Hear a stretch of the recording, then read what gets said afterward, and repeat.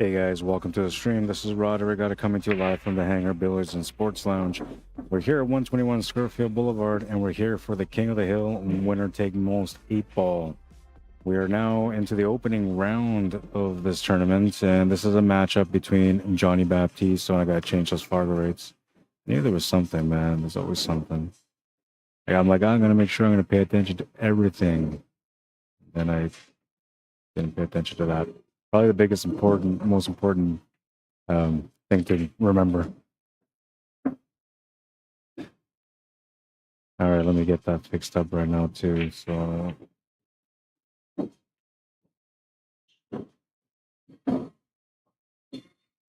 Jeff Clare at the table, 746, 728.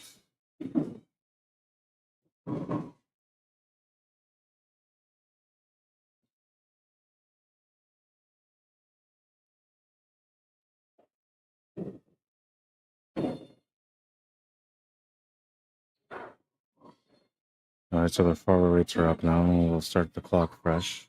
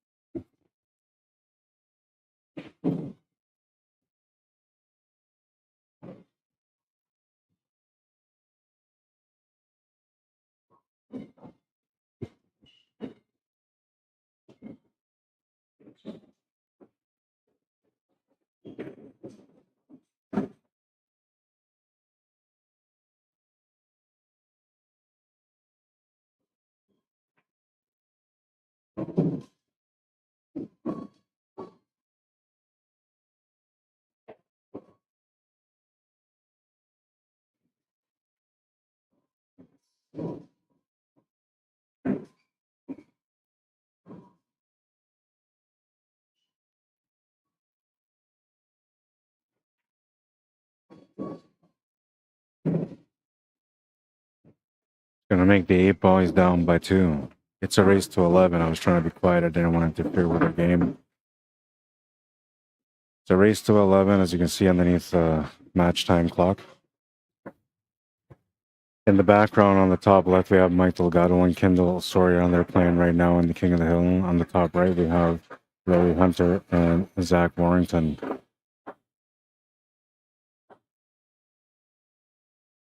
And then on the main table, we got Jeff Clare and Johnny Baptiste. Jeff Clare's breaking next year. He's down by 1.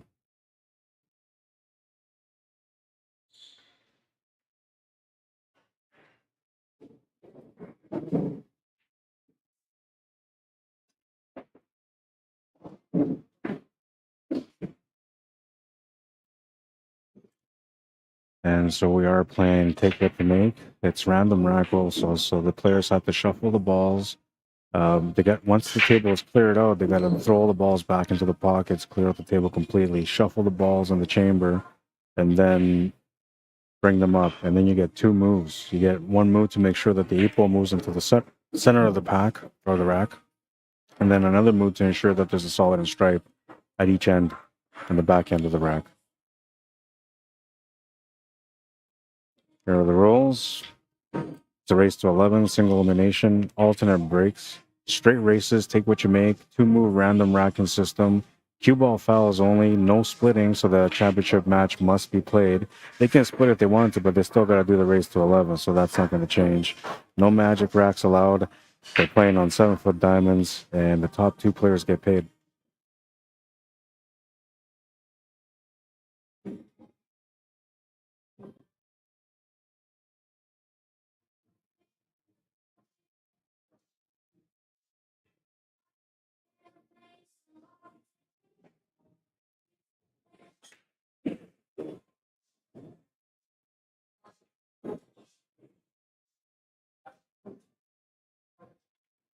Now, take what you make makes it interesting because the way it works is if you make a solid, then your solids. If you make a stripe, your stripes. If you happen to make 1 of each, then it's open. If you make 2 stripes and a solid, then your stripes. If you make 2 solids and a stripe, then your solids.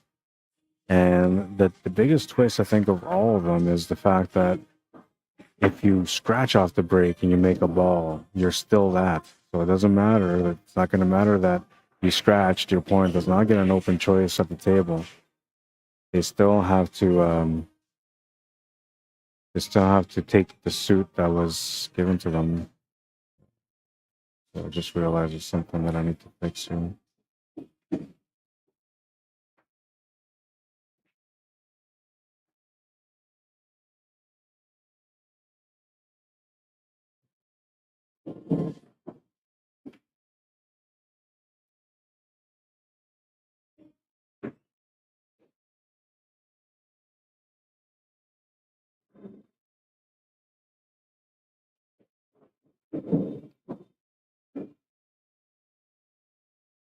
Ah, that's better.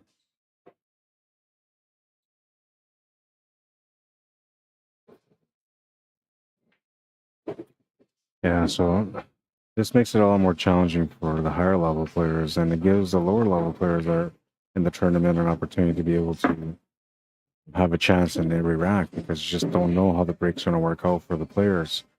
And then the players that have those big monstrous breaks, like they still kind of do those monstrous breaks, but you know it's a little bit more risky when they do those because more balls go down. So then it takes some. Hang on, I gotta go watch a shot. I'll be right back.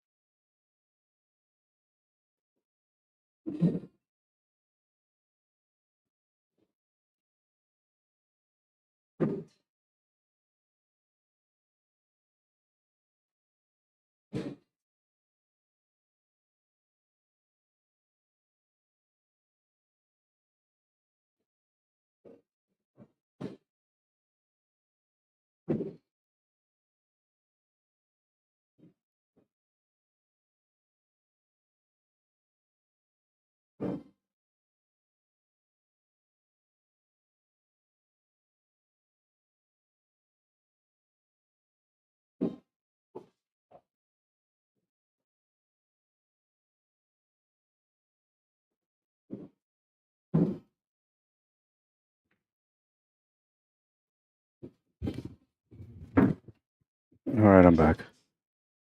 Oof. Need to get this shared. People are probably wanting to watch it from Winnipeg here.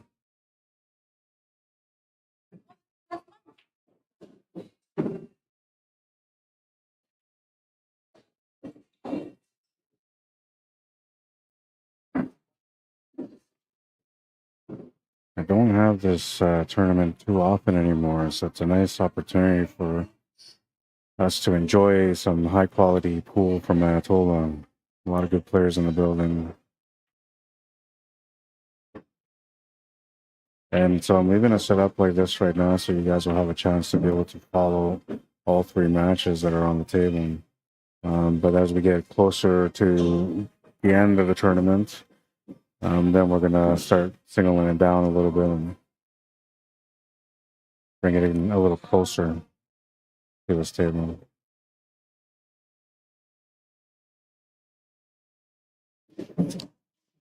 Well, Johnny doesn't miss too often, but he just missed the 11 ball, and Jeff's going to get a chance to be able to get within one now.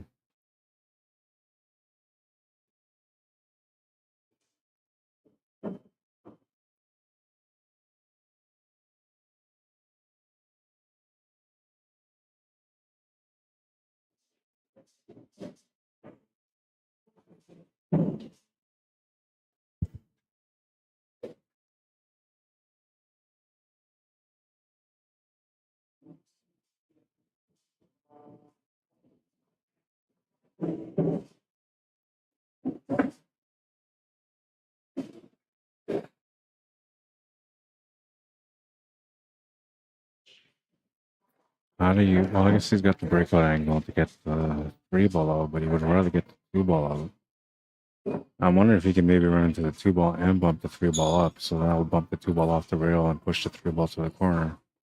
Oh, he missed it altogether. That was an important breakout there.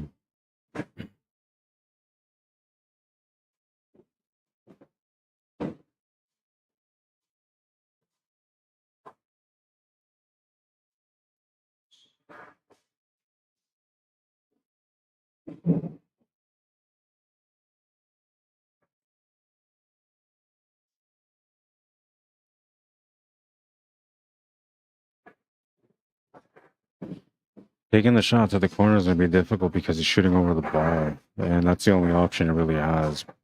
Now, the one good thing here is that he actually has a nice tangent line to run towards that 2 and 3, but he's got to make the shot. And because you're trying to get the shape over towards the 2 and the 3, it makes it more missable on the shot on the 1.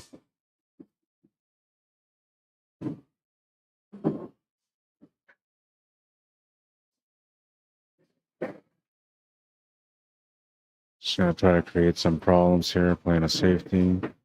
Leaves him a shot on the 11 ball, and looks like it's close to the pocket.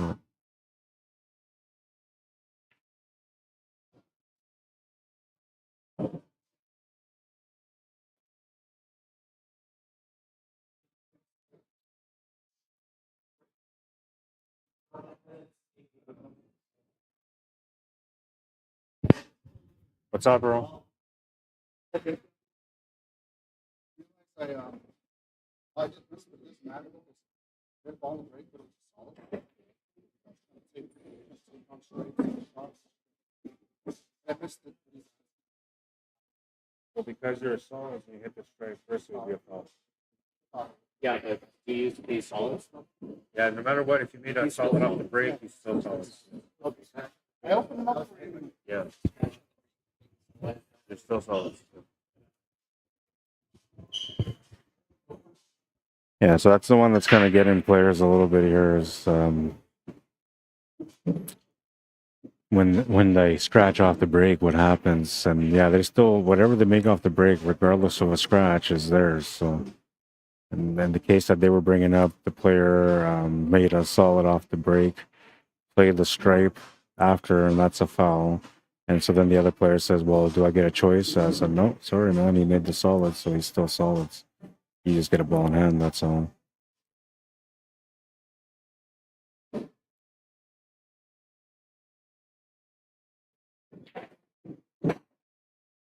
Oh, he got the good jump, but he's not going to make it. And a little bump onto the 3 ball actually might have saved him here. Might have saved him.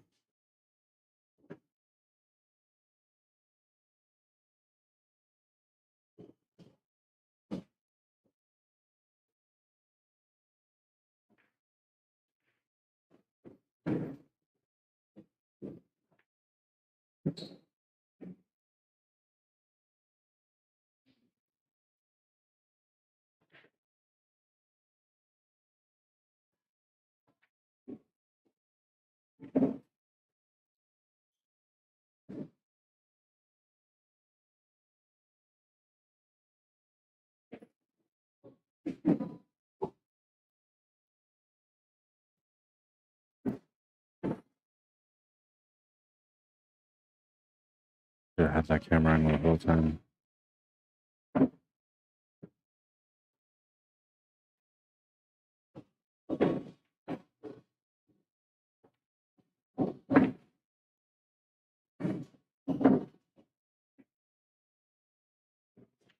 All right, that makes it a 1-game difference now. It's a 4-3 score.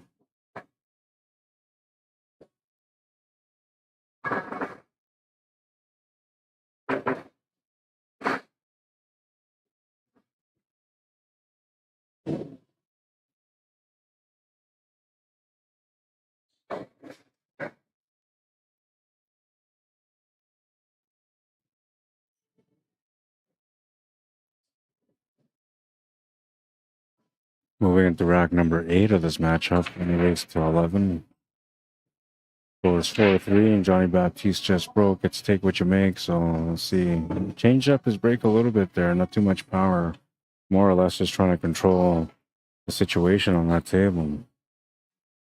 And he's turned the table over to Jeff, who's got a pretty good opportunity here. It's open table, and he's got a nice start up on the solids. Only one trouble area, which is where the 8 ball is right now. And you can get that 5 ball out of the way. You can maybe get into that 3 ball right after that. Draw towards the 8 ball, open up for the shot on the 1 ball. Looking at all those angles right now, trying to figure out the best way to work this table out.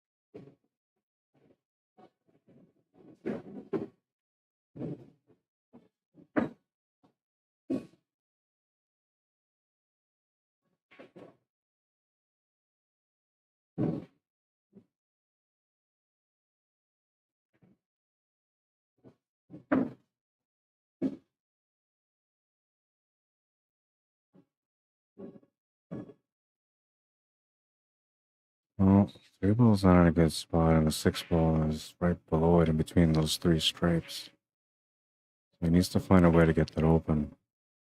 Best option for that would be the 1 ball, but if he's going to do that, he's got to set up for the 1 ball after taking the 4 and the 7, which takes away 2 other shots, and then he's all in on the breakout on the 1. Unless he can get onto the 1 for the breakout right now, off this 4. He's playing safety instead.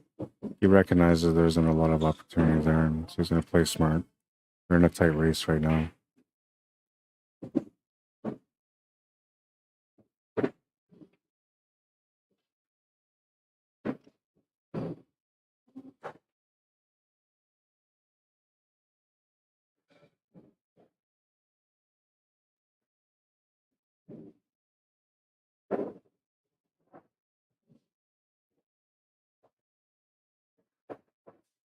John's going to reply with a safety himself. I like what he's kind of done here. Well, I don't know, man. I feel like that 4 ball will give you the breakout angle for that 6 and 3. So you could take the 4 ball now right off the 2 rails, go up there towards that 6 and 3, and then have the 1 ball as an escape shot. However, the 7 ball is still bad, right? But if you break that out and you have to take the 7 or the 1 ball after, you could always try to break out the 7 ball from there also. Just going to play smart and play safety. He was supposed to pot that ball, but it doesn't pot it. And we'll see what Johnny does here. But really limited on the opportunities at the top left corner, so he's likely to end up playing another safety here. Plus, that 10 ball that blocks the 7 ball right now is good to block that 7 ball. It creates a bit of a problem for the 4 ball also. So we don't see him taking this 10 ball. But if he feels like it leads to a better safety, then he might. Right now, the way he's looking at the safety is like pushing to that 13 ball.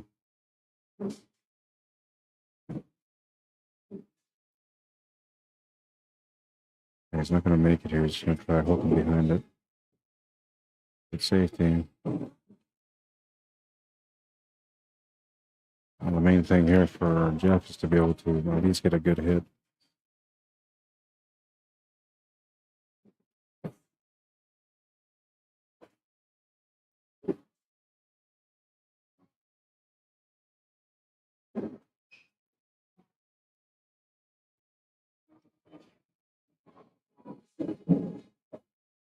They're in Manitoba. How you doing? I've been waiting for him to play. Oh wait, we're gonna go back here this morning. Thanks for the stream, buddy, says Derek. You're welcome, Derek. How you doing? Now McLean Jr. says Delgado couldn't find a collared shirt. That's presentable enough, but yeah, he should have brought a collared shirt. You're right. Feel like Johnny B says Theory. Larry either. Larry is running behind, man. This is as dressed up as Larry gets. Can't hear you commentating. Okay, give me a second here. I'm just trying not to be too loud. I don't want to interfere with the players. And there's music playing in the background, so it shouldn't be so too bad. But just want to make sure that I don't interfere with the players. That's the biggest thing. Junior says, make the cut on the 5, the deuce, bump the 8, tic-tac from there, and tic-tac-toe from there. It's tough.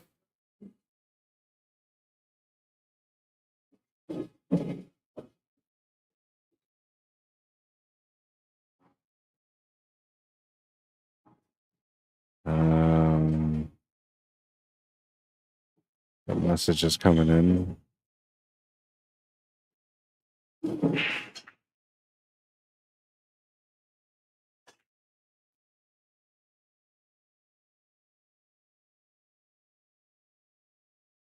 Maybe I'll share the YouTube link as well on my personal Facebook.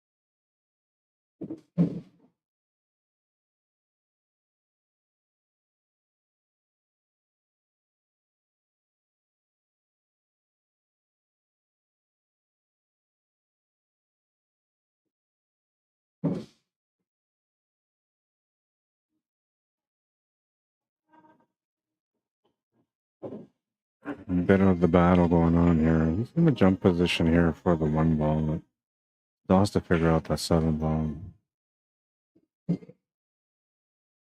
Not sure if it's worth it to go for the jump on the 7. Might be better to go for the jump, or sorry, the jump on the 1. It might be better to be going for the jump on the 7 ball.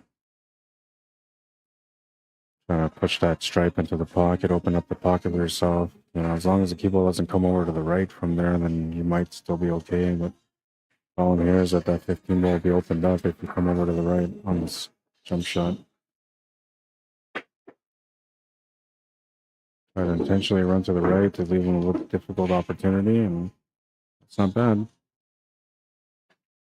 Not bad, not bad. I don't know if I caught him.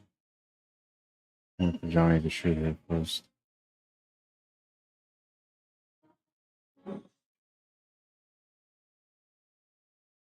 Right, the combo comes up short, so Jeff gets an opportunity. Now everything's opened up for him except for the 8 ball. We're gonna have to watch it from the beginning again. It was a good jump. The only thing I was worried about that if he came over slightly to the right, but forcing all the way over to the right was the way to go. See it here again. Extra kick on the 7 ball. If he didn't kick that, or that 7 ball didn't kick that cue ball, then it would have stayed right in a good line for a really solid safety. But it worked out pretty good for him anyway.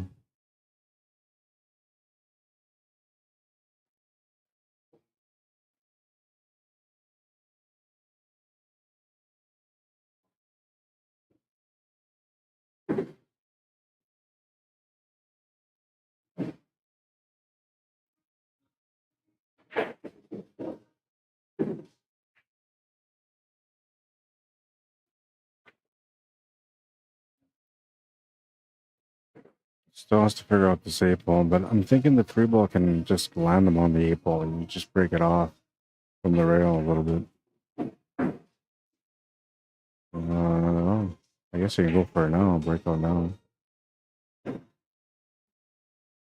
got a pretty good angle for the breakout now, but if he hits and he gets a bad bounce off the 8, he may not have an easy shot on the 4. And where he's at right now doesn't really help him for the 4 or the 7. He's almost more or less forced into this breakout, I think. It wasn't part of the plan, but it looks like it's going to have to be part of the plan.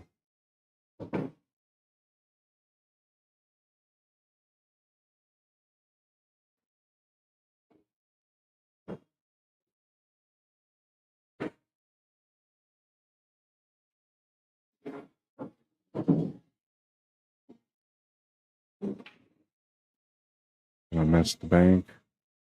Gonna get a safety out of it as well. But gonna leave the shot here for Johnny, and the 14 being so close to the pocket makes it a little bit easier for the combo.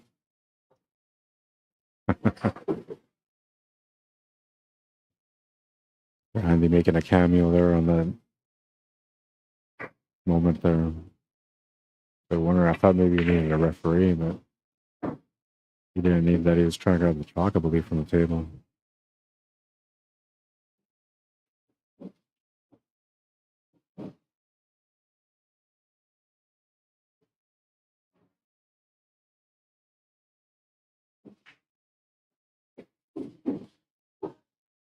Somebody was asking for the link, the YouTube link. So I'm gonna take a second here to send it to them.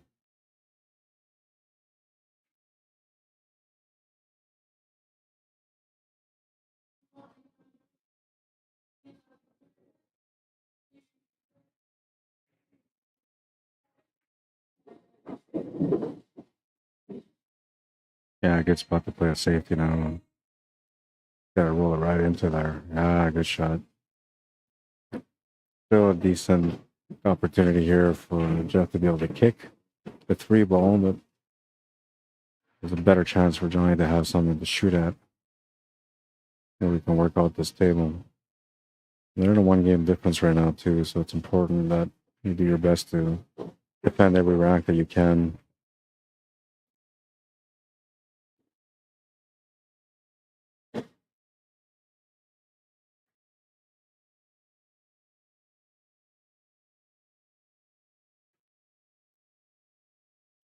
Yeah, you owe me 30. Yeah. Thank you. Yeah.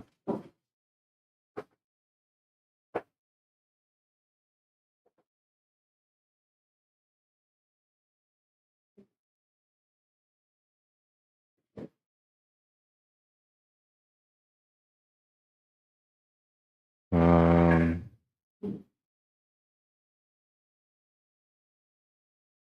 all right. Oh, I got a message on my.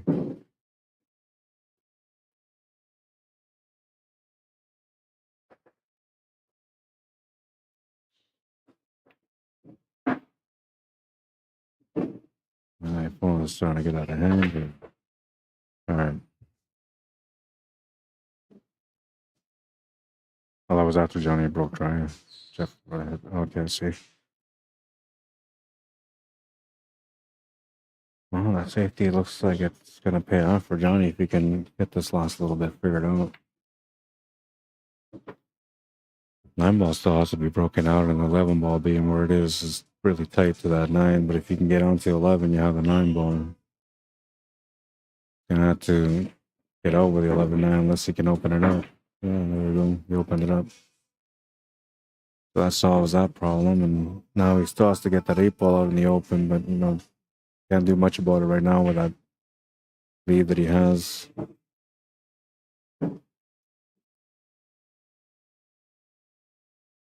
Yeah, if you can make that back cut to the corner, he's really tight to that though, but if you can make that back cut to the corner, that would open up the 8 ball and still give him the out. But it's a tough shot, and I don't think it's worth the risk. We'll see what he does. See here from this angle, he's right up tight to that 9 ball, so he wouldn't have much room for back cutting. And even here on this shot, you know, he's pretty uncomfortable. Got a little bit of room to spin the cue ball, but that's it. And he's going to make that room work for him. It's the shape here for 12 ball, and now he's got to find the finish. So ideally, you make that 9 ball to the bottom right corner, bottom left. But if you go to the bottom left, you need a little bit of angle. And I think that's more achievable or easier than setting up for the bottom right. I think the bottom left is where he's going to set up. And kind of hit it under what he was trying to do. I still have a shot on it, and I'm wondering if he can actually still make that 8 ball, because he just needs to make it over to the rail a little bit. It'll be a tough out. Try to go off the back rail. Good effort, but he'll turn the table over to Jeff, and he gets a nice little break here. Unexpected break. 4 ball available to the side with a scratch angle. 3 ball available to the bottom right corner with a setup for the 7. And then he's got maybe a little peek at the 6 ball as well. He might feel like playing the safety is the right shot here.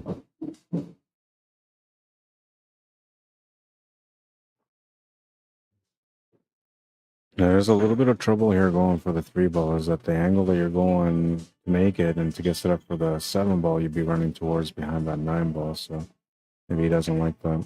And that's why he's looking at the safety option. Nice safety. Had he got that 6 ball right on top of that cue ball, would have been a bonus, because now you're making your opponent shoot over the ball for a jump shot, and he's not going to do that.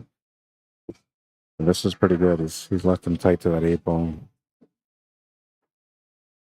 Or sorry, to the 4 ball, not the 8 ball.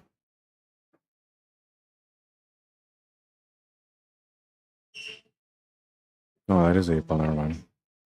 Yes, one camera looks like it's the 8 ball, the other camera looks like it's a 4 ball. Need to make some adjustments here with my colors. Yeah, the jump shot is probably like the best option, but it's so tight, man. And because you're so close to it, you gotta hit extra power to be able to get the jump over, and then like it's gonna deflect quite a bit. And if you put any kind of side spin, it's gonna deflect even more once it hits the rail or hits slate. I mean, and the kick shot is pretty difficult. Like, you're looking at a 2 rail, 3 rail, just kick it.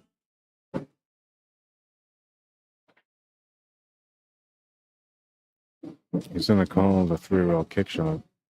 This is a big shot if you can make it. Just in the rail system here, or the diamond system. Gonna get a great hit on it, but it wasn't the pocket he was going for. However, that 9 ball rolled up towards that 6 ball, and it's limited what the 6 ball has for an option now. And Jeff still has another safety option here, but you know, the only thing you can really do is just bank that 7 ball and keep the cue ball in line with a 3 ball and jump shot option, I guess.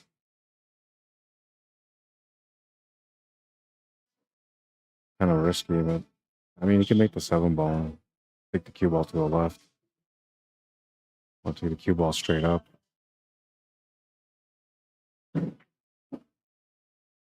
Yeah, straight up will work too. He was looking to see if he can make that 6 ball, so perhaps he was committing to getting the shape to make that 6 ball. And if it's super tight, this is uncomfortable, not a good option. So we might take a stab at the 3 and then maybe set up for the 4 and then finish off with the 6. If it's that tight.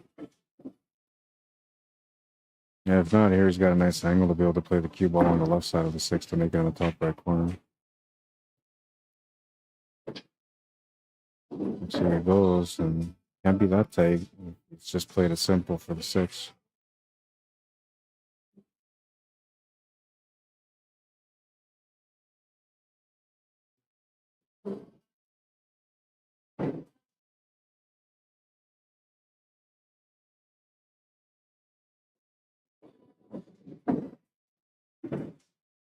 I have to sell for a back cut angle on the 8 ball. No choice there.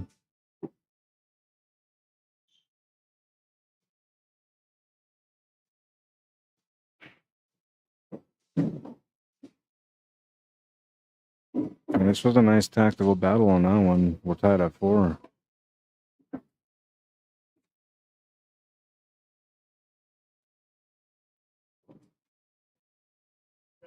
Gonna go and check out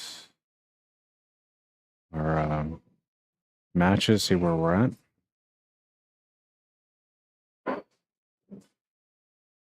So the match between Dwayne Duarte and Errol Cameron is at 5-1 right now. Looks like somebody just ran the table on that table. Race to 11, though, so lots of game. The match between Emery Cameron and Jamie Barley, which is the one just below Dwayne and Errol. That one's at 5-4 for Emery Cameron. If he wins that and his dad wins his match, they'll be playing each other to get into the semifinal. Johnny Baptiste and Jeff are at 4 each. Larry Hunter and Zach Warrington are at 5-4. Marty Bray is waiting for the winner of this match, so he's in a lot of trouble, man. He's got to play one of the top 2 seeds in the tournament. Mike Delgado and Kendall Soria are at 6-3 for Mike Delgado. The winner of that plays the winner of Larry Hunter and Zach Warrington. And Joey Bolio and Randy Baggett are 4-2. The winner of that match has to play against Sam Campbell, who got to buy him. That's your friendly neighborhood update.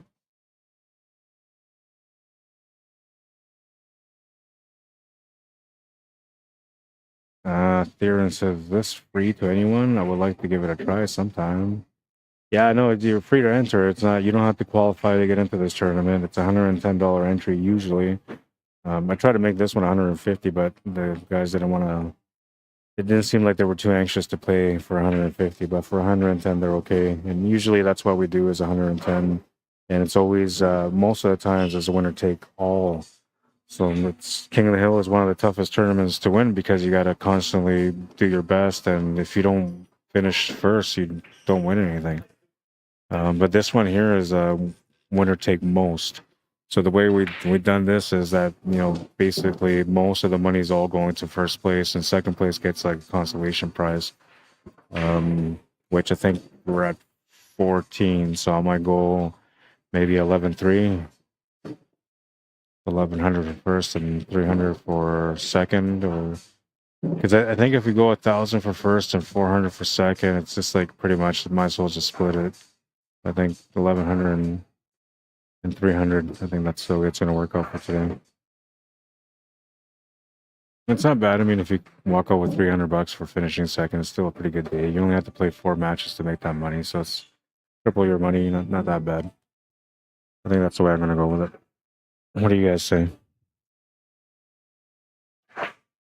We're waiting for Johnny to come back. His match is tied up, so he's taking a breather. I'll run through the rules. It's a race to 11, single elimination, alternate breaks, straight races.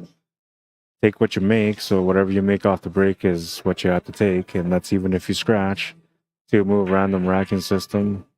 No splitting allowed, so the championship match must be played. No magic racks. Played on 7-foot diamonds, and the top 2 players get paid.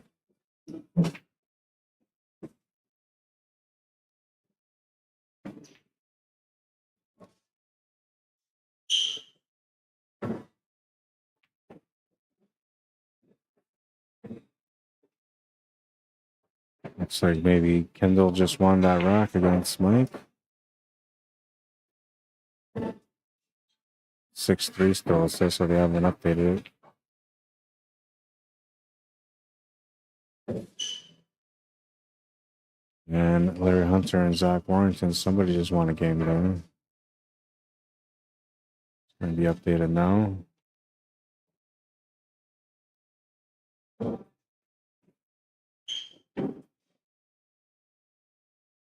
It shows us still 5-4. So nothing's changed so far. All the matches are still the same scores.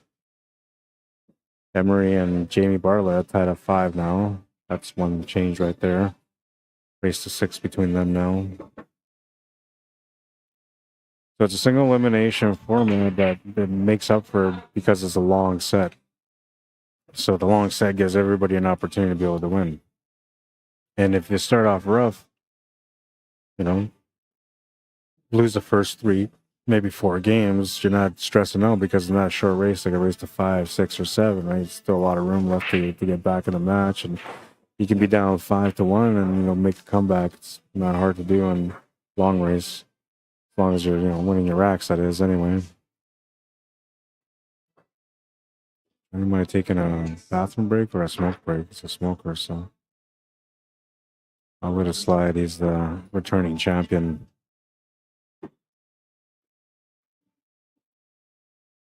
I guess it gives you a little bit of room.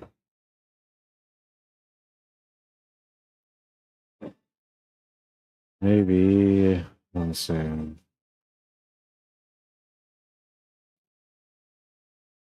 gonna change the camera and then he's gonna like come back here. I just know he will.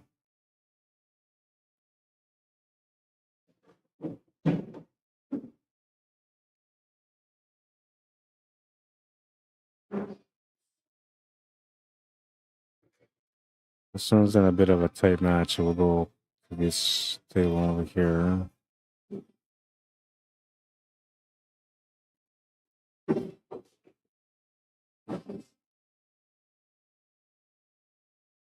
So in the meantime, while we're waiting, we'll stop the clock too. This is the Larry Hunter and Zach Warrington matchup. Larry Hunter at the table right now. They're at 5-4 for Larry.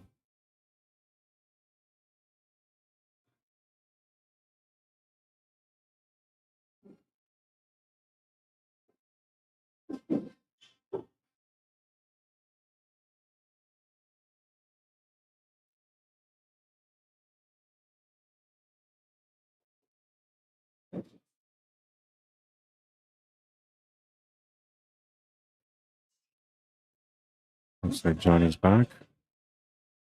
So we'll resume this match. 4-4 is the score. We're evened out. Death player is breaking right now on rack number 9. Almost made a stripe. It's going to come out dry though, so it's an open table.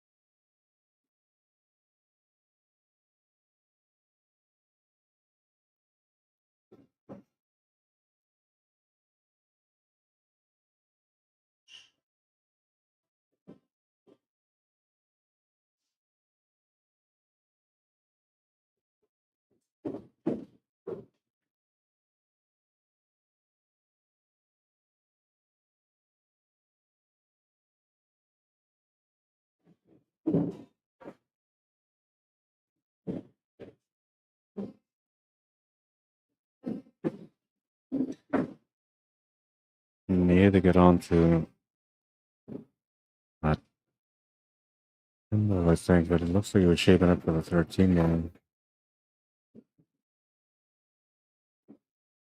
Challenging out on this one.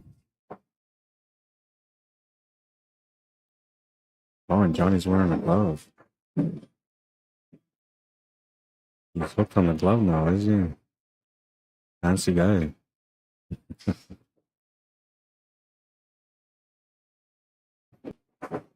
I don't think he ever really wears a glove. I'm a little surprised here, but it's summertime and it does get a little humid in here. I can see why he would want to use it.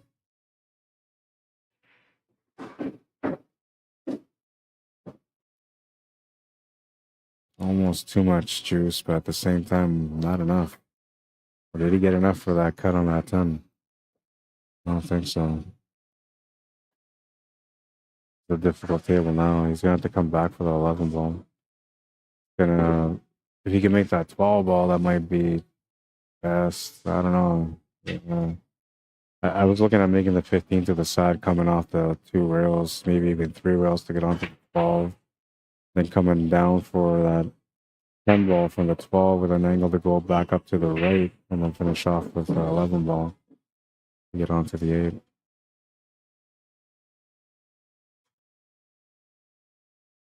He missed the shot.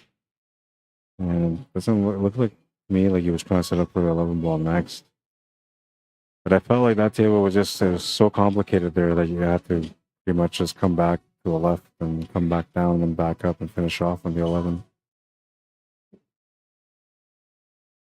And Jeff doesn't really have a lot of opportunity here. You can see a few different solids, but there's really no option to pot anything. That 15 ball sitting by the side pocket blocks the 1, so it's very limited in what he can do.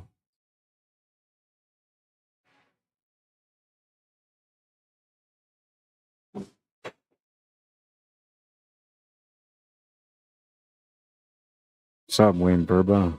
How you doing, man, on YouTube? Because what about the 6?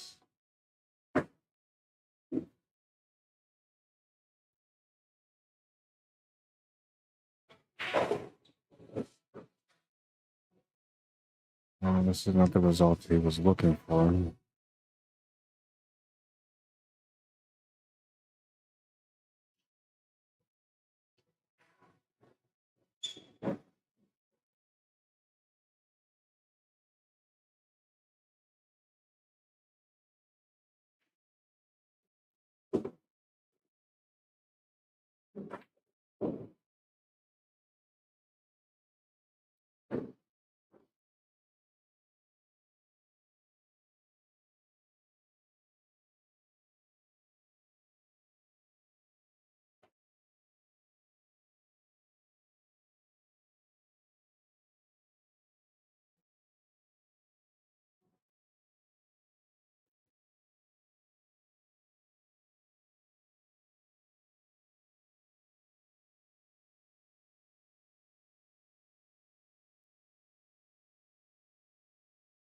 I was surprised that he went for that shot.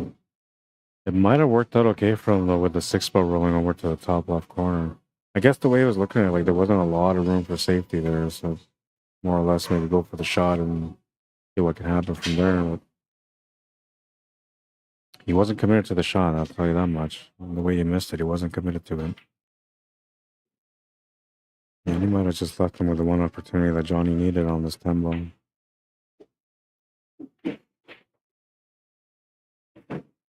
He's able to make it, so now he'll try to address this 11-ball. If it goes past the 6, he's all right. He just has to roll it up. But if it does, then he's got to break it out or get to the side. Then he's got the 4-stroke here. It looks to me like it goes by, so he's just taking this nice and simple. Yeah, he's going to let the stroke out a little bit here with the spin to get over to the left side. Nice smooth stroke. Love the way these guys stroke that cue ball, man. Like, it's just so smooth. And the cue ball just responds, you know, that's pure stroke right there. He's going to come up a bit tight on the 8-ball, but he still has the shot available to the corner.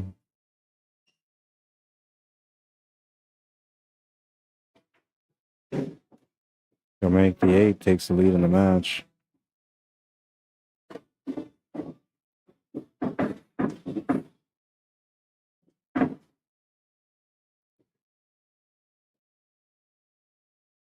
Smooth operator. Watch this cue ball come off the rail.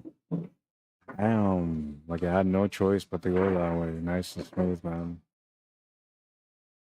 It's what you get to see when you watch the higher level players play, man. They got smooth stroke, lots of spin, cue ball action going everywhere.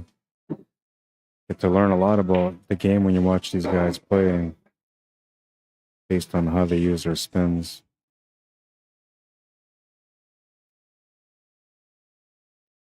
Moving into rack number 10 of this matchup.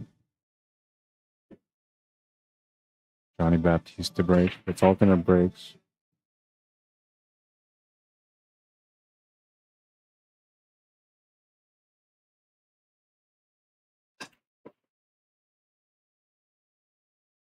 Smash and break. And this time he put more power into it, but not sure if he made a ball or not.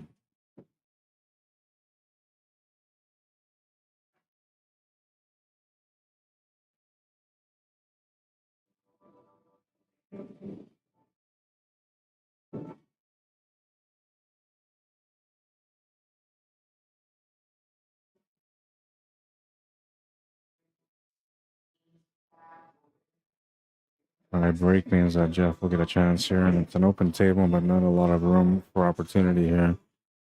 Best he can maybe do is play a safety, I think. I don't think he's got any kind of cuts or banks.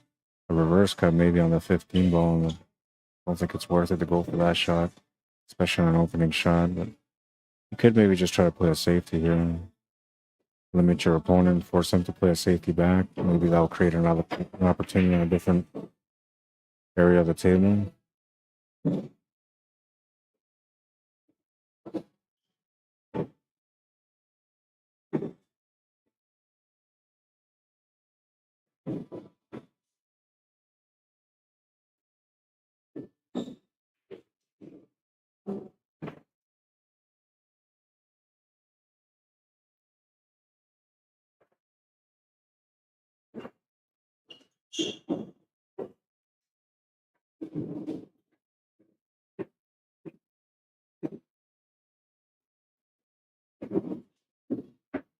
Well, he's able to make the shot to the side, so he got a chance to get going. I wasn't sure how much you could see. I should set up another camera on the right side so I can see those angles too.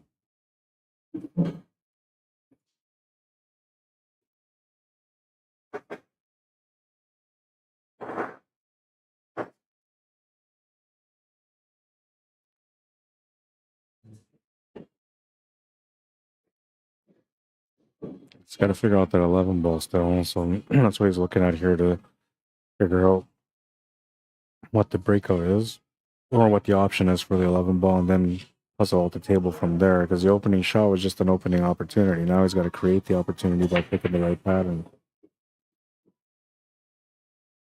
Yeah, he doesn't have to take the 13 ball. It's actually pretty good against the 5 in case if anything goes wrong. And every rack's been a bit challenging so far, so you might be thinking that way.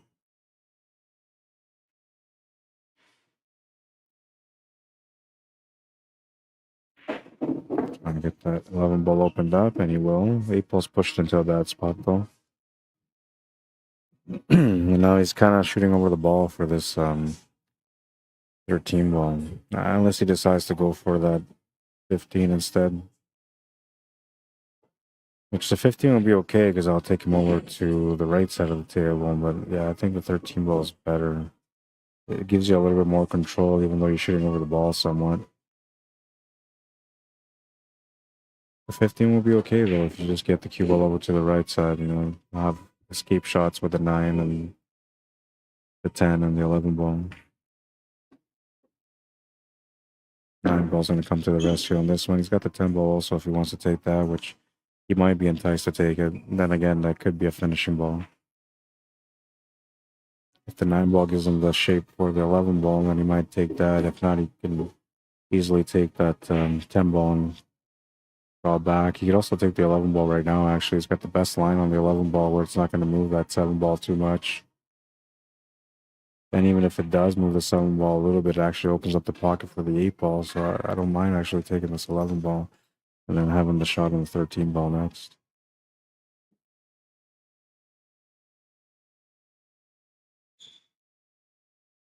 Like it's just enough to miss it and just enough to nudge it a little bit.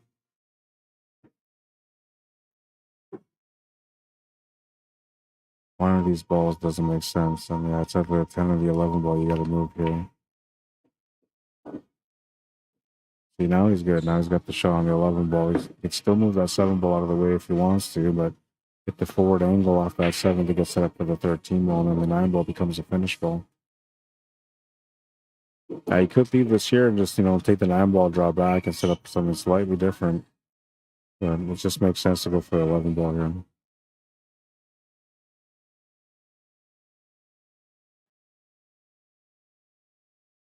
Just got to focus on the shot, not the shape, but you need the cue ball to hit that 7 ball.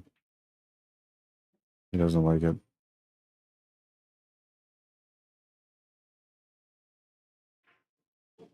He might be contemplating just leaving that 7 there and not moving it at all.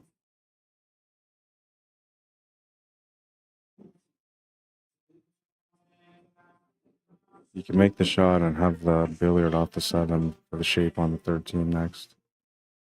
Or you can make the 7 ball and try to avoid everything just come right down. That 6 is pretty deep in the pocket, so you can easily follow through that 8 ball if you needed to. Yeah, he's going to open up that pocket there with the 7 ball. So now the 8 ball has a couple different options. And he's got to find the pocket for the 9, which I'm thinking top left corner might be the best option. He can play the cue ball across for the left side middle pocket too, but then you'll be having an angle that runs you towards that 4 ball, and that's not going to work. So I'm thinking he's going to set up for the top left corner here. He might have to set up for pushing this cue ball through the 6. All right, got enough for the side pocket. Still has to play the 6 ball on top left, or sorry, top right.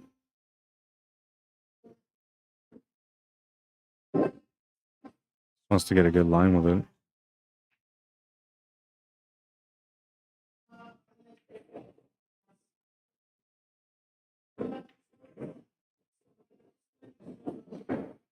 Oh, and he plays the extra juice.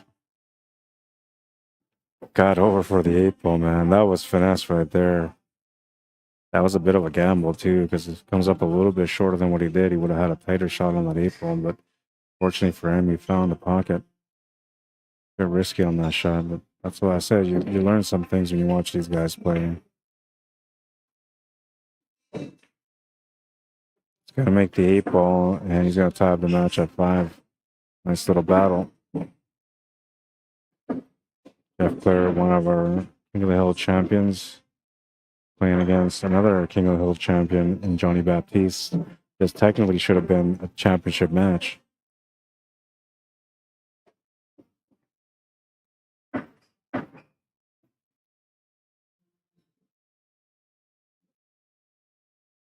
Oh, I haven't stopped the clock. Oh, yeah, that was like 10 minutes out of there. Just realized now that I didn't have the clock on. My bad.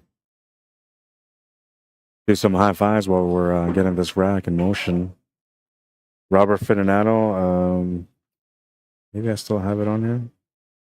No, hang on. I'll get that for you, man.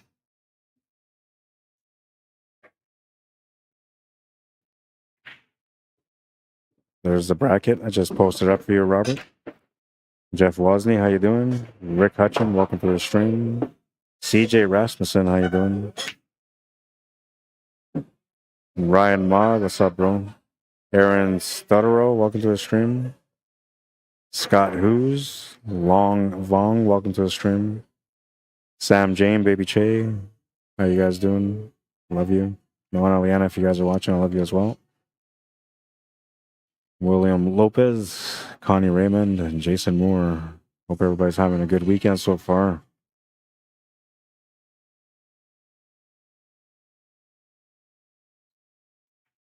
We were in extreme heat warnings for the weekend, and we got wildfires going on around in Manitoba. But so far, it's 28 degrees here, and there's we got a little bit of rain coming our way, which is going to help everyone when it comes to those forest fires. 9 ball is the problem ball, but we can maybe make a ball off the 9 to the side. Let's see here. Not close enough.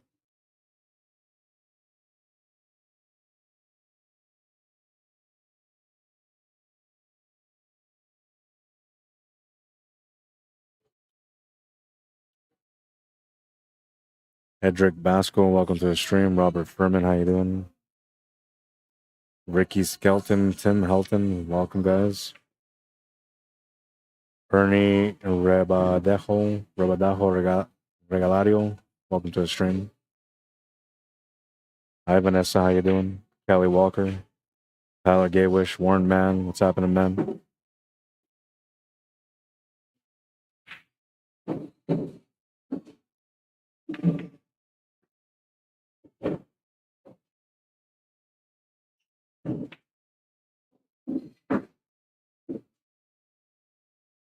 Oh man, almost got perfect for the angle there to get that 9 ball out, but has to swing again. It looks like, unless you can get on top and make it to the bottom left corner, but it looks like the 8 ball is like hugging it right from the top side of that 9.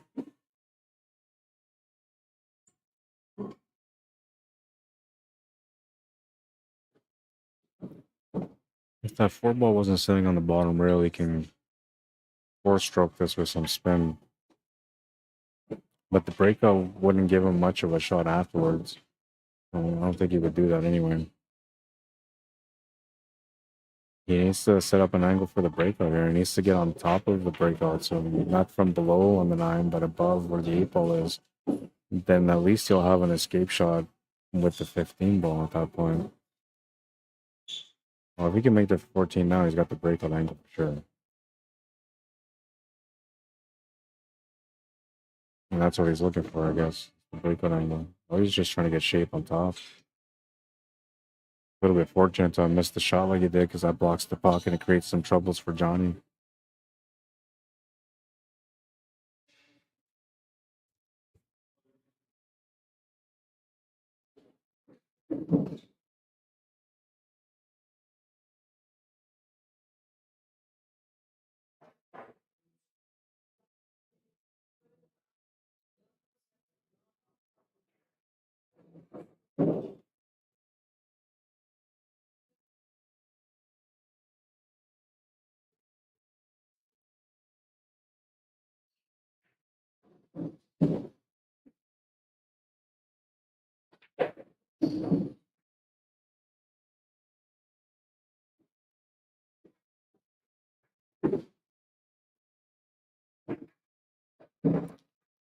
Oh, Johnny's gonna walk around and figure this out, and we're gonna take a little look at the brackets and see where we're at right now.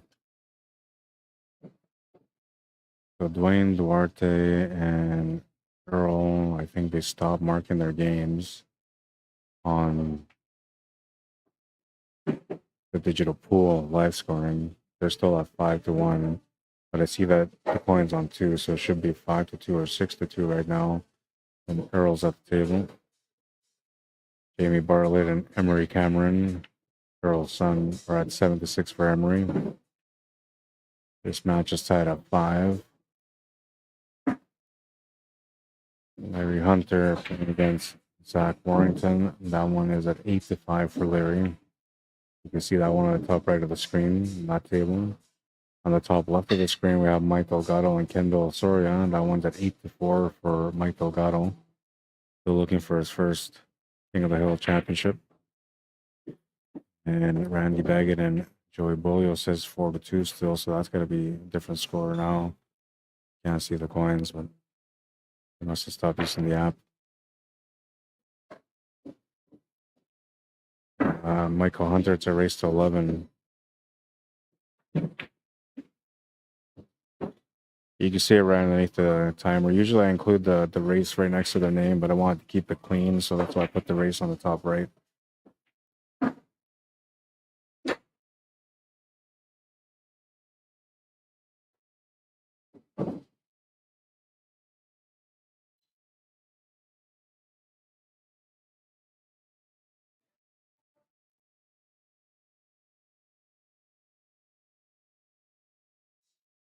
Tough spot. I don't think it goes to the bottom right corner. He's looking at that right now. It looks like it might be jammed up, taking this cut to the side pocket.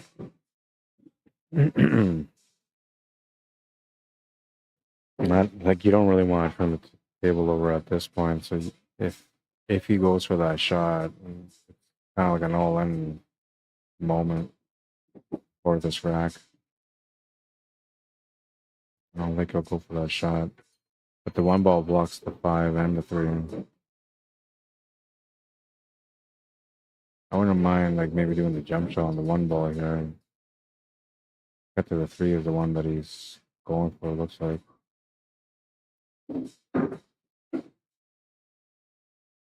Luckily for him, the 15 ball didn't get in the way and the one ball's still available.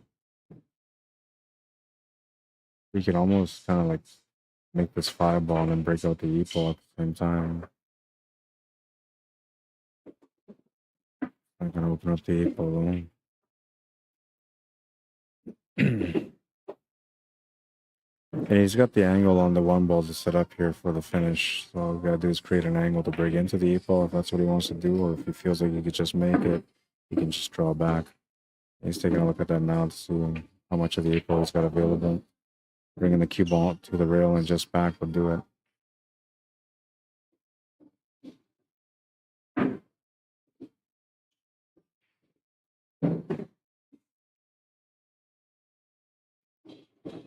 He's gonna make the 8. He takes the lead again.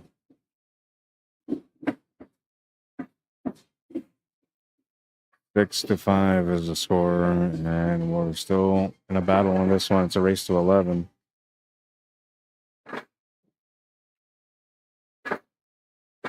Good times, good times. Doesn't need a breakout, says Derek. Yeah, I thought he kind of needed it because it looked like the 9 ball was close, but he was all right. You're right. He was all right, and you were right, man. Moving into rank number 12 now. Johnny Baptiste to break, looking for a 2-game lead.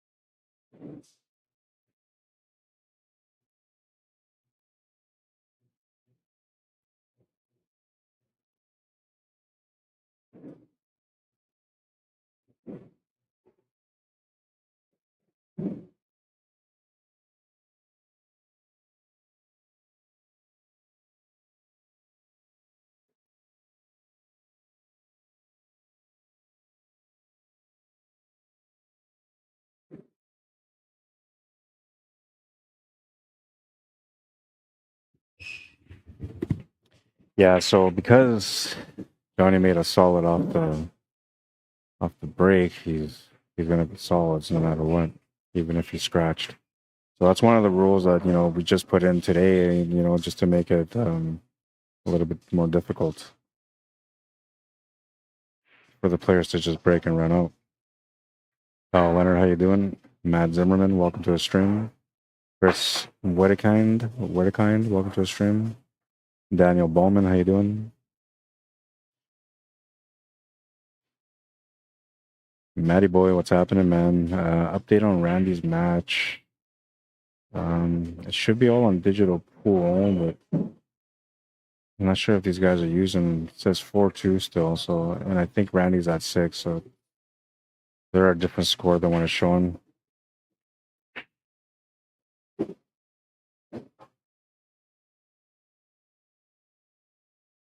Let's see, and try to refresh the page, see if that will help. 8-6 for Emery. Dwayne and Earl are at 5-2 or 6-2 for Earl.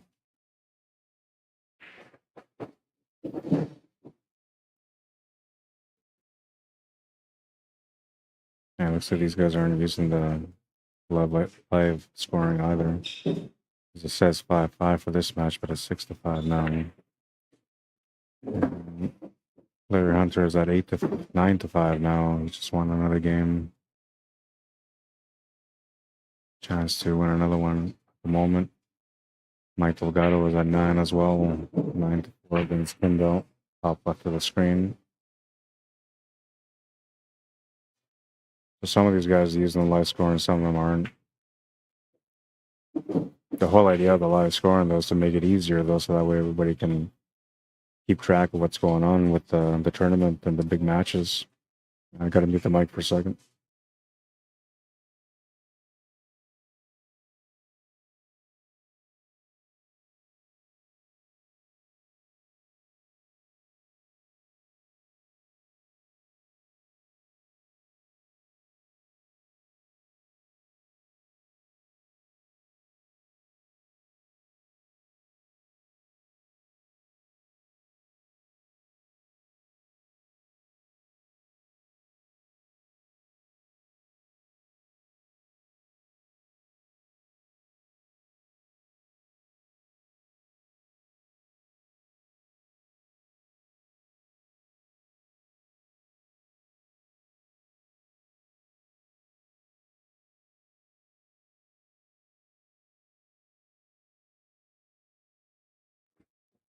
All right. I'm back. Morgan Ferguson, how you doing? Russell Bullio, welcome to the stream. Maurice Ian Efren Adeshega Hinojosa, welcome to the stream. Shauna McCauley, how you doing? Or Glenn, if that's you.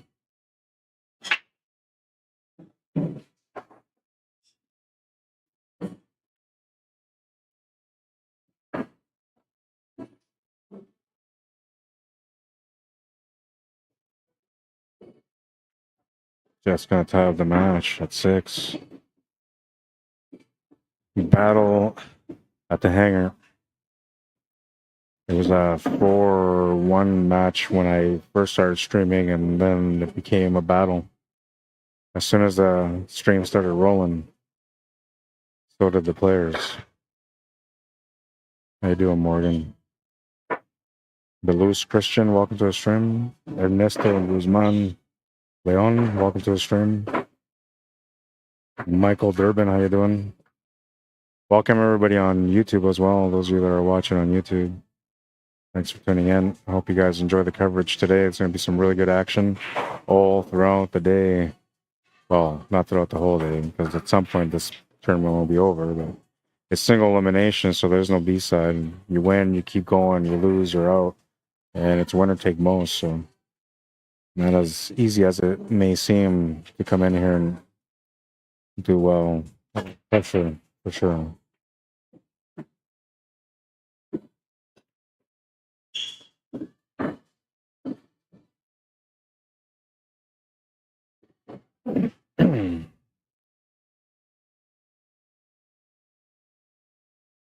Start the clock, says thank you.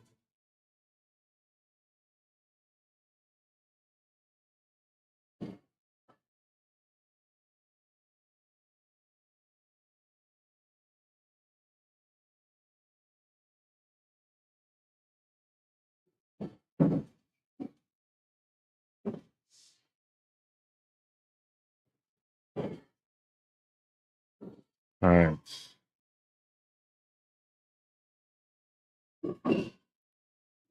I'm away from the commentary for a few minutes. I'm just trying to do some background work here. Bear with me. Hopefully I don't miss any highlights.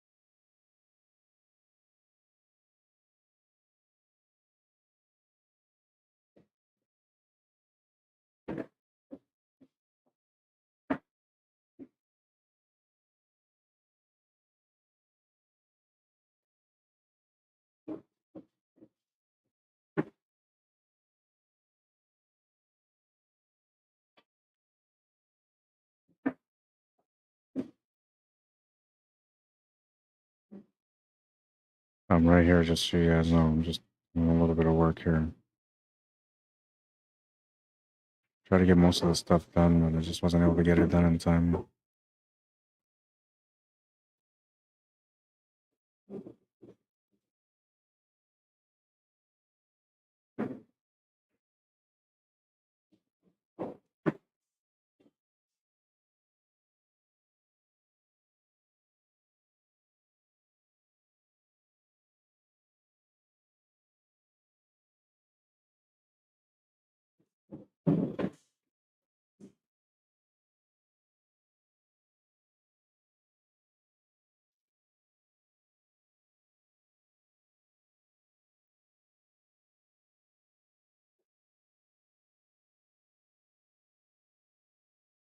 Matches are expected to last about 2.5 hours.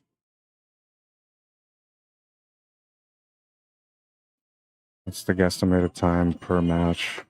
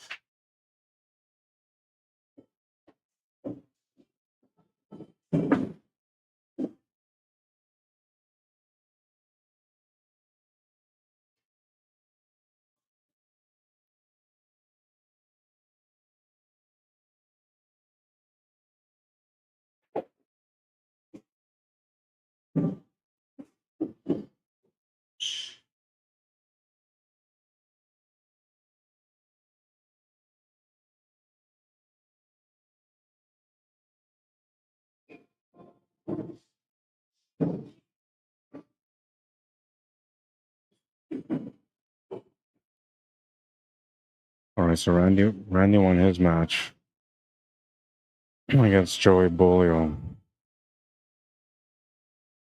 Get that set up right now for the approval. Well done.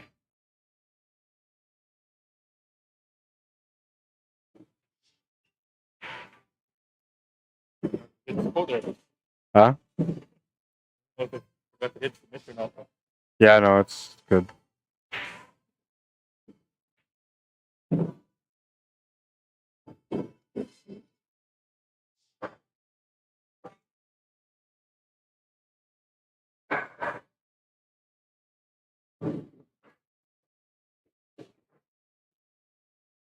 I'll make Sam wait. I'll make Sam wait a little bit before we start him because like everybody else is still playing the first round. And he can play right now, but there's no point in him playing right away. Especially if Randy's kind of hot right now too. You maybe give him a little bit of chance to cool off a little bit. Yeah. I know.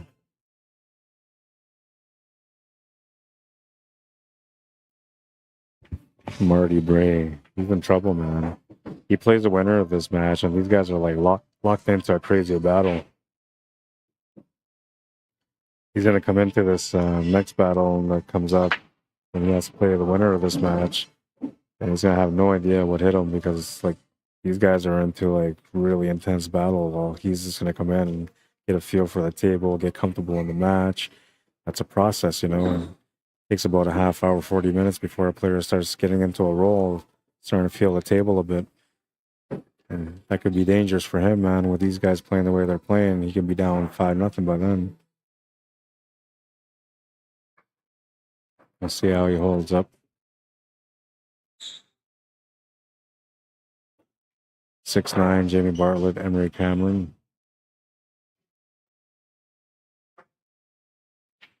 9-5, Dolly Parton for Larry Hunter. He's in the lead against Zach Warrington. 9-5 as well, Mike Delgado and Kendall. And Randy won his match with a score 11-6 against Joey Bolio.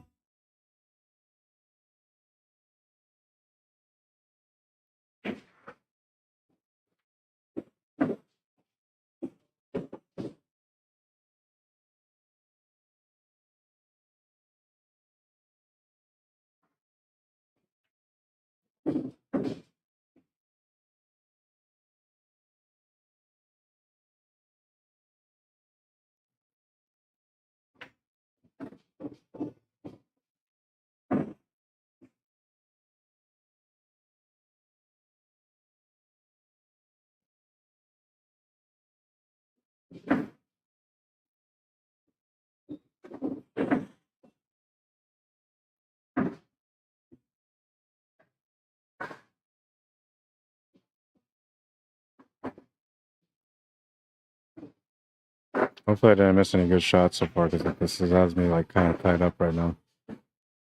Mike. Bro.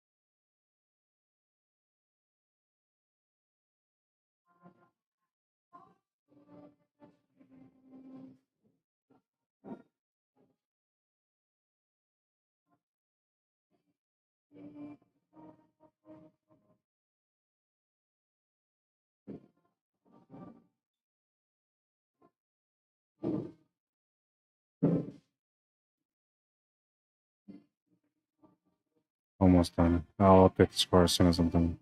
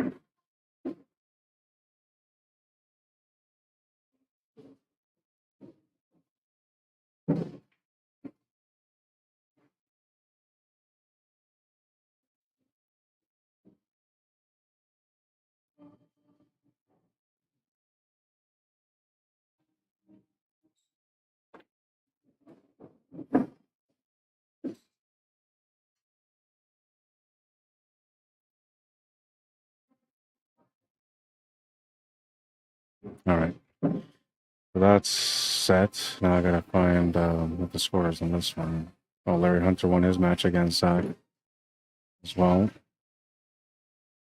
So he's waiting for the winner of Mike Delgado and Kendall. That's gonna be a nice little matchup. These guys have played each other before, so it'll be a rematch for them. A lot of the matches are still in play, and it's 7-6 for Johnny right now. All right. We got it, man. We got it.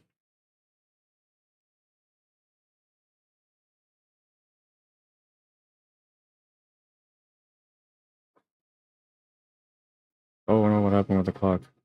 Oh, man, I erased the clock. Sorry, guys. It was about just over an hour into it. So we'll just go as an hour into it already, and we'll just go fresh from here. Didn't mean to reset it. Chalk? Yeah. What do you need?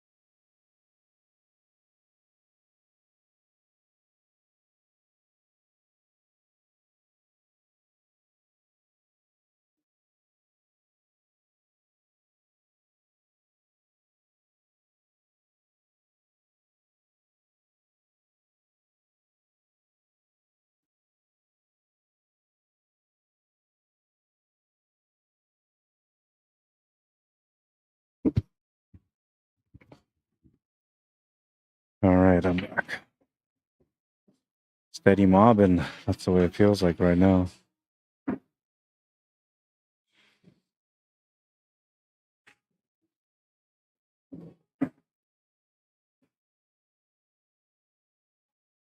A little further than you expected on that one.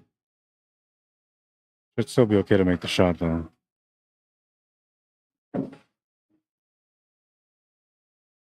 Just to take the 2-game lead.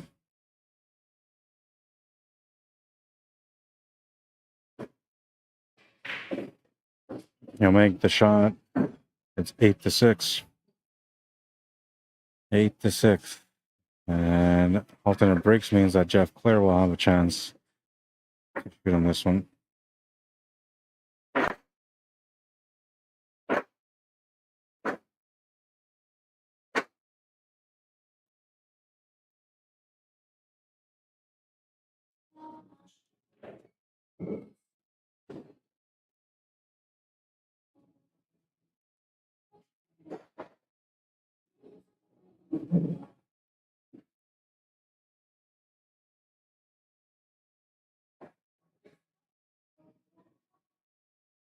What's up, bro? Oh man, I felt the pain. Like in throughout the match or in between matches? Yeah, it's sort of like these guys jumped in right away, so they're ahead, right? So the problem when you go ahead is that you have to wait, but there's. Oh yeah, you got enough time, yeah.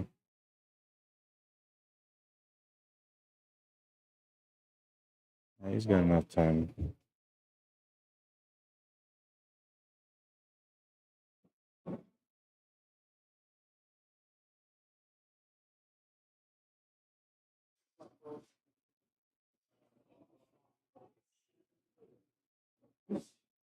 Oh, I guess they're playing on table 5.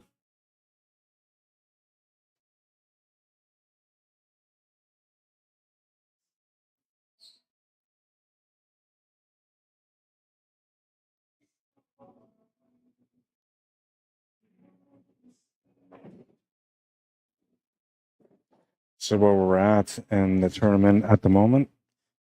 First round is still in play. Marty got a bye, so he's waiting for the winner, Johnny Baptiste and Jeff Clare. Larry Hunter just won his match against Zach Warrington. He's waiting for the winner, Mike Delgado and Kendall Soria. Randy Beckett just won his match against Joey Bolio, and he's now playing against Sam Campbell.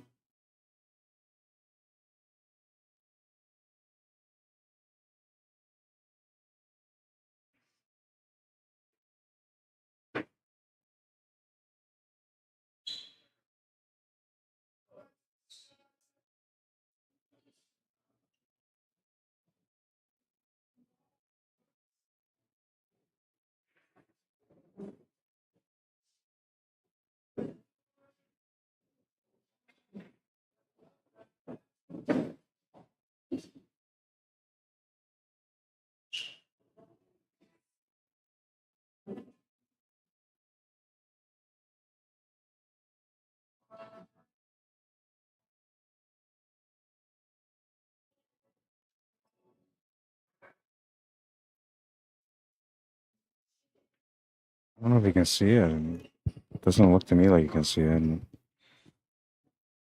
not sure what else you can do. Now that. I shot on the 11 ball. Safety. Almost has enough room to back cut the 11.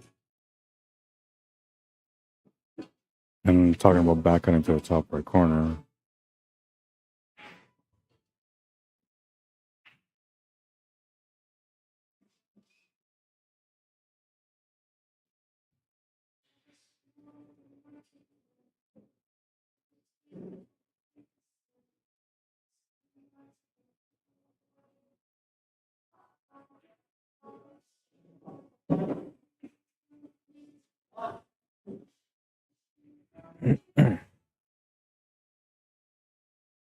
All right, so we're 1.5 hours into the match, and we came in when it was 4-1. So it's been almost 2 hours for this match right now. The expectancy is 2.5 hours. It was a tough shot. It was the only option you really had, though. And I'll turn the table over to Johnny, who will get a chance to take another game lead now. 2 ball does go to the corner past that 10 ball. 7 ball's in a tight area, so that's probably where he's going to have to focus on right now, is trying to get onto that 7.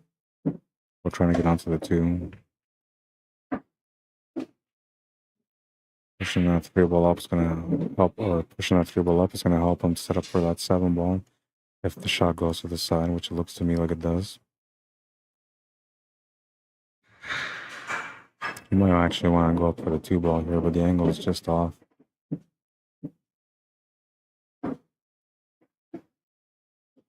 It's going to counter the angle with a little bit of spin. Gets pretty good out here on the 2 ball with a nice angle to get set up for the 7 next. Just a little touch, 6 inches down will do. It's about a foot, even better.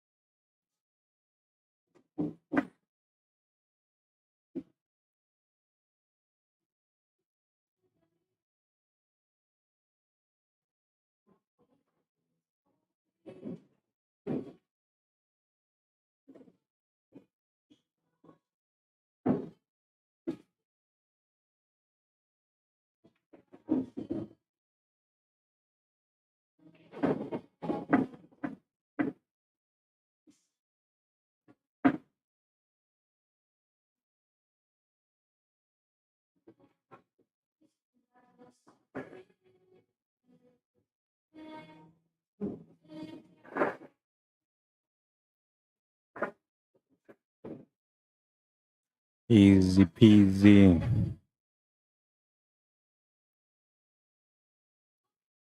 Two away from winning now.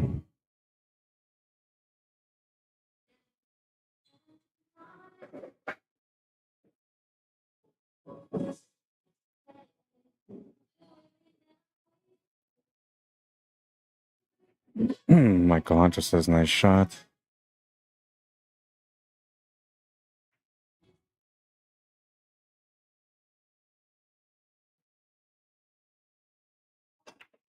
And rack number 16, a smash and break. Not a lot of action though. Gonna turn the table over.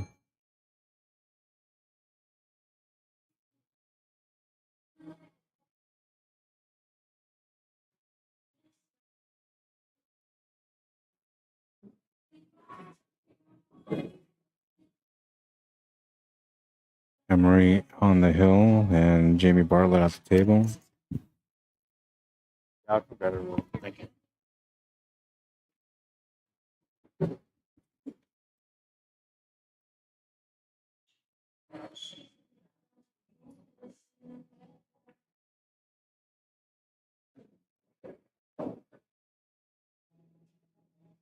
Dwayne Duarte and Earl. Not sure what the score is, but I can see that Dwayne's at 5 now. And so Earl was at 6 a long time ago. He's got to be around like 8 or 9 by now. Or maybe Dwayne just put in a big comeback and it's tied at 5. I don't know. They have a bit of a battle going on. Last time they updated it was 5-1 for Earl. And Mike Delgado's on the hill. He's at the table right now trying to close out against Kendall.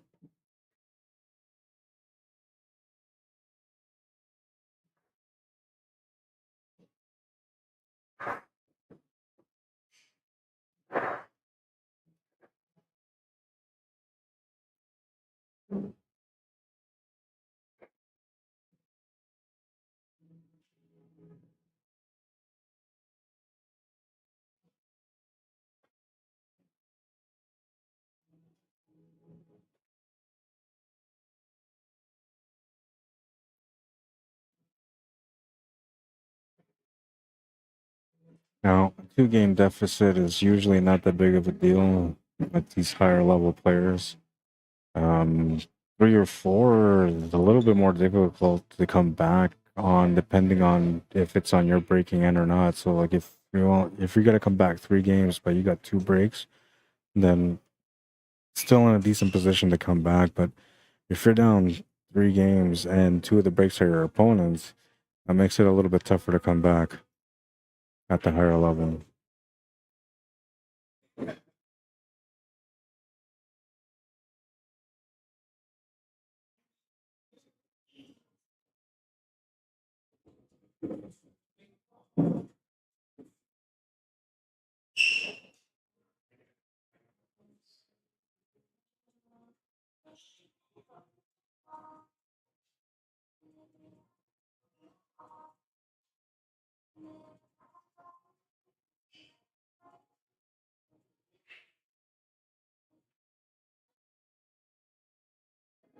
Beauty bank. Didn't really want to bump into that ball though. But have to work it out now. You gotta get that 5 ball to open up that 7 and that 3. But that 4 ball being tied up now in the top left corner is a problem. So when he gets his breakout, if he gets the breakout properly, he's gonna need an escape shot. Plus something that might be able to set him up for the breakout on the floor. And if it's too complicated or if it looks like it's gonna be too much to figure out, then he might just play a safety here. Still gonna look to see all of his options. If he can make this 3 ball to the corner, that's the right shot. Now the 4 ball being where it is gives him a little bit of protection, so that's why he's taking that 3 ball. He's gonna come up short on that though, and 7 ball's gonna come and make things a little bit more difficult for Johnny.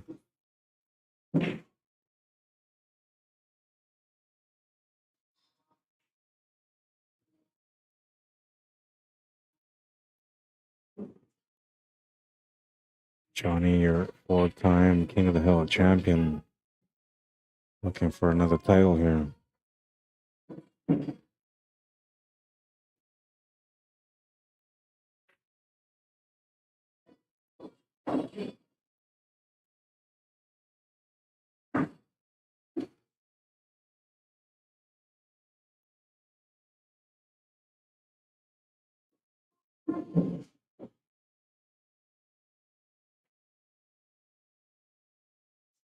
Kendall Soria on the top left of the screen, trying to get back into this match against Mike Delgado, who's on the hill. Winner of that match plays against Larry Hunter, who's waiting for this match to end so he can get that going. That'll take us into the quarterfinal round, and from there we move into the semi and then the final.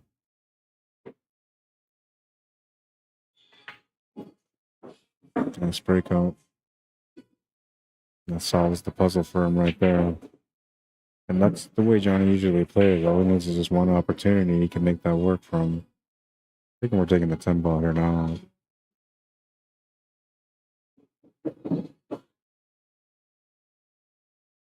Let's see what he decides to do. I'm thinking he's taking the 10 ball now, though. He doesn't have to, though. He can play that 11 ball instead and set up for the 9, then the 10.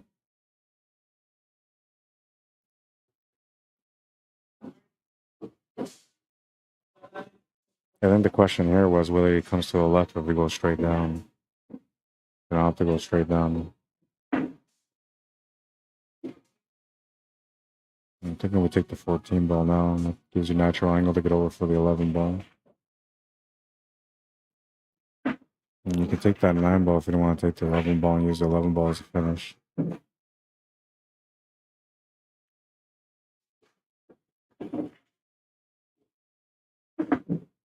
And a little bit of angle here, so I'm thinking he's going to probably set up for the left side middle pocket. Or he can set up for the top right or the right side middle. Keeping it simple. I was going a little extra there on my shot. He's on the hill. 4-game gap. So this is where the odds are tough to get back in. Jeff has to break and run this one just to make a 7. Needs a dry break from Johnny after that. And then he'll need to break and run the next one, or at least win his 2 breaks. If he can win his 2 breaks plus 1 from Johnny, he'll be down by 1. Otherwise, it won't be Johnny that will move on to the next round.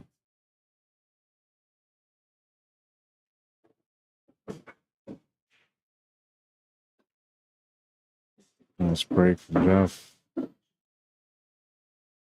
It's like these guys were kind of reserving themselves a little bit on the break just to make sure that, you know, they had better control of what was going down and their runouts become a little bit easier. But now he's just let out on the break and figures, you know, time to get into my style of game.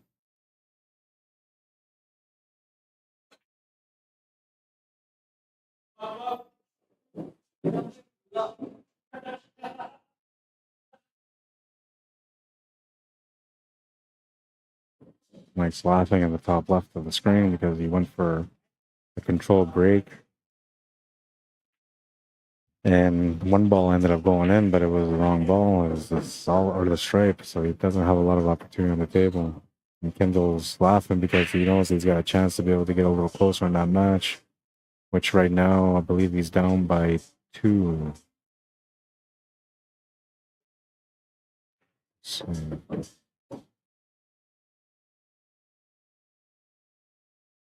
yeah, he's down by 2. So if he wins this rack, then he'll be breaking next to tap the match against Mike Delgado, and that speaks volumes of his game. Mike Delgado's a 700 player that doesn't really give up many opportunities on the table. So the fact that Kendall is keeping up with him and he's within range to be able to push this one to the last rack, he's having a pretty good day at the table, I'd say. Larry Hunter won his match in a convincing fashion, so he's got some confidence going, but these guys have a really good battle going on between them, which means the intensity level is higher, giving the player that comes out from that match a bit of an edge over Larry, just a little bit, because he's going to be more battle tested than Larry was. Randy Baggett having a solid day so far. He's won the first match against Joey Bowley with 11-6 score, and now he's cruising to his next match at 4-1.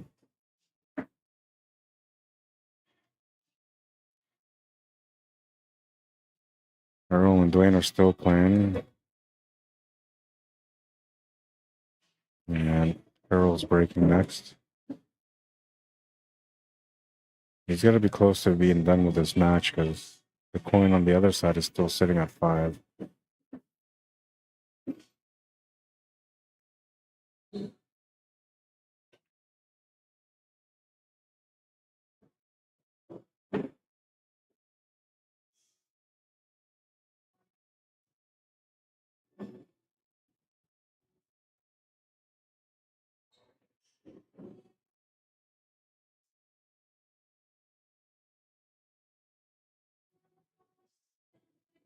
The angle on the 4 doesn't work, so he's looking at the 5 ball as an option now.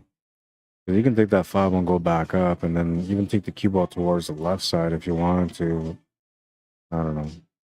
The tangent line isn't perfect for him to go straight up from the shot, so yeah, maybe the 4 ball might be best. He doesn't like the angle, though. I know he doesn't like the angle. And so the reason why is because like he's looking at maybe running this cue ball towards his 8 ball or running the cue ball through, which usually these guys don't run into things, so they'll keep the cue ball clear from running into anything unless it's necessary. So you try to bump into it, he's just going to miss it. That was the commitment if he went for that breakout on that 8 ball. And it's going to have a shot on the 1 ball, but it's really tight, and likely I'm going to be called up to watch the shot.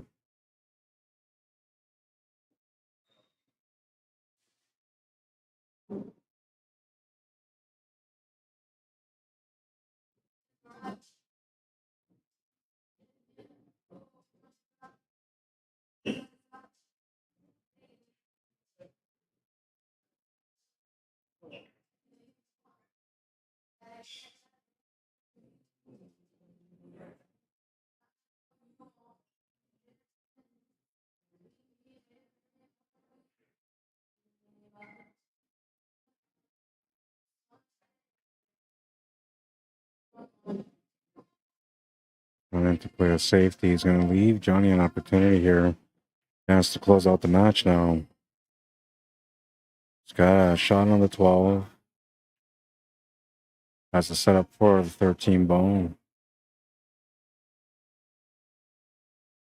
It's got the 11 ball sitting by the side. He's going to call that 11 ball. Looking to play the combo here. This could be just to open up that 13 ball.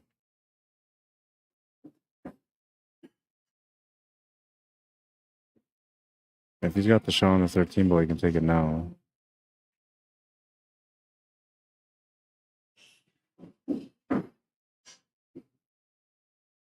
Yeah, he's going to be out now.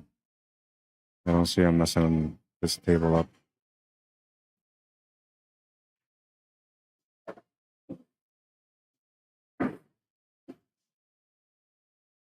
Can set up for the 15 ball off the 9. Can set up for the 15 ball off the 10 or the 12. Can set up for the 9 to the 12 or to the 10 and then take the 15.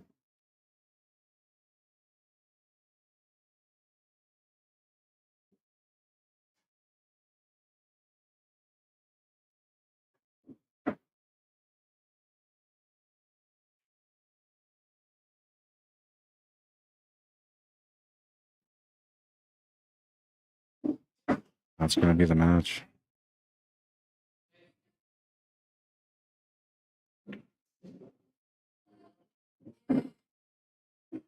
Johnny's going to win that one with a score of 11-6. It was a gamble there for Jeff when he went for that bump into the 8 ball. Had he bumped into the 8 ball, he's out. But because he missed that 8 ball breakout, he ends up turning the table over to Johnny Baptiste.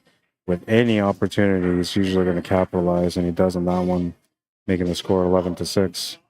And so we'll check up on these boys, see what they're up to over here. Because they're in a close match right now. We're waiting for the next matchup. So we'll check these guys out quickly. This is 10-8. And Kendall at the table right now.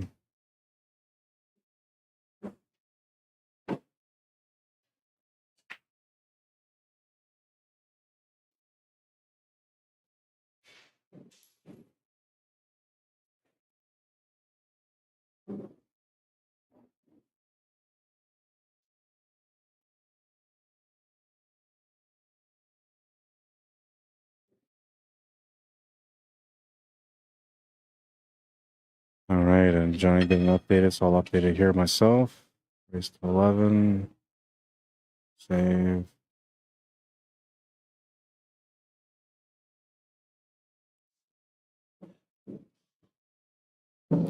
So Randy Baggett and Sam are playing.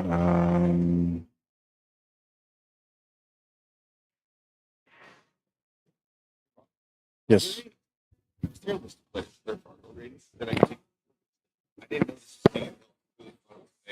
Yeah.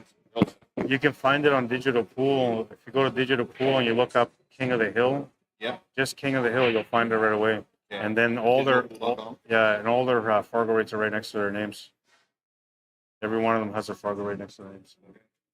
Digitalpool.com. Right on.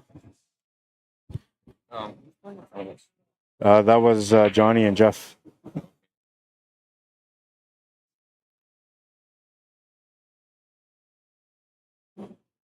All right, so we'll put this match up.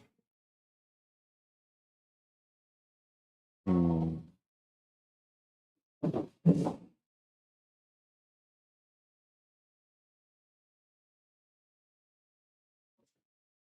him on.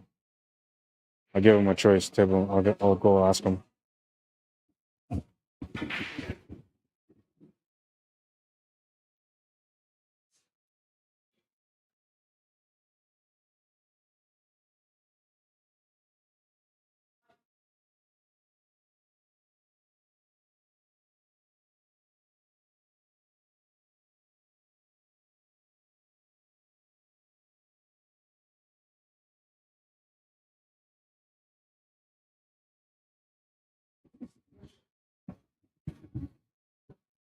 Table 10.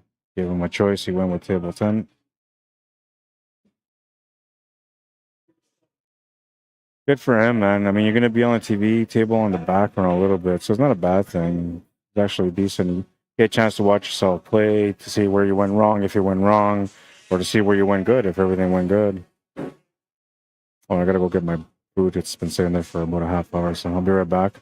I'll get an update on that Earl and Dwayne Duarte matchup as well. And then the only other match is this one here, which is Mike Delgado and Kendall, and they're at 10-9. Let me bring down these Fargo rates. Put up their names here so you guys can see it. 10-9.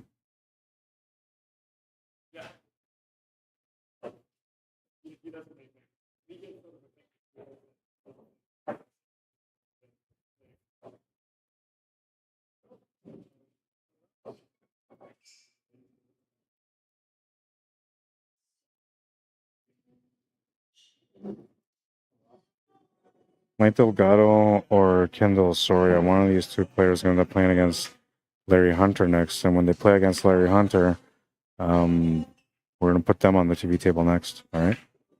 I'll be right back. I got to go grab my munch, my grub.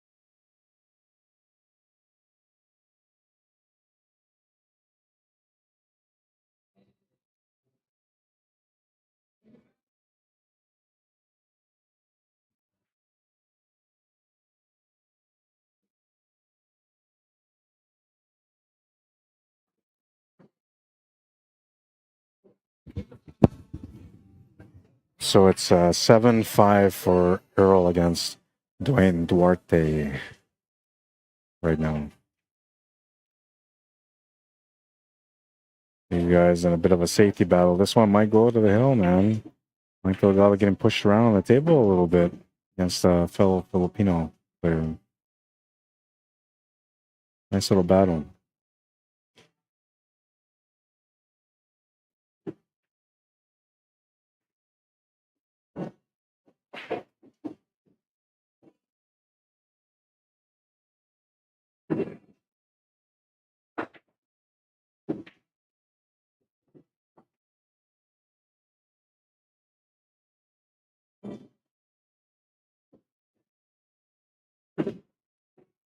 There's their Fargo rates. 555 Fargo rate for Kendall and a 700 Fargo rate for Mike Delgado. So this one here is going to push Kendall up a bit on his Fargo rate again. He was at like 640 last time he came out, but that was early into his robustness, where now he's a little bit more established. Not by much, but just a bit more. Oh, and look at that shot. Wow. What a shot. But now what? This was pretty. A little back cut right past the 8. Finesse, man. Finesse.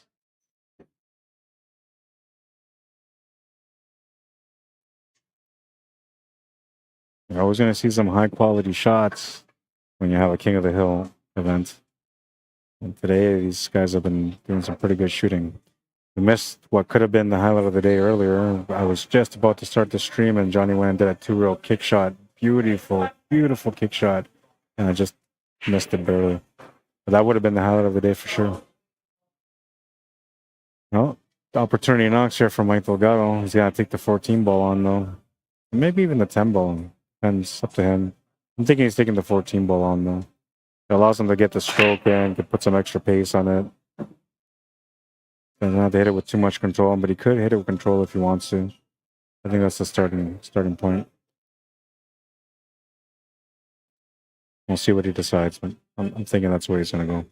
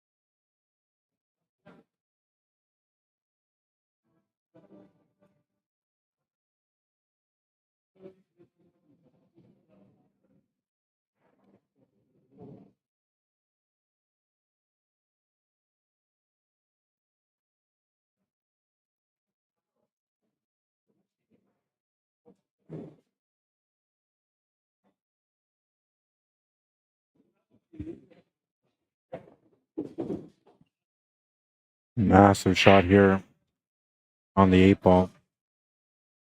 This is to tie the game up at 10.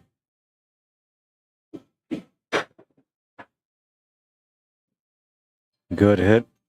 He's going to get unfortunate, though. He's going to leave the shot here for Mike.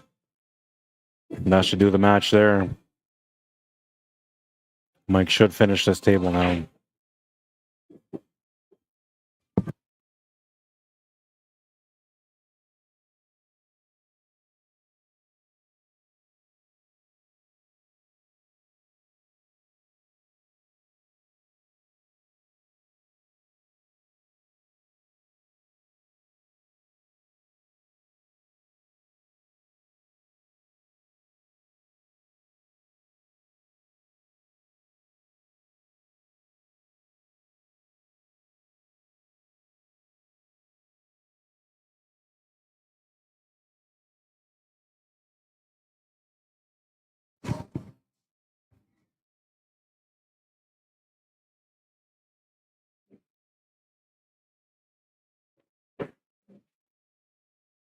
Johnny Baptiste, the defending 4-time champion and the last champion from the last King of the Hill,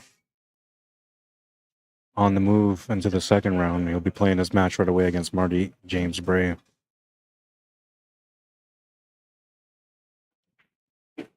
It's a fairly uneven match, but I don't know. Sometimes when you play the best players, it just brings out your best game.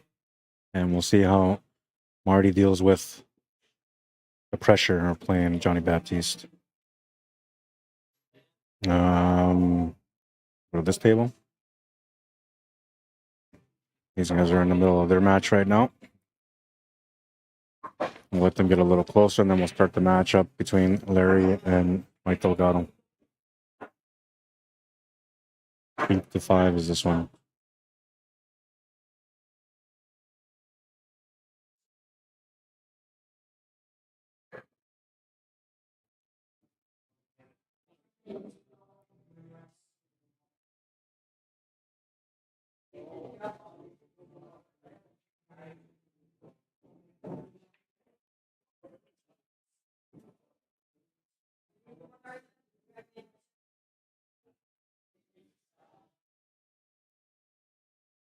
Scoreboard is updated. Fix these Fargo rates so.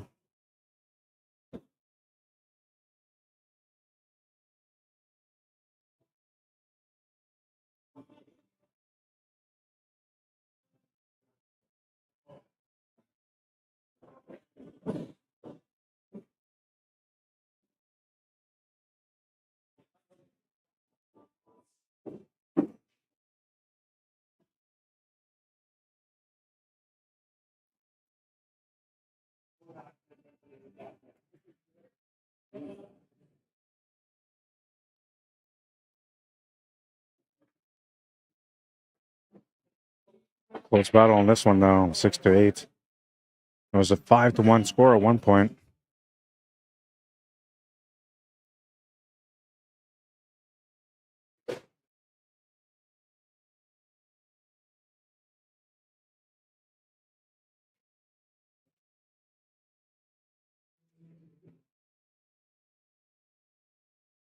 I'm not aware that he's on the TV.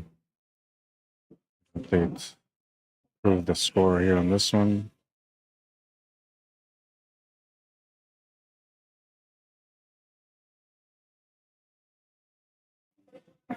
You and Larry next on the TV table. I'm just waiting for Larry to get back. He went to the bank.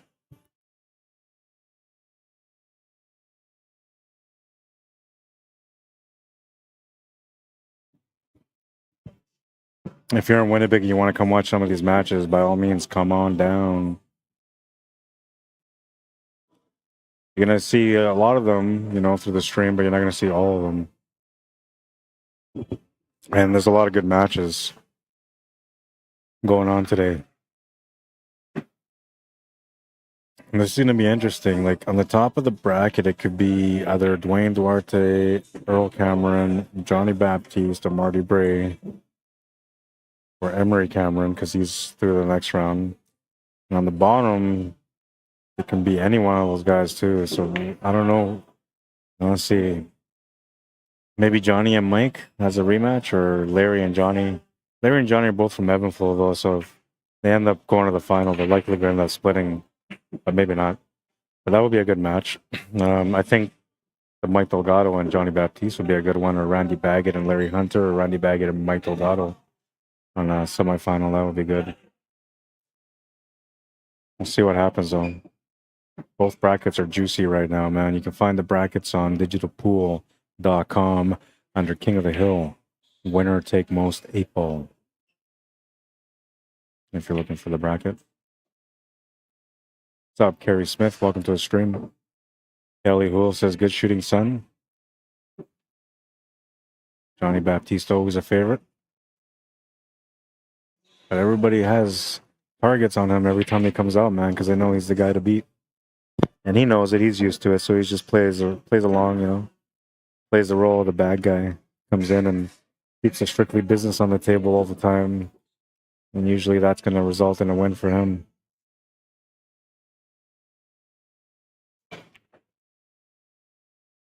He's having a match against Marty Bray right now, and Marty Bray has a chance to be able to win the first game.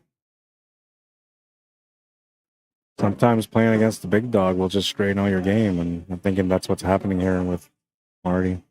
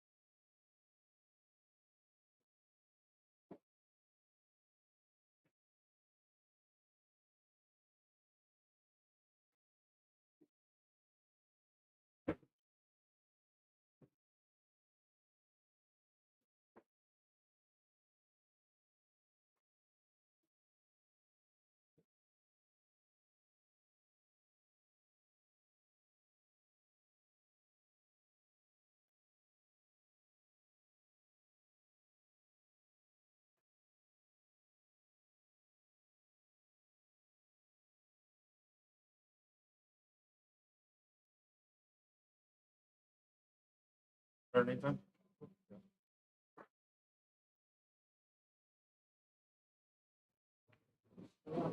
You guys are playing the winner of Randy and Sam, so they already started like a half hour ago. Yeah, that's it.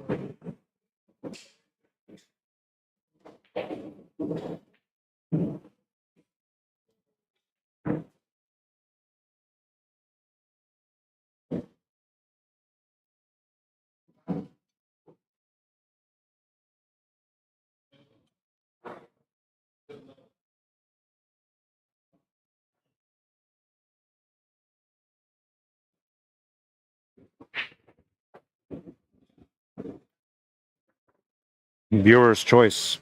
We keep this match going until it's over, and then continue into the Mike Delgado Larry Hunter matchup, or we go into the Larry Hunter Mike Delgado matchup, and I'll just update you guys who win this match.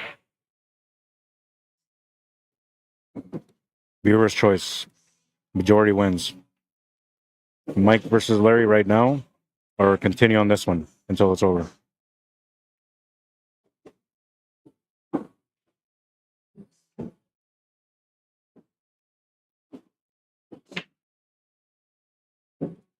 Let you guys make the choice.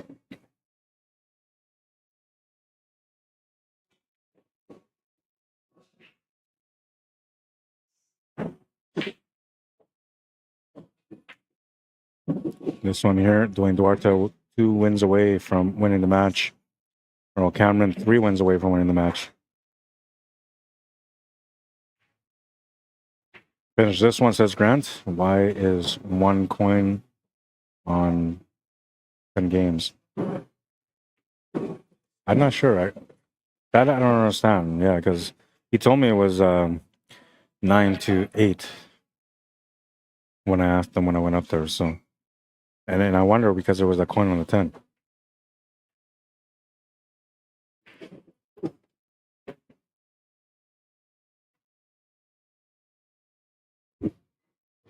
And this is a close matchup, even though they're 50 points away or 49 points away in difference.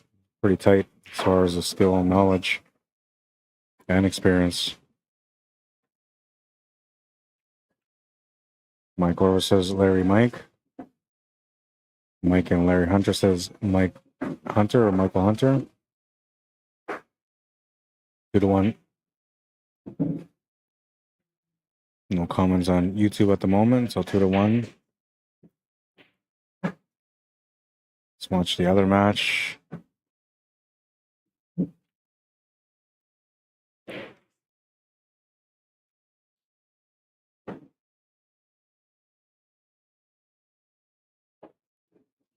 These guys just broke the first rack on this one.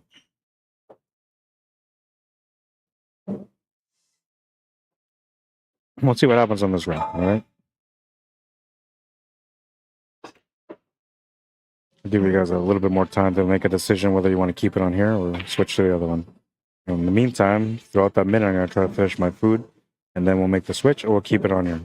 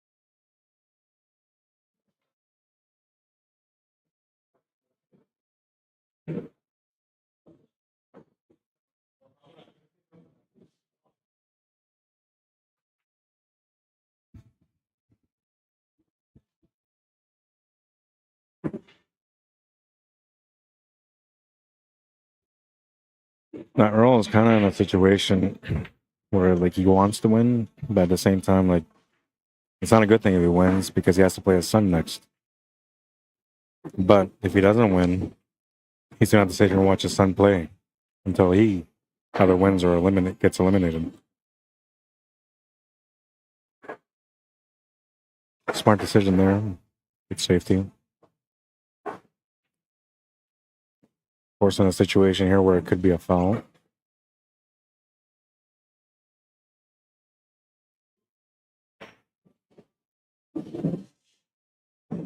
What's up, Mitch? How you doing, man? Michael Sarazin, welcome to the stream. Brett Miller, Robert Aldana Jr., welcome to the stream. Mr. Dan Anderson, what's happening, man?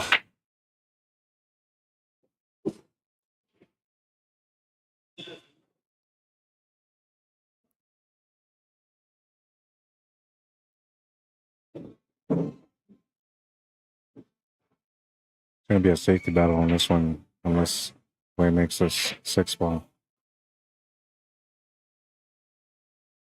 It's going to be a foul. So now, like, if I was him here, I would play the combo from the 11 to the 6, and then put that cue ball on top of the 12.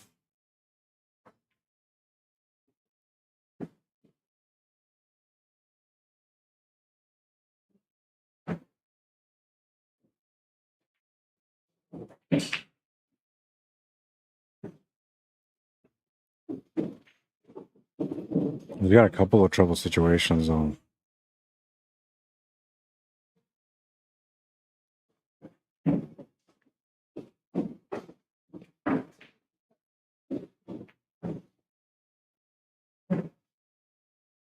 I would actually play one more safety here.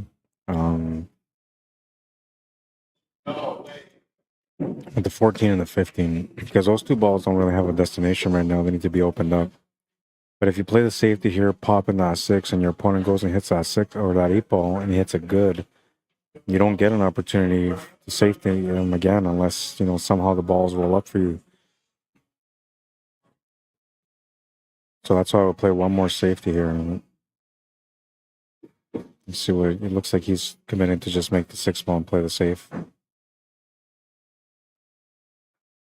That's the way I was looking at it too. He's left a little bit of that 8 ball, which he wasn't supposed to do. So the way he made the shot, like, he had the right idea, but you had to hit it thicker and just allow more of the spin action to take place into the shot.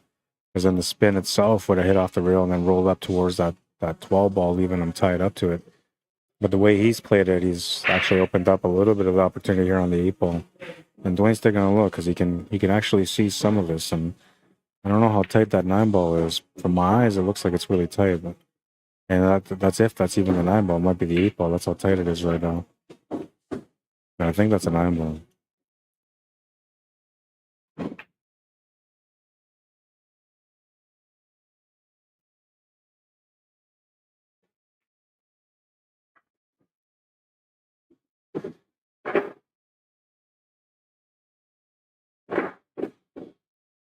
It was the 9 ball.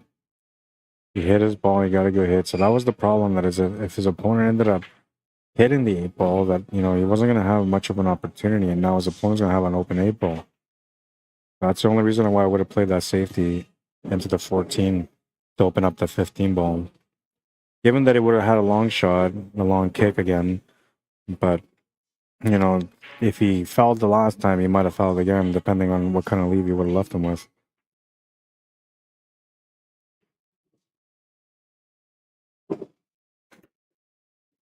Mike and Larry just finished their first rack, and so we're going to switch over, it looks like.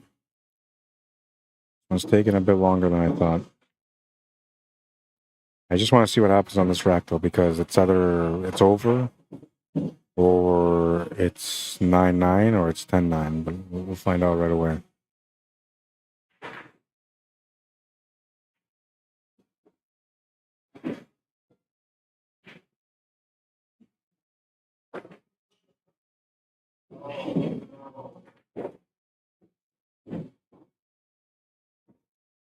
We'll run the timer on this one now because this will follow the clock for the match between Mike and Larry.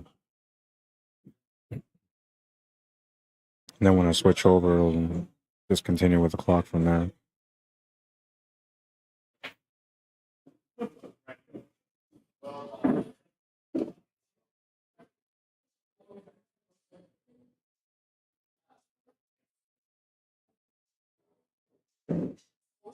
The one safety shot I can see is like trying to play the cue ball off the 12 and then running the cue ball off the rail back towards behind that 15 and 14. It's such a big shot to play and not at 100% guarantee to get the results you're looking for.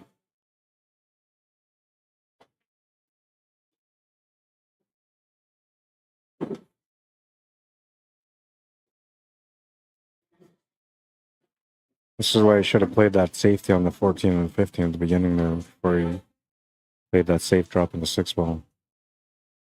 But I know what he was thinking because like he was pretty good. If you make that 6 ball hook behind the 12, he's not going to be able to hit his 8 ball. But what went wrong there is that he left him a peek at the 8 ball.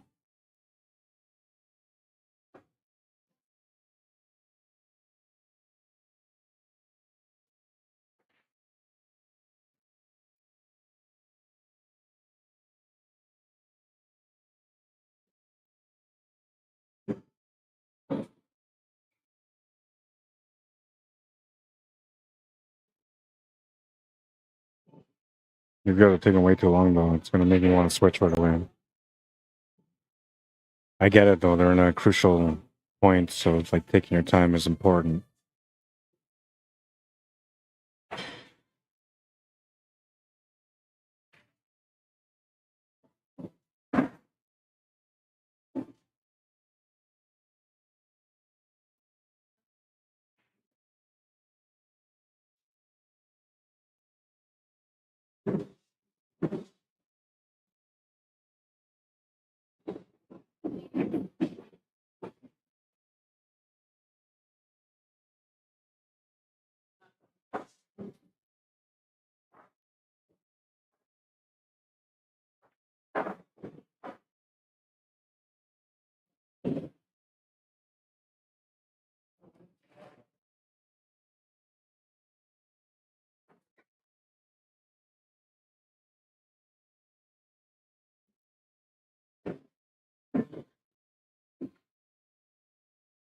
All right, so now Dwayne's on the hill. It's 10-8.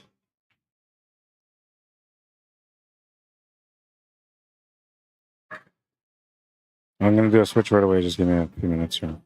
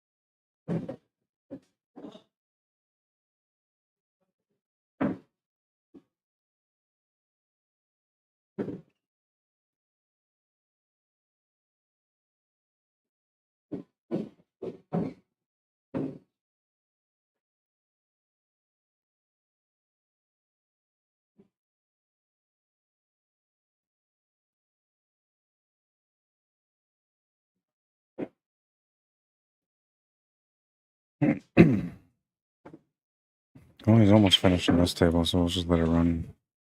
It's like a 90% chance he's going to run this table out.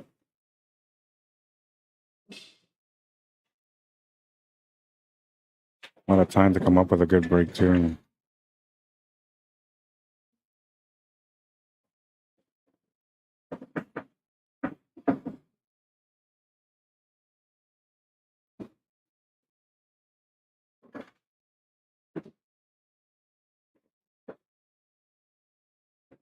And so he's got the shot on the 8 ball, but he's going to be shooting over the ball.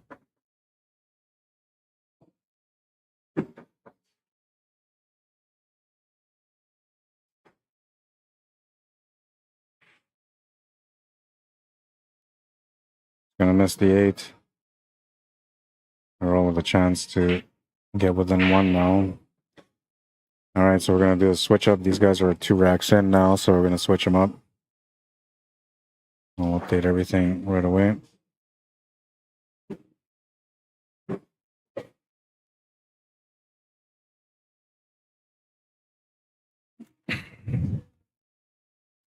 I'll get the scoreboard set up here in a second.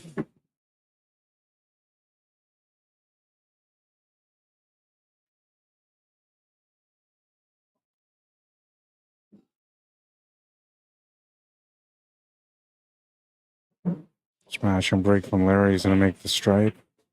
So he stripes on this one.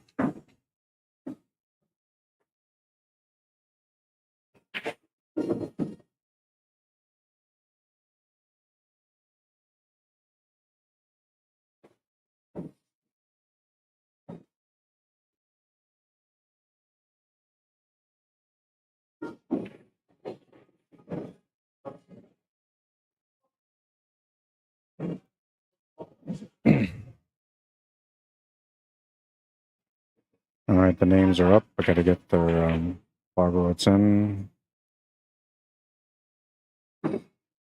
Fargo rates 700, 697.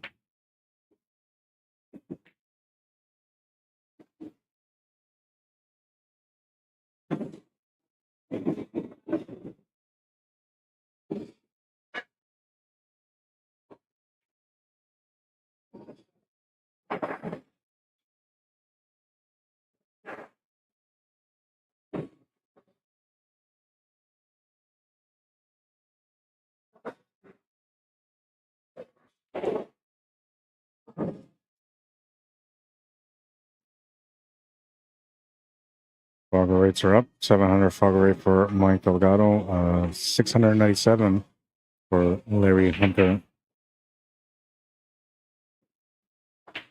And they're using the app, so it's 2-0 for Mike right now. On a race to 11.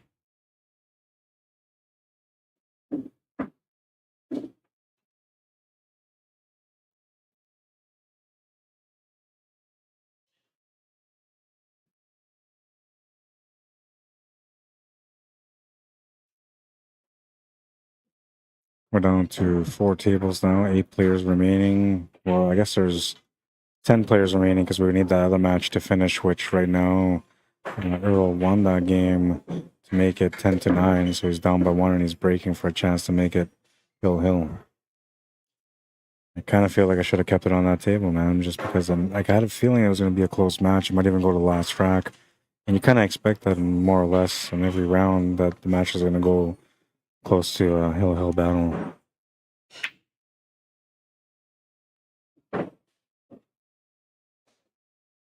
Oh, and Johnny Baptiste and Marty Bray, in the top right of your screen, they're tied at 3. So Marty Bray, who might have been considered like an underdog in this matchup because he's like a 440 something, playing against a 740 something. He's actually put up a nice little battle so far. He's tied at 3.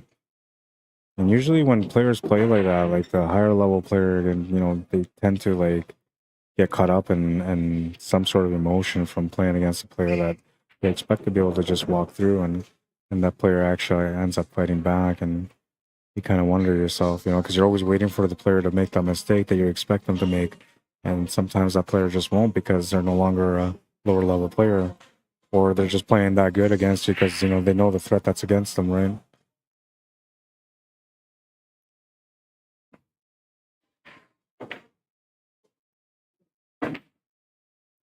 By the way, if you guys are enjoying the stream, you could always support by liking and sharing the stream. If you're on YouTube, you can like the stream on there by closing the chat, and then you'll find the like option. You can also share that way and subscribe that way. And I was told also that if you're on a phone, if you tap on the screen, on the bottom of your screen, you'll see all those options as well. You drew too far back for that 3 ball. Just needed a little touch shot and you went too far.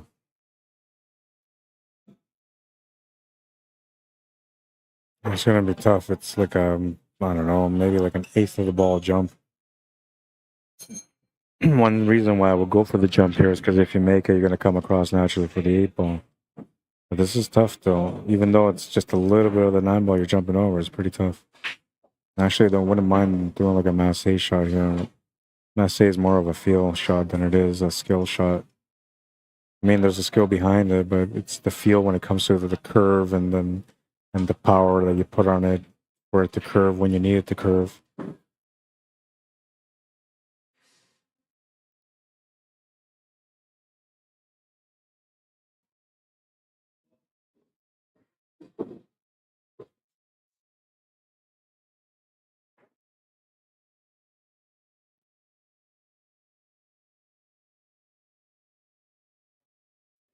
So all of the second round matches are now going except for the one that's waiting for the winner of Earl and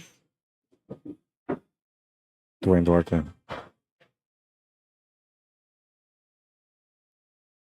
Good thing is that both of them aren't smokers, so as soon as they're done, we can go straight to the next one. That should keep us at par. I wonder how Sam Campbell is doing against Randy Baggett. That's a tough match for him. It's 8-3 for Randy right now.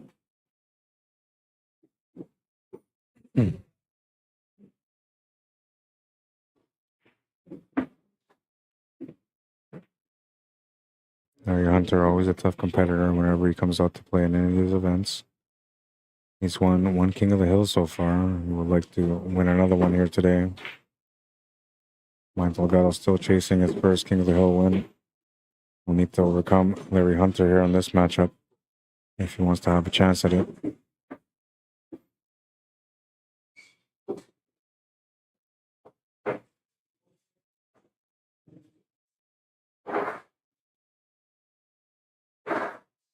And if he wins this match, he'll have to have a tougher match against Johnny Baptiste next, or against Marty Bray if Marty can win this matchup, which right now they're at 4-3 for Johnny. You're trying to keep track of the Johnny-Marty Bray match. That's on the top right of your screen. The winner of this match here is going to play against, or on the right side, is going to play against Emery. We're going to put that match on the top left of our screen.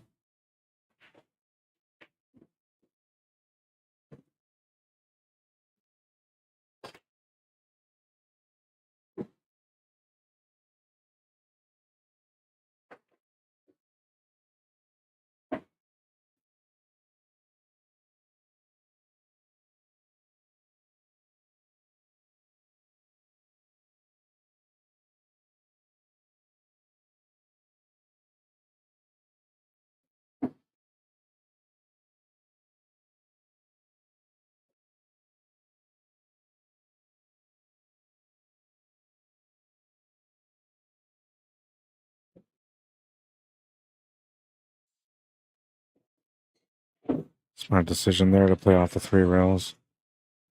Bit harder of a bounce there, but he still has a shot on the 8 ball.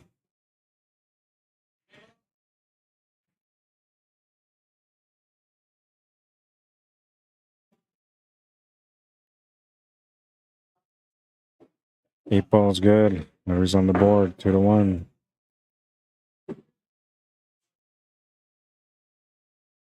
Marty Bray at the table right now on the top right of the screen, down by 1 against Johnny Baptiste.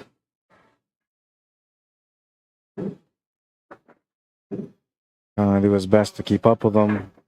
Maybe even sneak in a lead here and there. Never easy to do against Johnny for sure. Great experience that Marty is getting here out of playing in this tournament. A lot of times people look at like tournaments and they say, well, I don't want to donate. But what you don't understand is that it's not donations, it's paying for experience. I mean, you can think of it as donations if that's the way you want to think, but then chances are you're always going to be a donation. But if you come in here just looking for experience and just trying to do your best with the experience that you already have, then you're going to get the most benefit out of the King of the Hill. It's going to give you a good measuring stick to know where you're at in your game. One of the hardest tournaments to win is the King of the Hill. Not so much if you're a great player, but if an average player or an aspiring great player. And the King of the Hill is where you want to test your skill and your knowledge.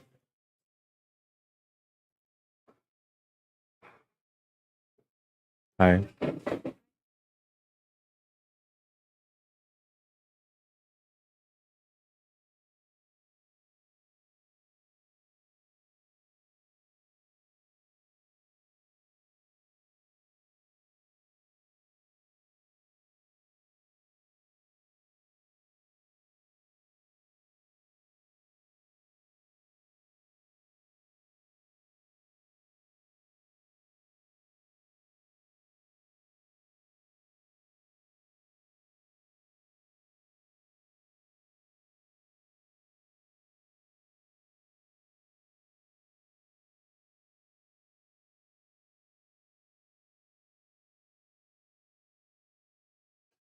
Sorry about that. They're looking for some tables, so I have to work with them to give them some openings.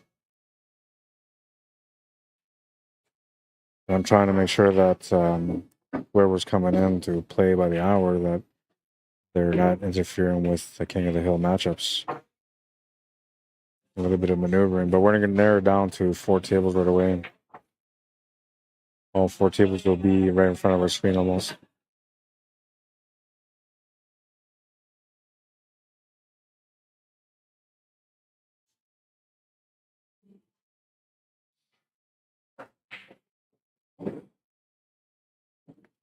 Two to one in this matchup. They're almost about a half hour into their match, I would say, close to a half hour into their match. This one's going to be a longer battle, though, because it's kind of like whoever wins here will have a really good chance to get into that championship match. But they have to overcome an opponent that they're both familiar with if Johnny Baptiste wins his match. And if they don't end up playing against Johnny, they end up playing against Marty, well, they're going to be in for a treat, because that means that Marty's playing some amazing pool. And when you're playing good and on a day, they're usually hard to stop. But right now, at the moment, Johnny Baptiste up by 1, and you can see him on the top right of the screen. He's got a chance to be able to go up another game here.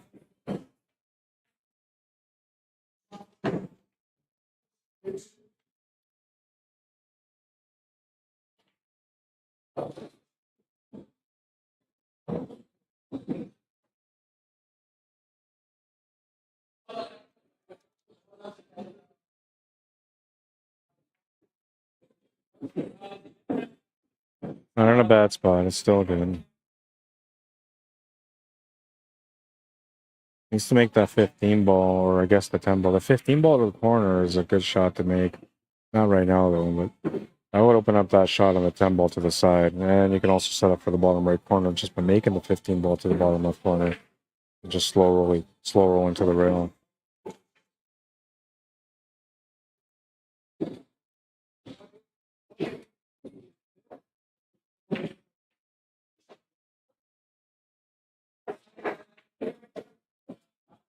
Trying to get into that 10 ball now, and he's going to do it.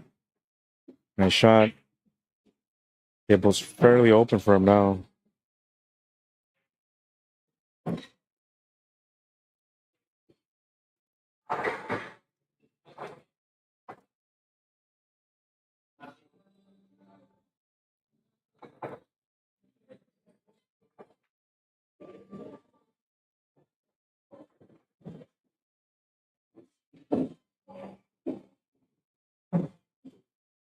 Now, it's going to be tough for the kid if he ends up playing against his dad and not Dwayne. If he ends up playing against Dwayne, like, it's still going to be tough, because on one hand, he's going to want to, like, avenge his dad, right, to win the match against his opponent.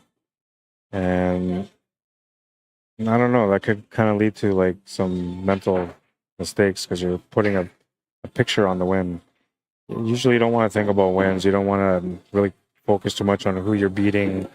You just want to play your best and just let the wins come through. And then, you know, whoever you beat along the way, that was just the way it worked out, because you played good. But when you start thinking about beating somebody and then you get a chance to beat them, like, most of the times the player's going to make a mental mistake and turn the table over. So he's not going to be thinking that, but it'll be tough for him to beat Dwayne to begin with. And then to think about his dad, you know, trying to avenge his dad, it's going to make it tough on top of that, or tougher on top of that. Shot from Mike. It's a shape on the 14.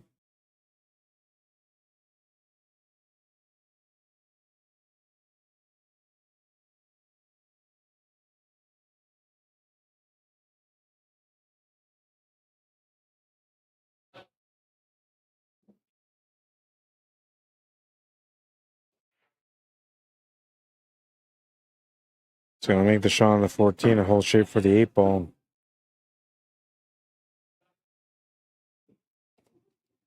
Takes his 2-game lead back. It's 3-1.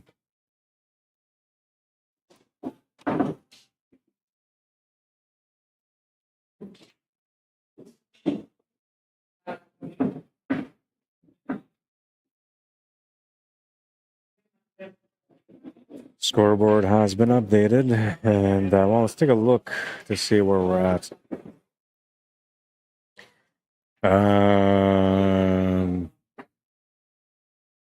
I think Roll and Dwayne are at 10-10.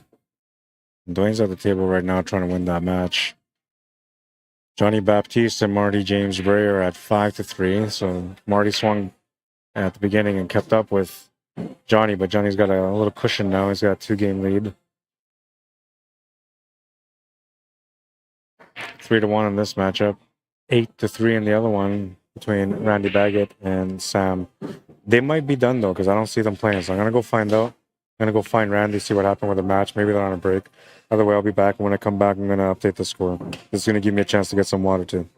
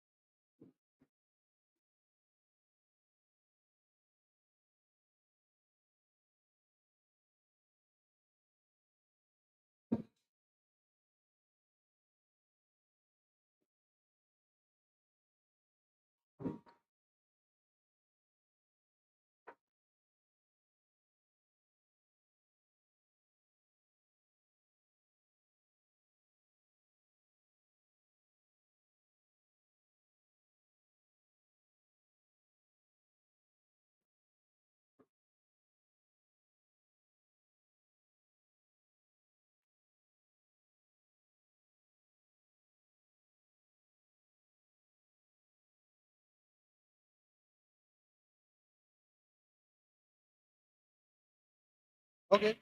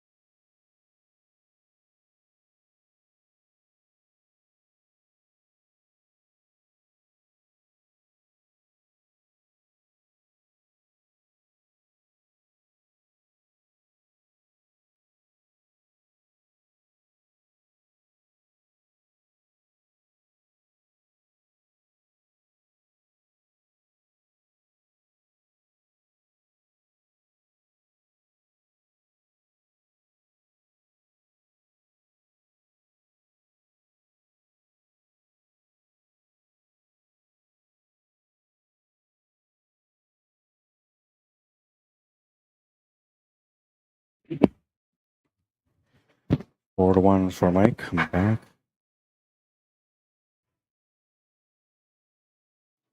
I gotta approve match here.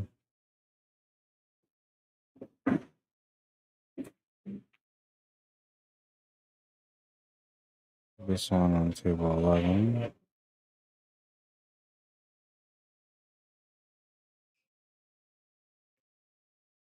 So one match is running behind. And one match is really far ahead. This match is close. 1/4 of the way maybe through. And then the other one is at 5-4 between Johnny Baptiste and Marty James Bray. So Marty's putting up a battle on this one, man. I have to keep my eye on that match. That's the one that's going on at the top right of your screen right now.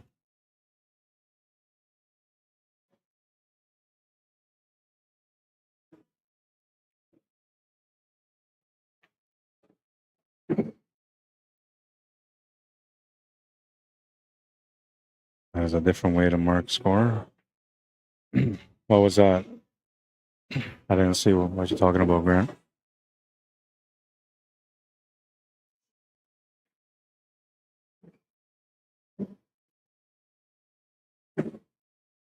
Sean Morris, how you doing?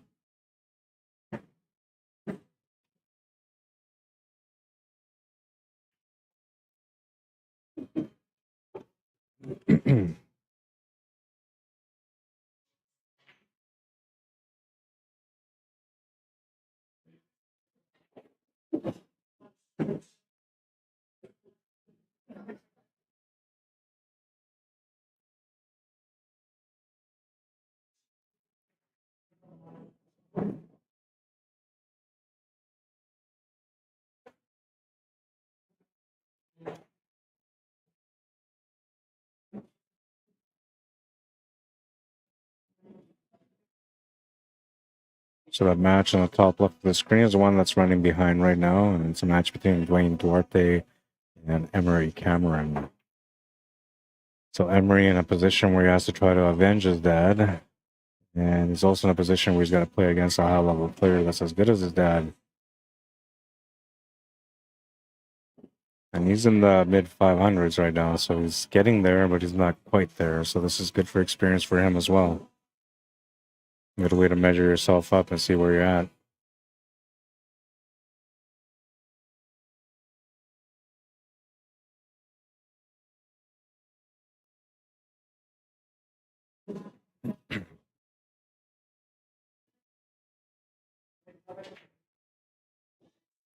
Oh, they need me to go watch a shot.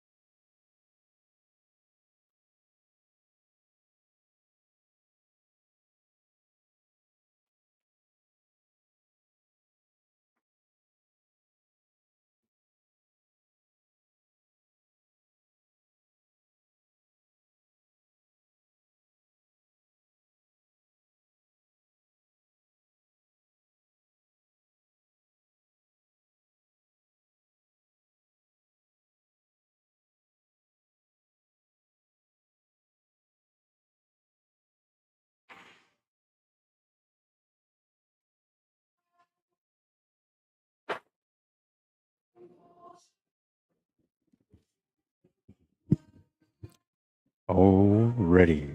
4-1, 4-1, 4-1. Marty has scratched the cue ball on his table. Johnny gets a chance to take a 2-game lead back.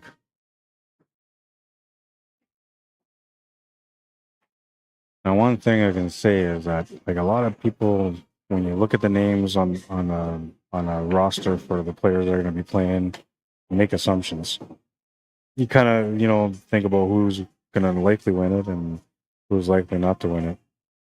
You also, when you get the chance to see the brackets, you look at matches and you say, well, this player is going to absolutely destroy that player, and this player and that player, they're going to go to the last track. And you can almost tell.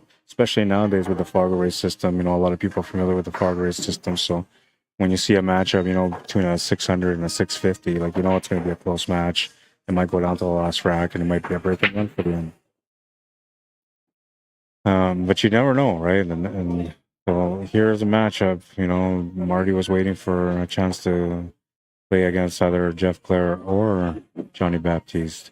And whichever way you go, like he says to me, like, that's great. I got to play one of the top 2 seeds in the tournament. And on top of that, like, these guys had a really, really good matchup, right? Like, it started off one-sided with Johnny winning the first 4 games, but then it wasn't too long before we found ourselves in a back and forth, one rack, back and forth matchup. Eventually, Johnny winning with a couple of racks lead. But yeah, so he was in a lot of trouble in this matchup, and he's playing against Johnny, and like Johnny has just got the lead now by 1, and now it's going to be by 2 once he makes that 8 ball. And Marty, you can see, like, he only had that 9 ball left on that table, so like he had a chance on that rack to make it 5-5. Not like he's playing bad. If anything, I'm thinking he's probably shooting too fast, or maybe a little tense in some shots just from feeling the pressure. But these are the growing pains, and this is what he's looking for as a lower level player trying to become more competitive at a higher level. It's what you're looking for. You're looking for experience like this to see how you measure yourself, and then you start looking at yourself and playing back on what you did right and wrong, and you find out usually that a lot of it was just mentality, man. And so then you learn, right? You grow, and next time you battle, you'll be even better. And before you know it, you have the mental side, and you're starting to work on that and make it, you know, something good for yourself. Because honestly, the mental game is the biggest part of the game once you learn the skills. And we're always learning skills, don't get me wrong. I mean, even the highest levels of players, you know, they still learn something from other players. Because we all, like, I guess we strengthen in certain areas. And when we strengthen in the right areas, it makes us competitors. When we really focus on the proper areas, we become great. And then, you know, when we work on the things that, like, even the smallest stuff that sometimes people won't really work on, that's when we become one of the best players around. It's just a matter of time and effort and what you choose to do for your growth, how you want to work on that.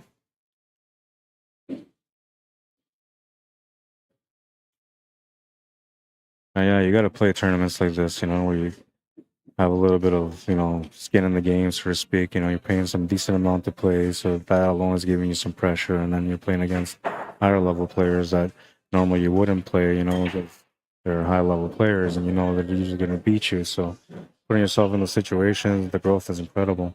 And once you beat one of those high level players, you know, you feel like you can beat all of them, and that's like the beginning of mentality, proper mentality. It's the belief, right? Because a lot of times when we go to the table and we're losing to these higher level players, is because we're thinking about them and not what's going on the table. And that's the way we're supposed to be looking at it, is what's going on the table, the shot itself, and the puzzle in front of you. The player never really matters unless you let him in. That's the growing process, the mentality that we got to work on.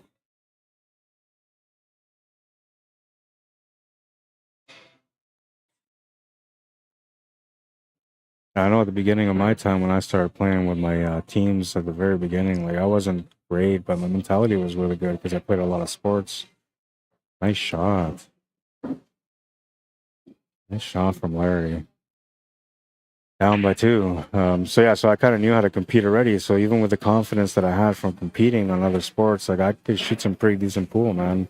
And why? Because, like, I didn't know who was who, and I was just playing pool.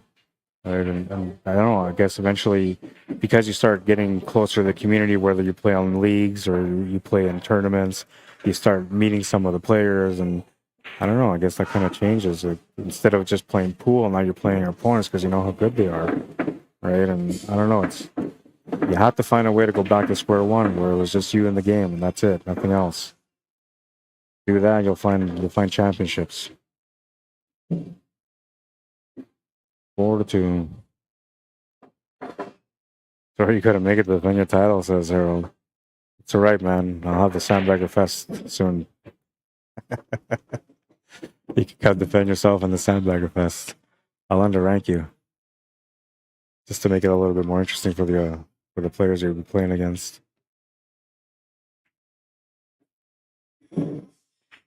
Orlando Flores, how you doing? Dave Strachan, what's up, man? Ahmad or Ahmed Kantar, welcome to the stream. Jennifer Johnson Bean, welcome to the stream.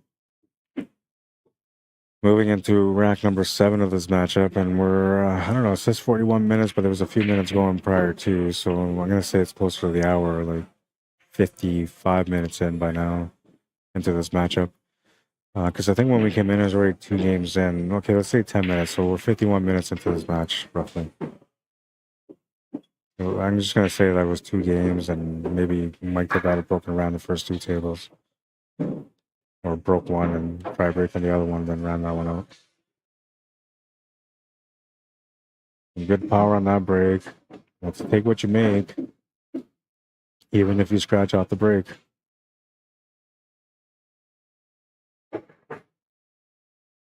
And what did he make? He's got 4, 6, 7, so he's solid. And the 5 and the 7 are tied up. So one of the things about this event is the challenges that it presents to every player, not just to the the ones that are looking for some mentality growth and some experience growth, but also to the ones that have been around the block a few times and feel comfortable in their skin. So we do little things, or I do little things that will change the game a little bit, and partially, it came from in Calgary when I was out for one of the Q Sports Live Invitationals back in 2018, which was the first one. They did a random rack system, and I don't know why they didn't stick it out. They didn't keep it going, but whatever the case, they did a random rack that year, and that's the first time I've seen it, and I was like, you know what, I like this. I'm like, okay, I'm going to implement this into the King of the Hills, because we're talking about an open, right? And it's usually a winner take all. So it's got to be something challenging. You can't be like, who's got the best break, come in, break, and run every table out, and it's over. There's got to be something there that makes it difficult for that player also. So, the random rack does that for you, because every rack is random, right? And you have to make sure you shuffle the balls at the chamber where the balls come out, right? Or the slot where the balls come out. You just shuffle them up real good, bring them up. And then you get 2 moves. You get a move to move the 8-ball into the spot where it should be, and then you have 1 extra move to move a solid, or to make sure that there's a solid stripe at the back end of the rack. Now, if by any chance you bring the balls up, shuffle the whole lot, and you put them on the rack, and then the 8-ball is where it belongs, and then there's a stripe and solid at the end, you wouldn't get any moves.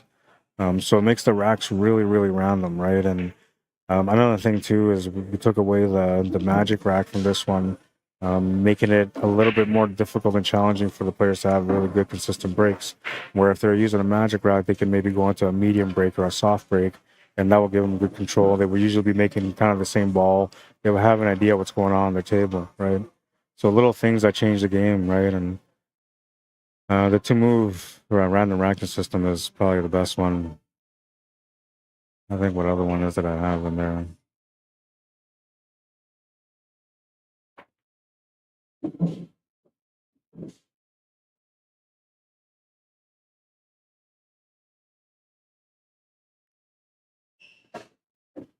All right, so it's a 2-move. Oh, and take what you make. Yeah, so the take what you make is the other rule. I'll leave that up there for a second. These are the rules for the tournament today. No splitting, so the championship match has to be played. They can split if they want to, but they still got to play the race.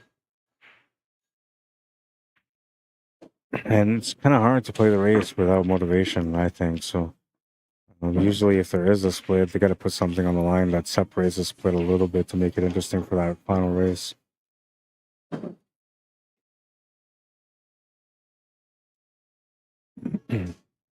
Now, I can tell you that out of all the King of the Hills that I've had, I think there was only 1 time, maybe 2, where I felt like there was a split on the line.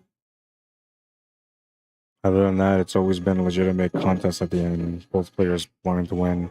And it all depends on whether or not it's a take what you make, or sorry, if it's winner take all, or if it's a winner take most. If it's a winner take all, then usually there's a little bit of conversation about split. But if it's a winner take most, usually there isn't, because second player is always guaranteed to have some decent money anyway. I mean, not decent like the first place, because it's take what you most, right? Or take the most. Yeah, winner take most. That's what I meant. So we have 14 players, $1,400 into the payouts, and then it's going to be I'm thinking 1100 and 300. 1100 for first, 300 for second. You get your money back and 3 times your money if you finish in second. And if you finish in first, you get your entry back plus $1,000. I think that's about right. Or would you guys go 1,000 and then 400? What do you think is better? Especially, and take it as like the player that's going to win the tournament. Take it from that point of view. 1,100 and 300, or 1,000 and 400. I like the 1,100. It's a little juicier, right? It makes like for sure, like you maybe not want to split then, right? You might want to play and then really give it your all. That's the way I'm looking at it that way. 1,103. And nothing is like considered concrete until I say so, right? So I haven't discussed the payouts with anybody yet, other than you guys. There's a chance. What do you think? Dan Anderson on YouTube. I missed you earlier, man. I see you now, though. I wish you. I think. Well, I'm gonna take a look. I wish YouTube would show me who's tuning in, because I can welcome people a bit better. So we're at 4-2. They haven't updated their score. Who won the last game? Was it Nick?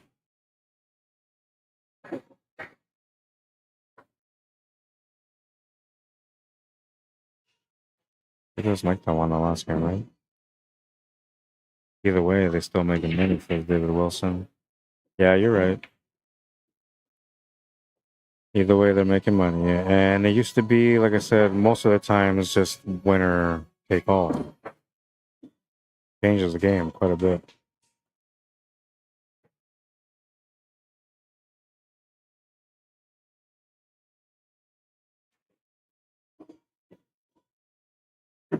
Yeah, it's 5 for Mike. Yeah, I thought it was in that one.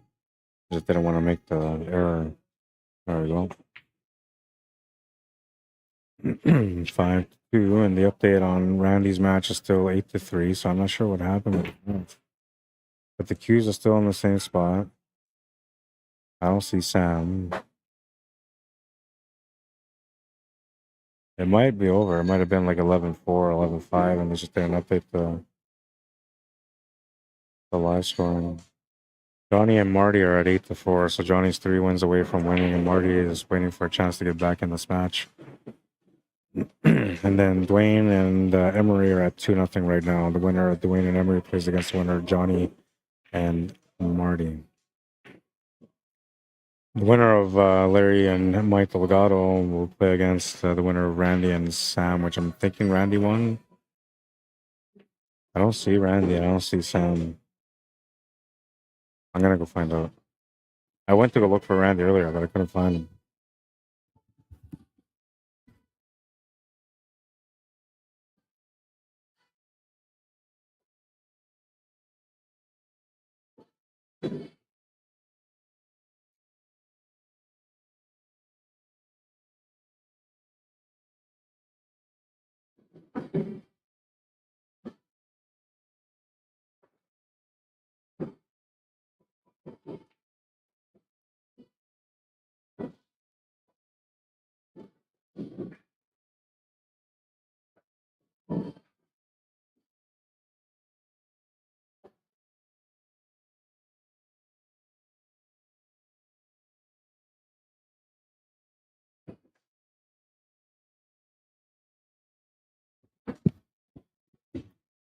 All right, so Randy did win that match, and so he's playing the winner of this match.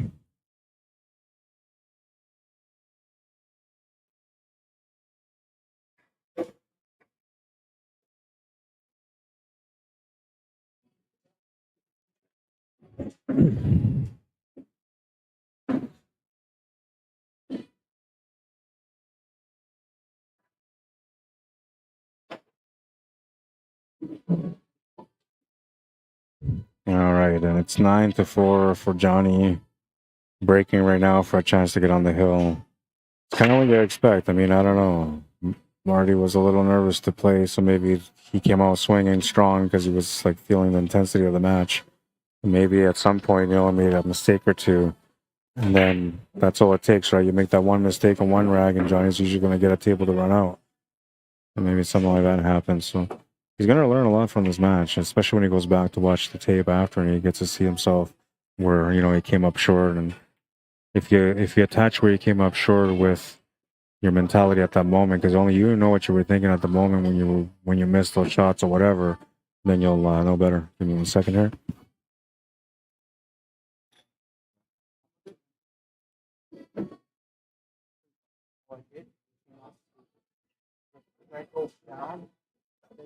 That ball goes down, stays down. But I've never seen it where like you jump the ball off the table with a ball, but you made the shot.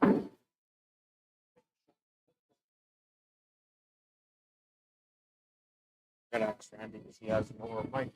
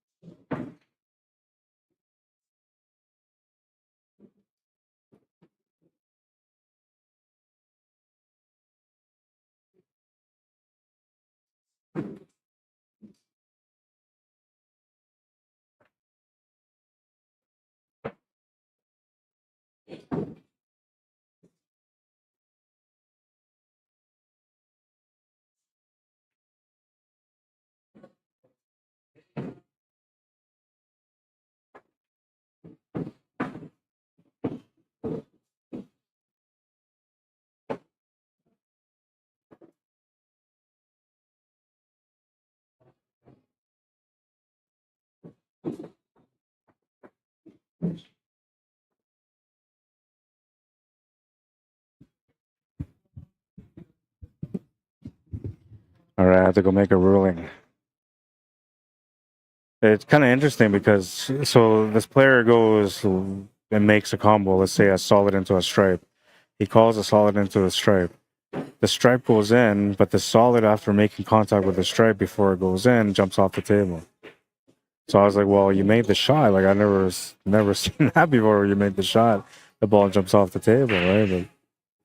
But then, like I know, like if you jump a ball off the table, like almost any time that I've ever seen that happen, it's automatic foul. So then I went to go ask a couple of players, and yeah, it's an automatic foul.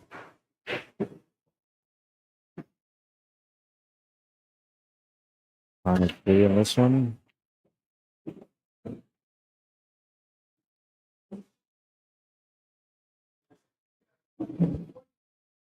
Dwayne and Emery are 2 games in, so that's the matches running behind right now.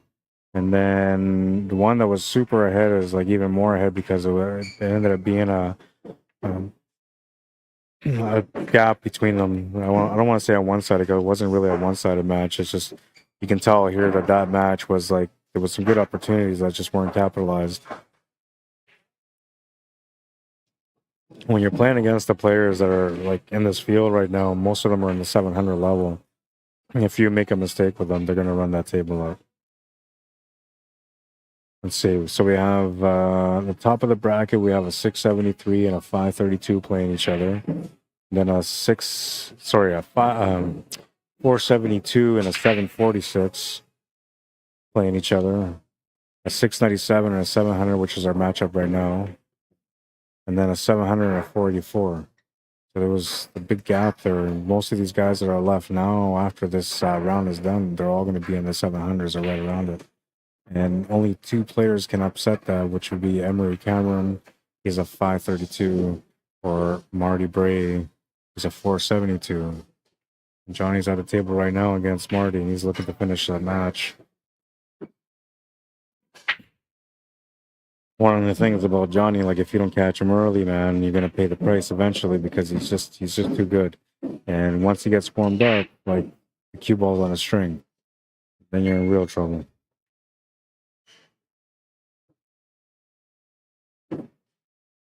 Another thing about him too, he's got lots of knowledge, man. Lots of knowledge. Oh, and he missed that shot there. Marty with a chance.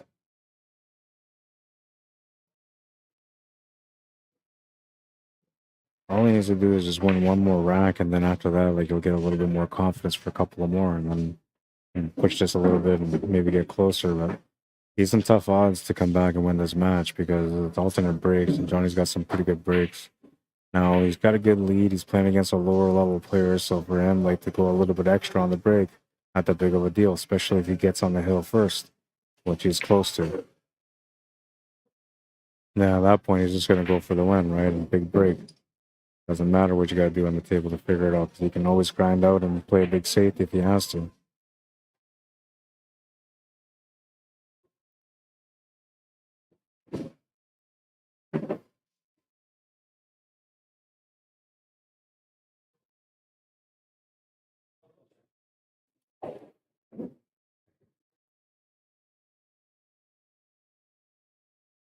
Amber or Vasquez, welcome to the stream. Salmons, welcome to the stream. Bernie Romero, Lisa Van Dam, and John Haynes, Terry Mills, welcome to the stream, guys. If you guys are having a great day. Brent Kalnitsky, what's up, man? How you doing? Bob Ross, Jacob Doch, I don't know how you say it, but welcome to the stream. 75-25 payout. You're a mathematician over there, Harold. You always come in handy, man. You're like my little sidekick. You're not even official yet, but I'm thinking about making you official. I got Matty Boy on YouTube. You can be my official Facebook guy. Candy Colombe Young, welcome to the stream. Chester Sombrado, how you doing? Jeff Nadeau, welcome to the stream.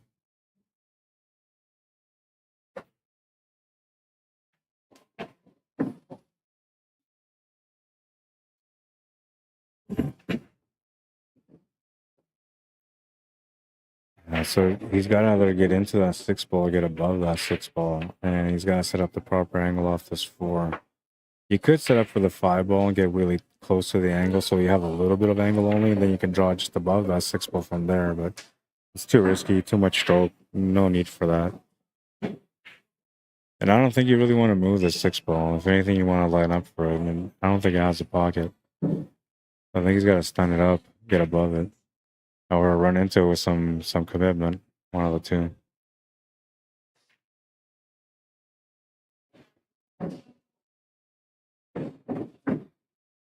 Gonna get just above it.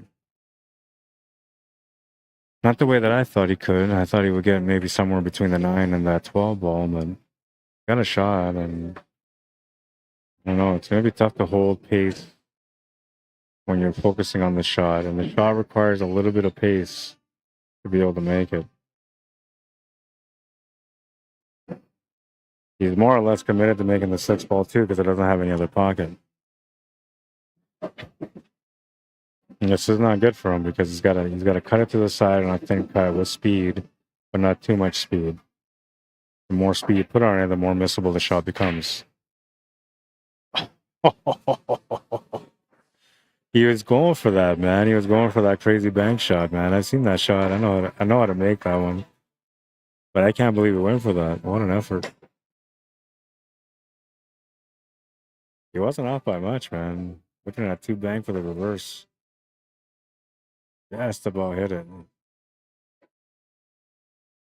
You can see how he bounced there. That was 100% intentional. He was going for a big one. Would have given him the out from there too. That was a huge shot.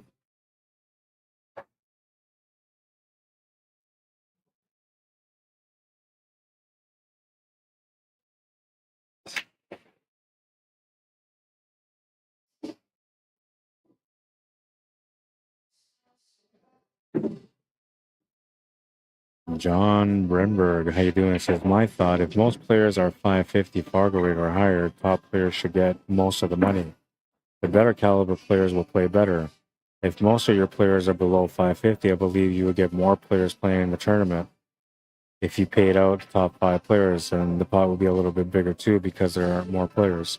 Yeah, so it's not about that. I do all sorts of different kinds of tournaments throughout the year, a lot of different kind of tournaments. But the King of the Hill is a special one because it was one of my first 2 babies. The first one that I created that was, I thought it was an awesome tournament.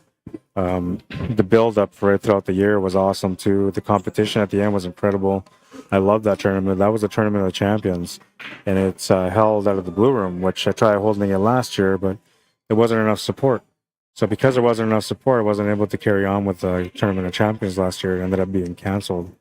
But the Tournament of Champions was a great one because that one every week you would have a qualifier, and then the winner from each week will qualify for the final. And then in the final, you have like 32 champions, everybody that won throughout the season, and all playing each other for money because we were taking money from the from the pot every week and putting the money aside. Plus, we were adding money from sponsors, so there was some pretty good payouts for it. But then it was the King of the Hill, and the King of the Hill was more or less. I wanted to do something where like it brings up the highest level of competition. It's not about the amount of players or quantity; it's about the quality of players. So the people that choose to come out and play, and to see high level pool all the time. So that tournament was more or less made for like, I guess it was made for everyone, but it was made with the intention for the big guys, because the ones that have the high Fargo rates, I wanted to give them something where like there would be more pressure, where they would feel alive in the game. Because a lot of times these guys go to tournaments and they got a spot like 2 games, they're going to 7, everybody else is going to 5 or 4 or even 3. But these guys can navigate through that no problem, man, because they're playing lower level players, and chances are they're going to dominate that match as long as they, don't overdo it and take too many risks.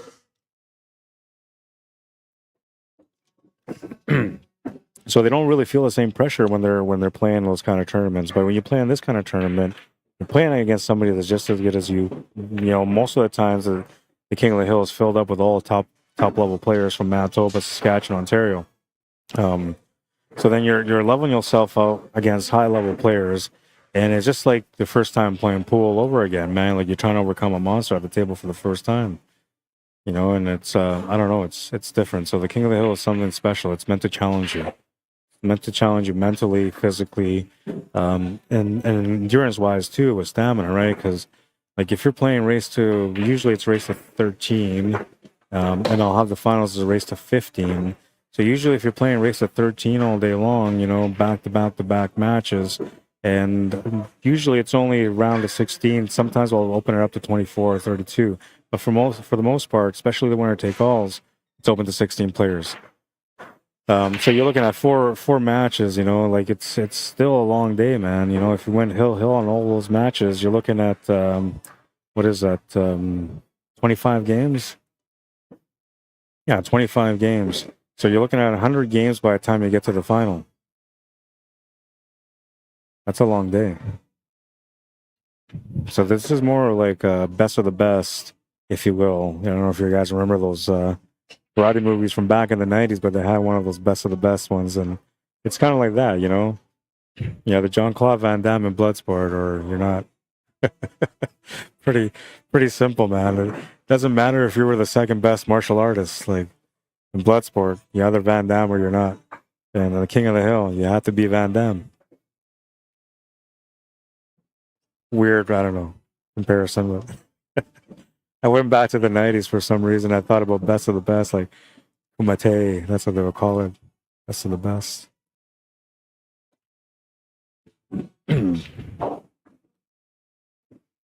I don't even know what Kumite is, but I know that they used to say Kumite or best of the best.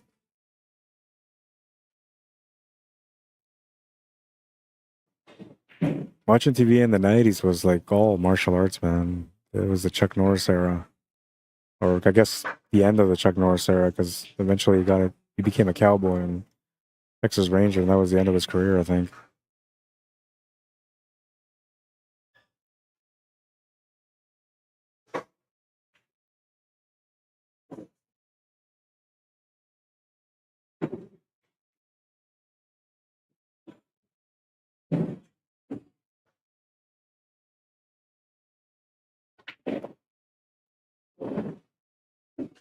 I'll try to switch over, but the cue will win that way anyway. Well, we're about hour and 15 minutes into this match now. We're 9 racks in. Johnny Baptiste at the table on the far right. Looks like he's about to close out his match because he was at 9 and they're still playing. So it's either he's going to be on the hill or he's going to be finishing this rack for the match. And then Emery and Dwayne Duarte on the top left of your screen.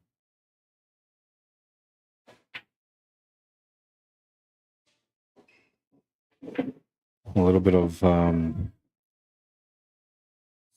slow pace shooting here because you've got to gently maneuver the cue ball around small tight areas so you're not moving too much. You're just trying to finesse your speed.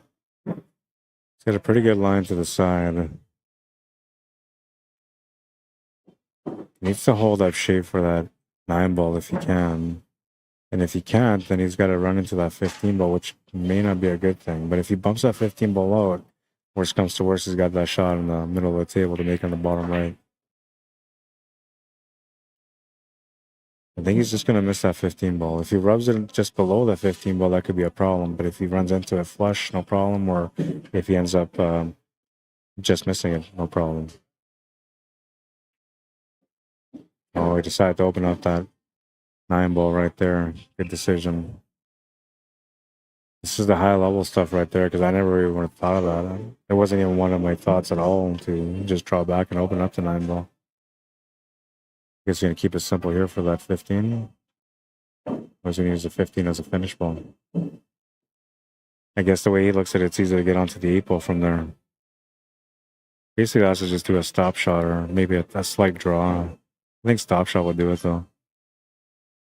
I think the angle that he's got, he's naturally going to slide over to the right a little bit, a few inches anyway. And that 8 ball doesn't really have a pocket. He has to get across. Well, okay, so if he needs to get across to the right side for it, then he's got to draw back a little bit, like 6 inches.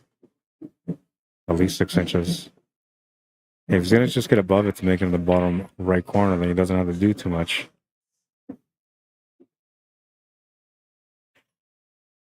Spin action on that one. It's going to give him a lot of different options now to get up for that 8 ball.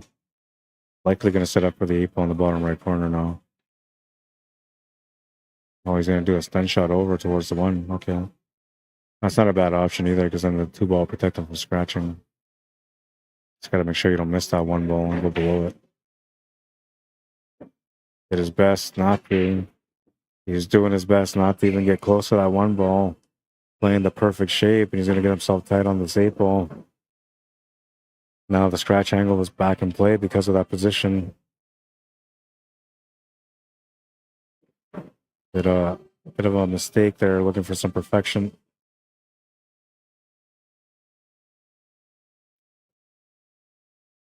It's going to make the shot. Puts his hand down. We're up 7-3. Larry's not the kind of guy that rolls over though, man. So just be patient. He's gonna wake up. Gonna get back in this match. I've seen him in worse positions than this before, and he's been fighting back from then. I'm sure he's gonna fight back on this one too.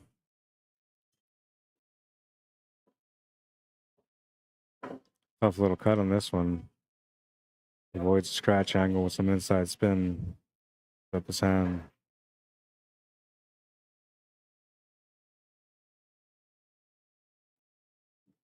I don't know, man. Most people would have played better shape than that, Mike. Great shot. Yeah, you're going to see some nice shots, though, today. Top-level players are very creative when they have to be. Kelly Hill says, keep up the good job, Rod. Thank you. I appreciate that, Kelly. If you're not on my Facebook, I think I added you, though, but if you're not on my Facebook, add me on Facebook again, man. I got a new Facebook account. Hard and Smoke, how you doing? Harold says a lot of fences got painted and cars got waxed with Karate Kid. Yeah, that was kind of cool. They have that new one now, Cobra Kai, which is like a follow-up from Karate Kid. I don't know, it's kind of alright. I got into it at first. The first season, I was like, oh yeah, man, Karate Kid, you know, and then like I don't know, my wife's like, you know, this is like a teenage show, right? And I was like, what? She's like, it's like a teenage drama show, like a soap opera. And I was like, what? I was like, no, it's not. It's Karate Kid. And then I like started paying attention to the lines and the one-liners, and I was like, wait a minute, it is a kids show. Like, well, but it wasn't a kids show when I was a kid, and I don't know. Damn it. So yeah, I'm not that into it anymore. But I try to keep up. You know, if I run out of shows to watch, I'll watch Cobra Kai. And I think my wife's into it more than I am, to be honest, because like I don't really watch it all the time, and she'll always say like, "Oh, you gonna watch Cobra Kai?" I'm like, what? Is a new season out? Like, yeah. I'm like, I don't know. And then I put it on, and she's like, "Oh," she always says like, "Put on Cobra Kai." You know, I'm gonna do some cleaning and stuff, so you can put on Cobra Kai in the background. I'm like, okay, I guess so. I think she's a fan. She just doesn't want to admit it.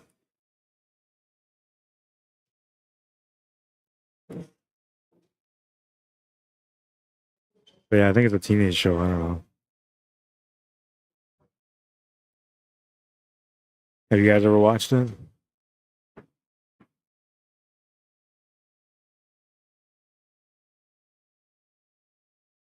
Kind of weird looking at guys that you used to watch when you were a kid and then seeing them like old, grown up, right? And older.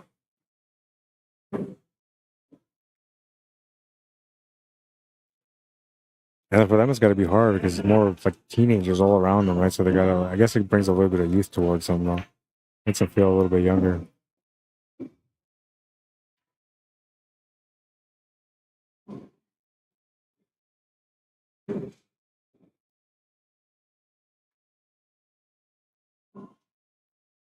What's up, Joseph? Go. Welcome to the stream, bro. 7-3 in this matchup. This is a quarterfinal matchup.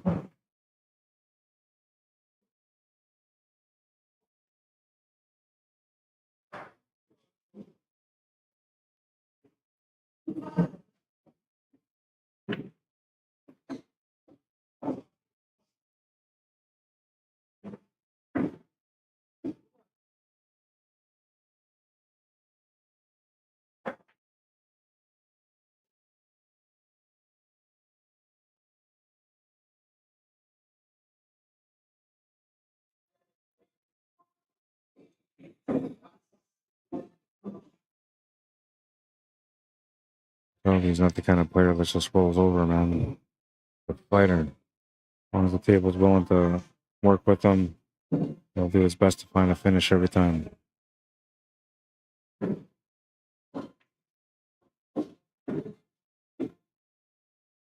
Set up for the 8 to the side. That's going to make it a 7-4 score. 7-4. So this is where we're at now in the bracket. Wait, what happened there? Oh, hang on.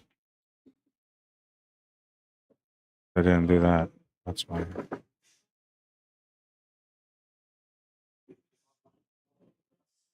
All right, so there we go. So this is where we're at in the bracket now, and we have a matchup between Dwayne Duarte and Marie Cameron. Winner of that plays the winner of Johnny Baptiste and Marty Bray. That match looks like it's over, so I'm thinking Johnny won that match. He was close to being on the hill, and Marty was trying to get back in that match. And like I said earlier in that match, that you know Johnny gets a break a couple of times, usually he's going to run out. So I'm assuming that he won, but I'll adjust that right away. And then we have the match between Larry Hunter, Mike Delgado. The winner of that plays against the winner of Randy Baggett and Sam Campbell, which Randy Baggett won that one. That's where we're at in the tournament. Give me a second here. You had a good start, man. Yeah. 5-4. Okay. What happened? First reaction. I could have had the first very good. And I threw one rack at the end there. Which might have changed it. Oh, yeah, for sure. Makes it feel like you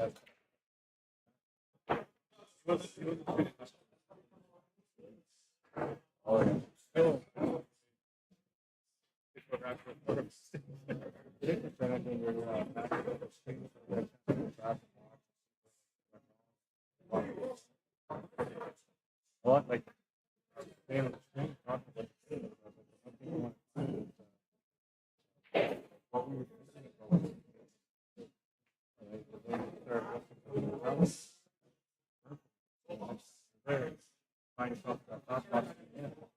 pocket.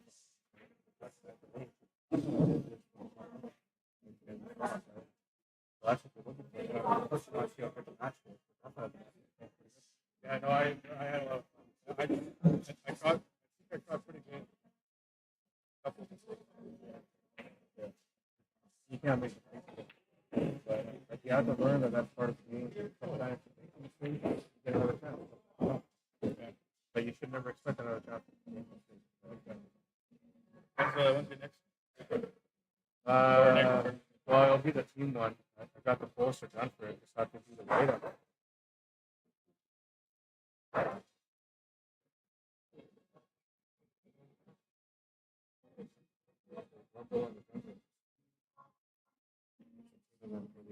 Oh, okay, so it's kind of like when they had the. So, all I know is it's 3-man teams. You can have a premier in a Vegas Thunder. You can have Chiefs in Vegas. And then the female players can do whatever. Female players. So what's the entry? $200 per team. Oh, that's 3-man team. 3-man team. So 8 ball on the east side, race to 11. 9 ball on the B side.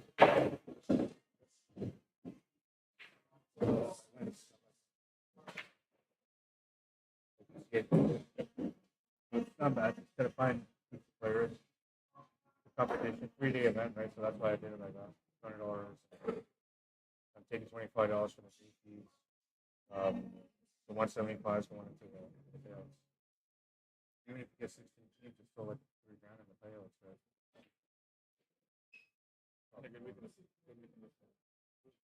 Yeah, I like the team. It's kind of weird because Monday is a holiday, right? Like the second. Yeah. So like, there's not going to be a lot of people around. So, like, I'm only expecting to get 16. It's tough to find 16 players that want to play. I was going to say you got to find a good. That's what's going to be the difference. Yeah, like 2 Super Vegas player with like a player like people. Like that would be a stack. Oh god. Well, thank you. Yeah, I gotta hit the work. Have a good evening, man. All right, 7-4.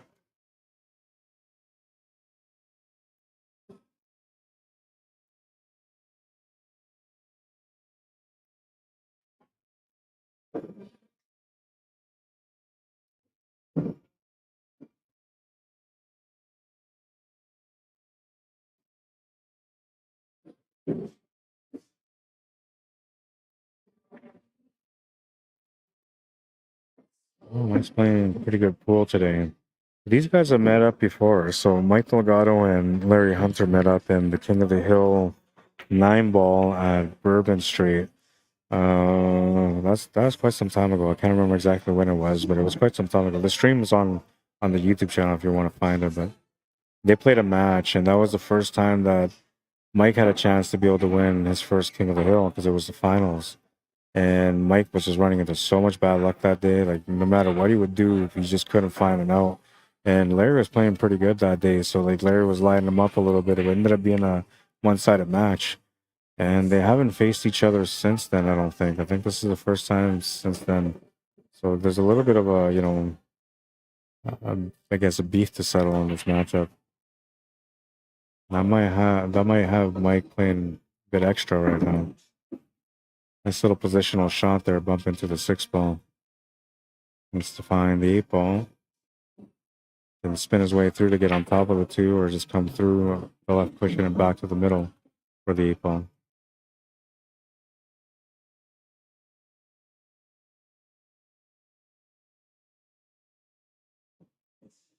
It's going to come up short on the rate. Trying to play perfect. Nice little positional shot here, man. Perfect onto the 6.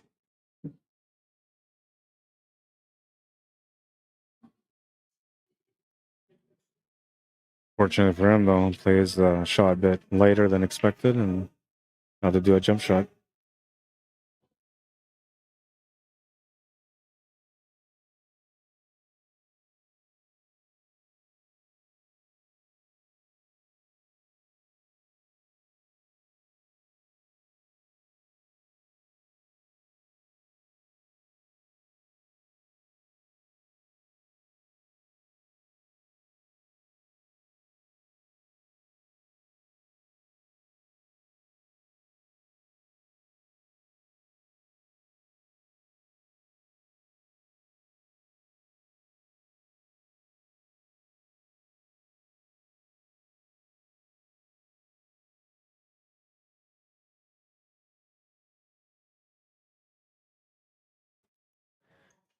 Oh, that's one way to finish the rack, I guess.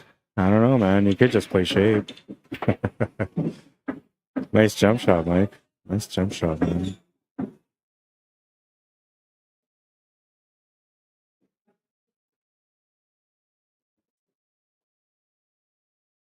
Beauty jump.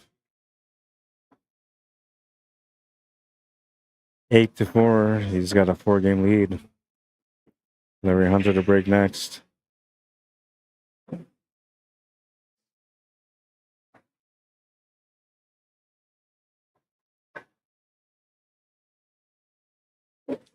Thank you, Andy. Appreciate it, bro. Tell me I'm doing a good job. I hope so, man. I'm trying to stay committed to the game. You know, parts of me wants to wander off and start talking about different things. But I enjoy the King of the Hill competition, man. So I'm trying to get locked in.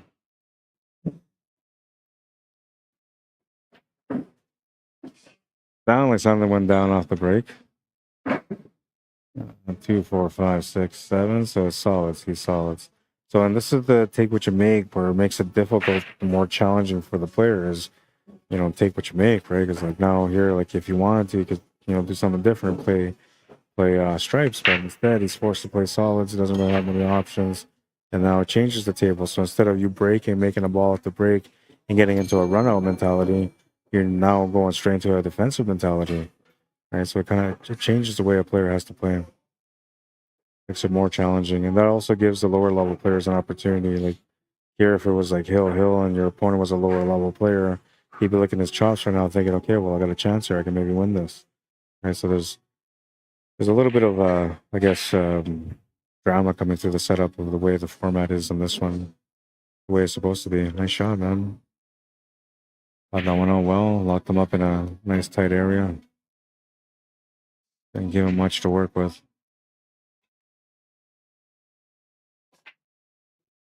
I don't know. What do you guys think of the take what you make? Do you like it? I like it. The way it works is whatever you make the most of, that's what you get to shoot, right? So if you make a break and you make 3 balls and 2 of them are solids, then you're solids. If 2 of them are stripes, you're stripes. If you make 2 balls and 1 was a solid and 1 was a stripe, then it's an open table still. But the real kicker is that, like, this is usually how it's played. But now what we added on top of that, which we did the last time I had one of these ones, is that it counts off the break too if you scratch. So if you make a solid off the break and you scratch, you're still solids. Your opponent can't come in with a ball in hand and run out the solids because the solids are wide open. They still have to deal with the stripes. So that made it extra hard for the players, right? And like I said, that's what the King of the Hill is an endurance challenge. See how good the players can handle themselves in competition at a high level, with of course a little bit of extra pressure. Which this one is not so bad because it's winner take most, so the top 2 guys get paid. But usually it's a winner take all, so only 1 player gets paid. And there's usually way more pressure then, because everybody's playing just to get to that last match. And then when they get there, like it's not guaranteed you're going to win yet. And you've had to play 3 matches, 4 matches to get to that spot. So, you know, you're pretty exhausted by then. Right now, like we're looking at 4:30. It's about to be 5:20 to 5 almost. And we're at almost the end of the quarterfinal stage. So let's say that by 6 we'll get to that quarterfinals done. So it'll be the semifinals. Semifinals will run till about 9 o'clock, from 6 to about 9:30, and then we'll have the finals, and that will be done by like 12:31. So think about it. If you came in and started playing today, let's say you came in to warm up even at 10 o'clock in the morning, and you end up winning the tournament, which is going to be done by 12:30, 1 o'clock. That was a long day, man. That was a long day. Your mind is worn out. So, like, sleeping well, eating well, having the balance, all those little things play a part in winning at King of the Hill. And of course, how you're shooting too, right? Like, if you're not shooting good, that makes a difference. If you're shooting great, it doesn't matter what the race is, what the format is. Doesn't matter how late it gets. Another thing too is if you're one of those night owls like I am, then usually when you get later on into the evening, instead of getting tired or fatigued, you actually wake up a bit more. I don't think he was trying to make it. I think he was just playing the safety. I'm gonna go check out comments on YouTube right away. Reese Lewis, what's happening, man? Says, wow, I like the rule. Even if you scratch, keep what you made. Yeah, I know it's different, right? I like it. Cindy Patagan, how you doing? Wants to know where this is. We're at the Hangar Billiards and Sports Lounge, 121 Squarefield Boulevard here in Winnipeg, Manitoba. Put it up there. 121 Squarefield Boulevard. 204-560-2929 if you want to call them to book a spot, or if you want to just give them a call for questions. Maybe you're looking to see how much tables cost, or what their food special is, what the soup of the day is. Some great food here in this kitchen. Chef Robin does his best work every time he comes out to work. He's not in today, though. And he's also the owner of Yummy Owl, which I was advertising him a little while ago.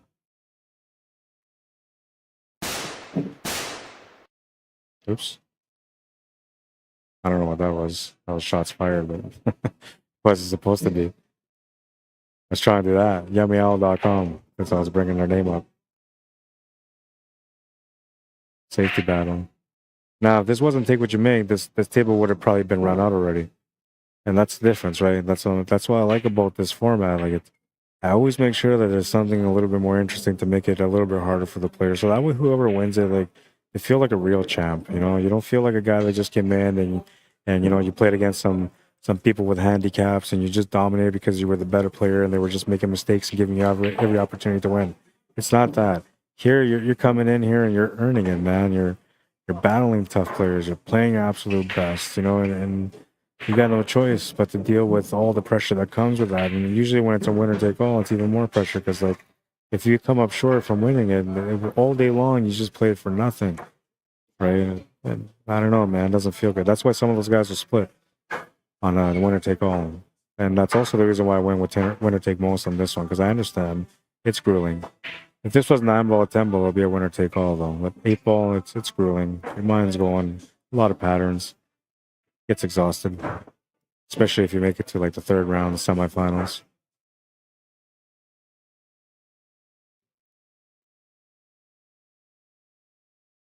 No, it's not a gray eagle. That was last week. They had that Indigenous Championships out there. No, that wasn't there. Was it there? No, I don't think it was there. But no, it's not gray eagle. Marvin March, how you doing? Joe Borsellino, welcome to the stream. Rafael Linares, welcome to the stream. Brad Baines, how you doing? Mike Farrell, Joe Pinocchio. Netflix, how you doing? Welcome to the stream. Yeah, I said I was gonna go check out YouTube, so I'm gonna do that. I get a little chatty, man, and sometimes I get a little too into the matches. But there's never a balance. I'm all in one or the other, it seems, but trying to find balance. Ben Lim, how you doing on YouTube? Says Randy Baggett won again against Sam, 11-4. Thank you. I have that updated there on the challenge or on the digital pool bracket now.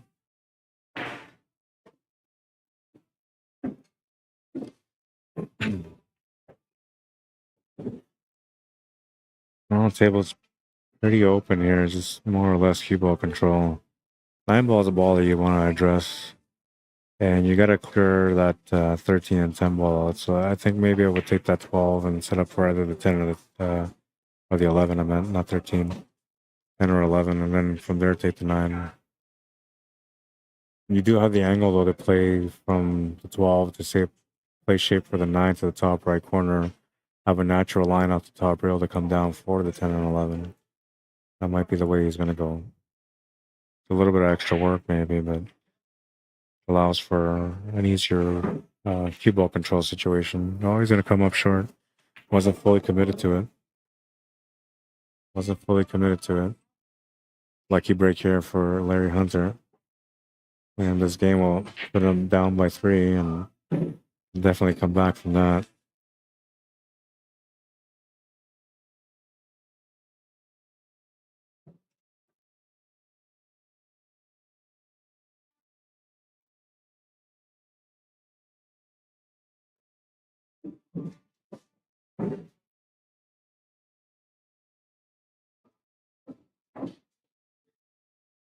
If he doesn't have the angle that he wants on the 4 ball, he's gonna have to take the 2 ball.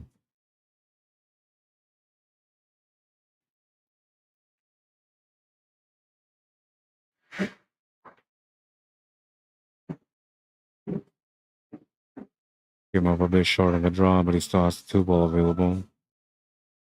I don't know if he can poke draw this to be able to get across to the left side of the 8 just to make it in the top right corner, or if he's gonna have to run into the 8 ball here instead. Might be easier just to run into it, but no guarantee you're gonna get a shot on the 8 from that point. He's right on top of the 8 ball. He will have a shot, but he's a little tight to the work right now.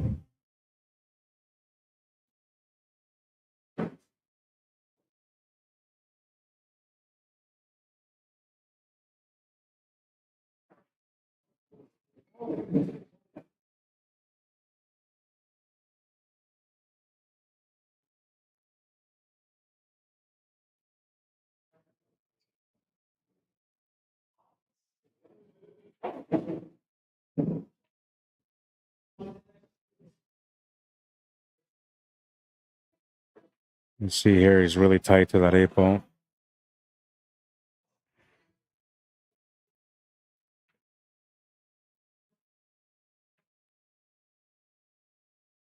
No, and he almost made it. Super tight, almost made it. He's going to bobble it, and that's going to give Mike a chance to be able to continue his lead. At the moment, with a 4-game lead, can win one more here to make it a 5-game lead and be a little bit more comfortable in this matchup.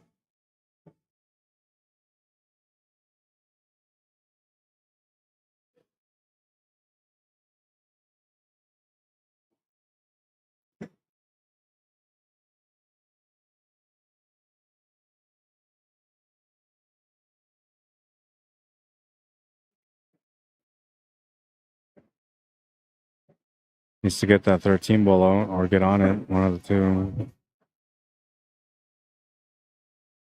Will come up short on that one. Has shape on the 11 ball though. Don't think that's a good thing. It is best for him to take it though, so I think he's gonna have to take that 11 ball no matter what. He would like to be able to take that 11 ball and get either into that 13 ball or to be able to play shape for the 13 ball to make it on the top right. That won't work from there. It could work if he took the 10 ball, but a way tougher shot. Not needed to do that here and just keep it simple.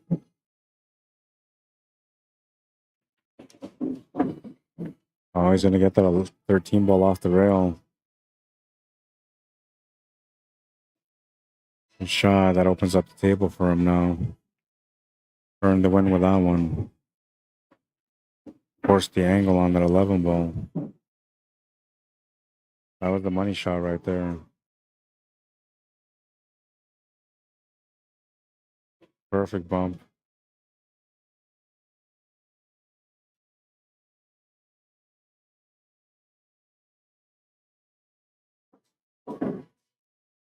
Goes too far, he'll have the 10. Doesn't matter which one he finishes on because the 8 ball's sitting by the pocket. He might do a big draw shot on this one. He could just spin it forward, but I don't know. Oh yeah, you can take the 9 ball instead. Better angle on the 9 to set up for the 10 ball. Yeah, I like that choice better. Simplifies it. He was thinking about doing that 10 ball first, but then like you have to do a power stroke or follow it through with a lot of spin, and it didn't make sense to me. You could just use the 9 ball naturally to get across. Easy 8. Makes it a 5-game difference. 9-4 for Mike Delgado. And we'll do our updates here.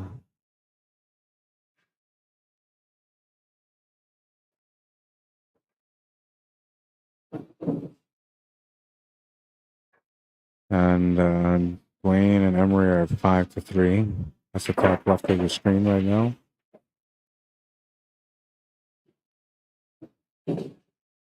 Johnny won his match with 11-5. Randy won his 11-4, so Randy's waiting for the winner of this match. Now I've had Dwayne on there. I partially had Dwayne on there. I had Johnny on there so far. And because of this match, I've had both Larry and Mike.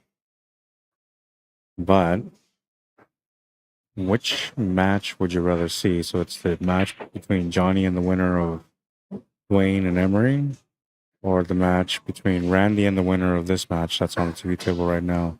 That's your semifinals. We're gonna have both semifinals on the screen. You'll be able to watch the other one in the background because it'll be on the one of the two tables on the top left or the top right. And then we'll have the other one on the main table closer. So we're basically just picking which one's gonna be closer. Which one we're gonna be able to keep up with the score with anyway. Your shooting Mike says Hunter WJ. That was very nice, says Reese Lewis. Yeah, that was pretty smooth, man. The way he got that ball out. Buddha Saint, how you doing? Welcome to the stream. Dwight Baker, what's happening, man? Michael Gray, welcome to the stream. Nathan McInnes, Demario Brown, Chase Phillips, welcome, guys. Melgi Nona, welcome to the stream. And Taylor Michael, how you doing? Mini Pack Thorpe, there's a name I haven't seen in a while. Welcome to the stream, man. Comment. Michael says, put Johnny and them on when they start. LOL, I think. Well, I kind of giving you guys an option so you guys can, voice your opinion. We're still a bit away from getting to that point. Now, another thing that might happen is that maybe we'll have one match ready before the other one's ready. So we'll see. Dan says Randy and this match is winner. I like that. We haven't seen Randy play yet. He's having a pretty good game today, too.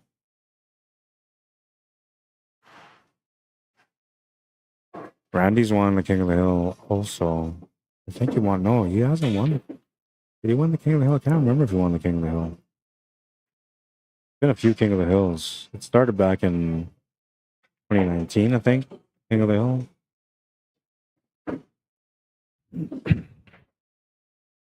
I can't remember. I remember that he got to the finals once against Johnny, and then was at the University of Manitoba in the 10-ball winner take all King of the Hill. I think that was at the end of 2018. Pretty sure it was the winter anyway. Having some flashbacks now from how many years ago.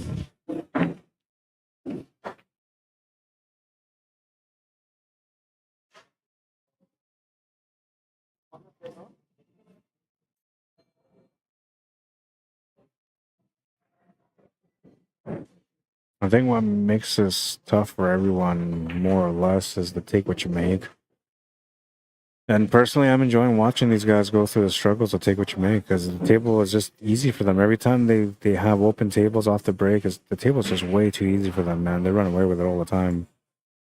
And when you have to, when you're forced to deal with the situations off the break, man, no matter what, you got to deal with these situations. Then you get to see how good the skill level is from each player, right? You get to really see how good they are. Pattern play is key in that situation when you're playing take what you make. If you're not very strong in the pattern play department, then you have a tougher time and take what you make. But if you're pretty good, you play a lot of straight pool, then you probably, or play a lot of 9-ball and 10-ball, then you're probably going to be okay.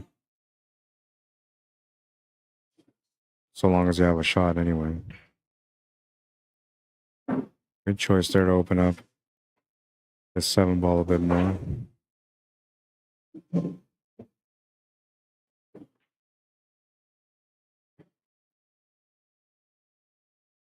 He has the upward angle here on the 7-ball to get set up for the 1-ball if you wanted to make it in the top right corner. From there, you can set up for the 3. But he might be thinking about getting set up for this 1-ball on the right side of the 1. And if that's the case, he's going to play across from the 7 for the 3.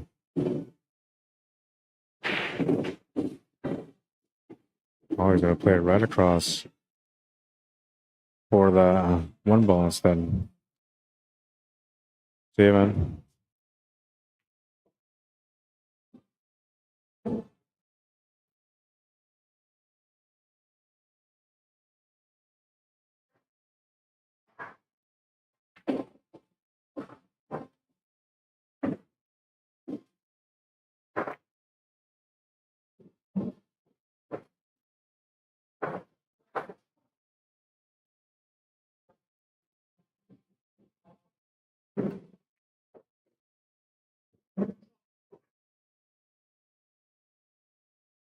Oh, he's gonna miss the one ball. Oh man.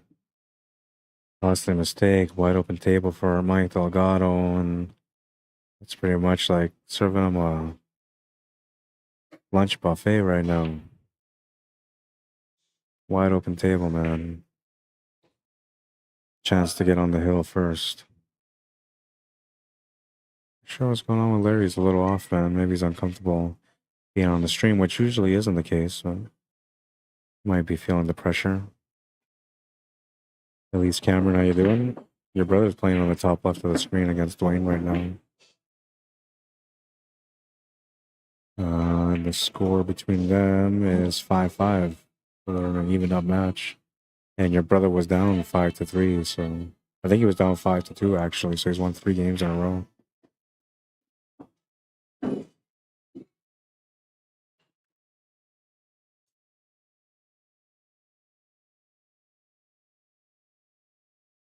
And against a tough opponent than Dwayne Duarte.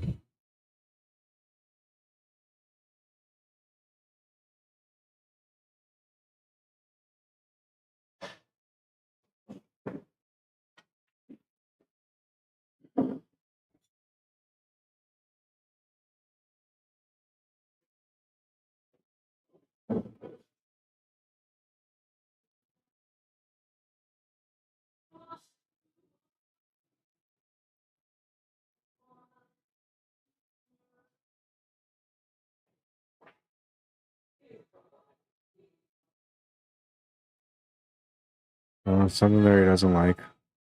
Maybe he recognized that the angle was going to be different than what he expected, and then he was adjusting, so he figured he'd reset.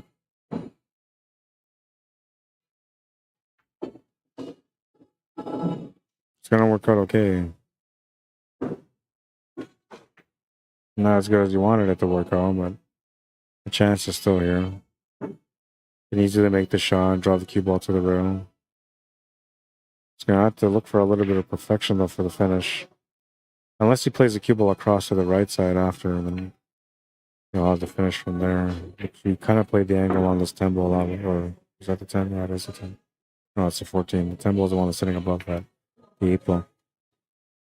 So now he can play the cue ball across to the right for that 10 ball if you wanted to.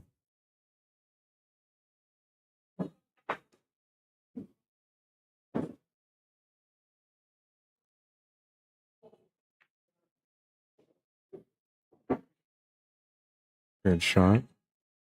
Nice line here to get set up for the 8 ball right after this. Can still play those off 2 rails just to let the stroke out to make sure the ball goes to the pocket. Or you can smooth stroke it and play with some topspin and come back down. It's better to play off the 2. Because then you can really stroke the shot, you know, and you have more control on the shot and the cue ball. 10-4, Mike Delgado on the hill.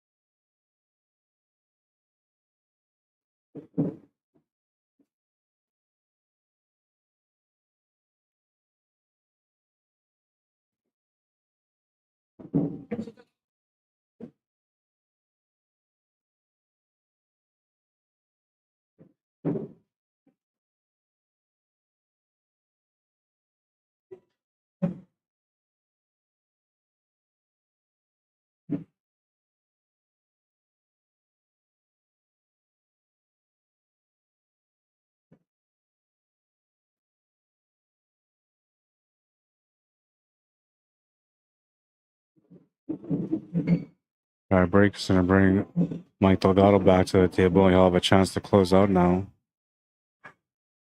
And this is where we're at in the tournament at the moment. 2 players through to the semifinal. On the top bracket, we have Johnny Baptiste. On the bottom bracket, we have Randy Baggett.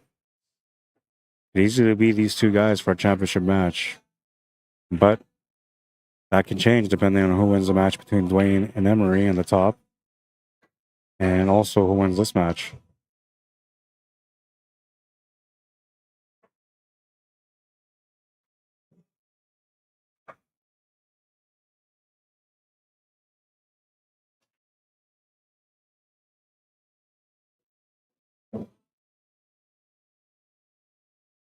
Now, there could be a chance that we end up seeing both of the semifinals, because that one match on the top left of the screen is the one that's running behind. And even though it's catching up now, like it's still a little bit behind.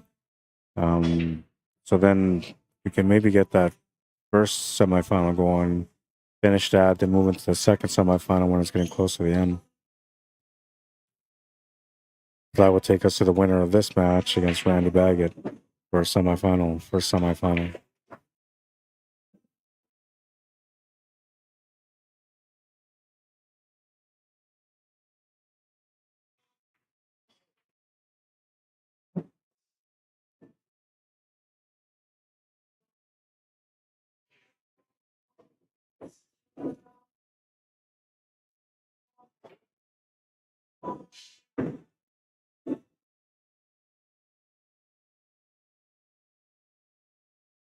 Pretty open table. Get out of position slightly here with this 11 ball though, so he's looking at this 15 ball like it's the only option now. It'd be good if he can run into that 3 ball, but if he can avoid it, it's probably best. That's gonna maybe work out, and I don't know if he's got the 11 ball. It worked out. He did open up that 14 ball though. Now it goes to the top right corner.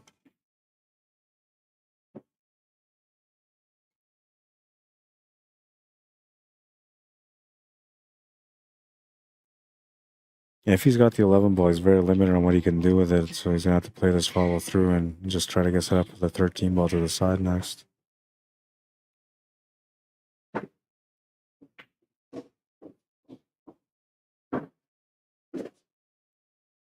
Or the 9, I guess. The 9 ball gives him a decent angle to go up table and maybe break out that 12 ball that's near the 6. No exit shot though if you end up hitting this wrong, so I don't know if he's gonna take that gamble. I just, like, the 13 ball doesn't really help him a lot right now, where the 9 ball does. But leaving that 13 ball there could be a problem in the long run. Because it looks innocent, like it's safe, it's open away from everything, but problem is there's a lot of clusters in different areas where you can get into trouble and maybe not have a shot on 13 ball if you end up taking the 9. I bump it past that 8 ball, it's gonna hold up just before it.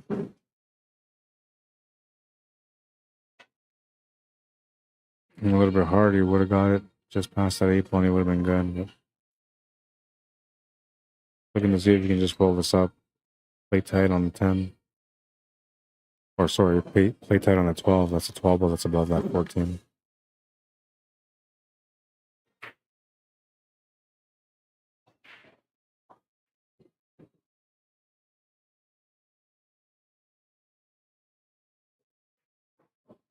That Scott says totally. Oh, that's Reese Lewis's nice. Just nice. It's just nice watching Mike shoot. What a stroke. Yeah, he's got a nice stroke for sure. He's a 9-foot player, right? So that's the way he's used to playing. There's lots of stroke behind his game. Great positional play too. Knows his angles really good, and safety battles are really intense too because he knows his angles so well from 9 ball. But yeah, he's a beauty to watch all the time. Same with Johnny, and same with Larry. I mean, Larry's just having a bit of a bad performance today, but usually he plays a nice clean game, nice stroke too.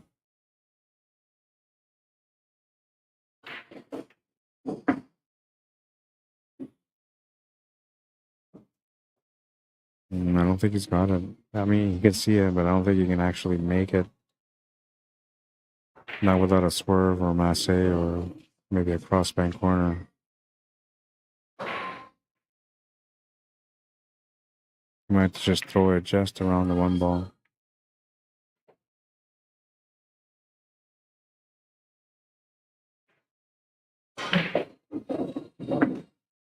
Gonna make a great shot there.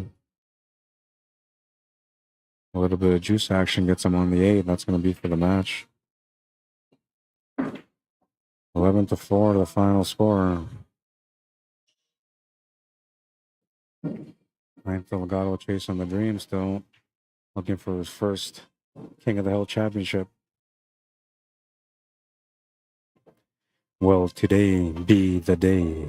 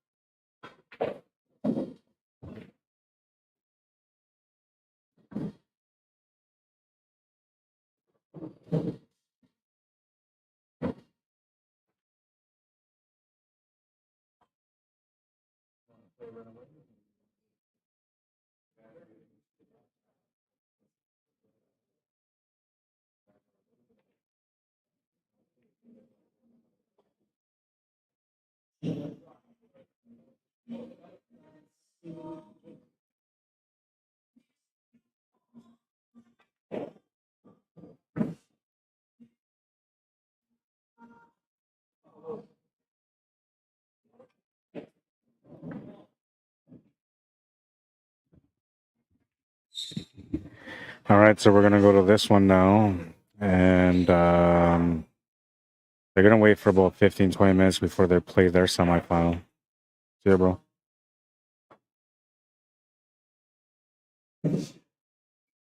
Scary Larry, man, got sent home. Such a good player too. That's the thing about the King of the Hill, man. It doesn't matter how good you are; it's how good you are that day, and how long you can hold it for, if you can.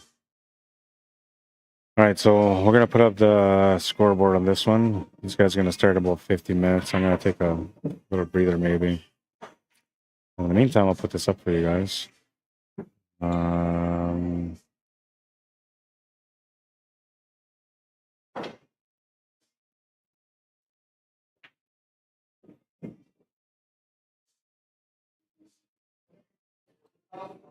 I gotta see what the score is between them. It says here 6-5 for Dwayne.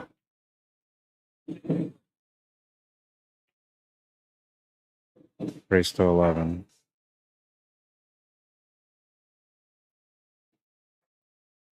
All right, I'm gonna probably be like a good 10 minutes, man. I'm just gonna go relax, stretch out, socialize, because some of these guys are leaving now.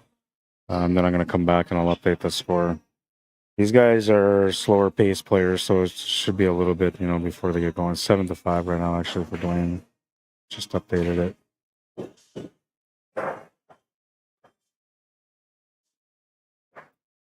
And when I come back, we're gonna discuss performances. We'll see who is doing great today and who is underperforming today, and by how much. Reese Lewis says, man, he cut the number off that ball. Yeah, no, he's a great player, man, for sure. All right, so 7-5. They're into the next rack. We'll run the clock for now, just because, the clock is there, and might as well use it. Race to 11, 7-5. Dwayne's breaking right now. Emery's sitting there with his arms crossed, waiting for a chance to get back in this match. And I'll be back. Thank you for liking and sharing, those of you that did. And if you didn't, you could always share it now or in a little bit, whenever you want. We are going to have a nice little matchup for you guys. It'll be Mike Delgado and Randy Baggett. That's going to be a crazy, crazy matchup. In about 10 minutes, they're going to start. I'll be right back.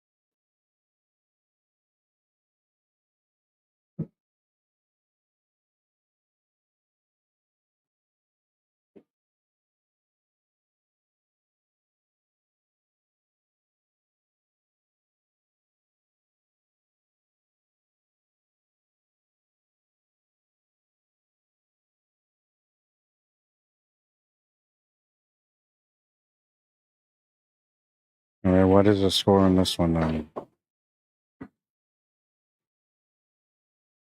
8-6.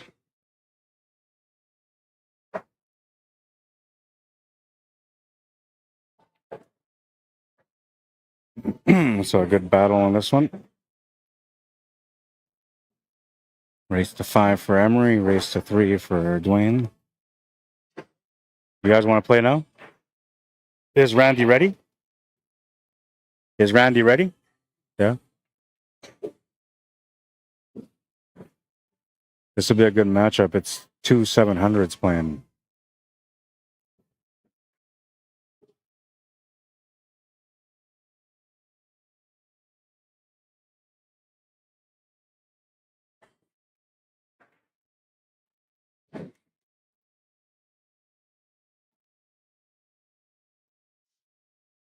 Wait till they get started before I move this.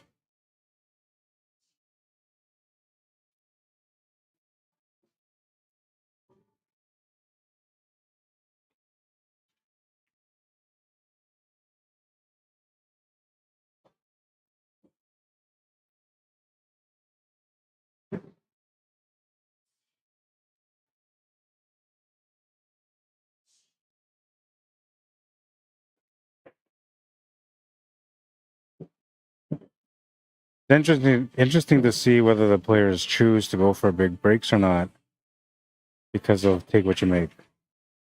Now, the fact that it's take what you make, even if you scratch, kind of sometimes comes in handy because, you know, sometimes they lose the cue ball, but it's an nasty table, so they'll still get back and they can win. It doesn't always work out like that. So we had two 700s almost in the last one. It was a 697 against a 700. And this time we're going to have two 700s playing, or even though it's 700. Gotta wait for them to get their match going.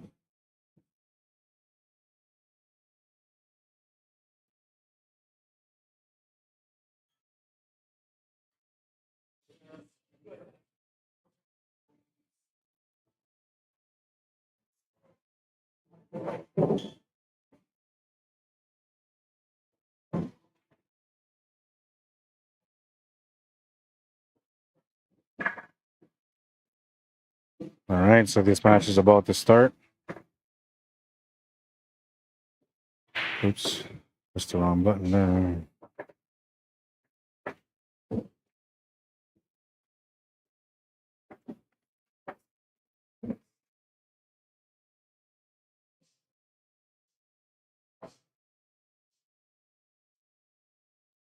Mike Delgado to break first.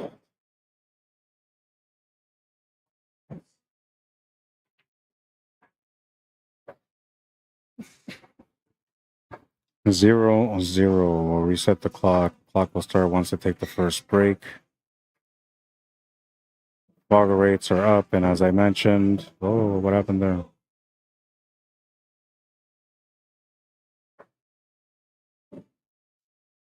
Hang on, lost my camera. There we go. That was supposed to happen.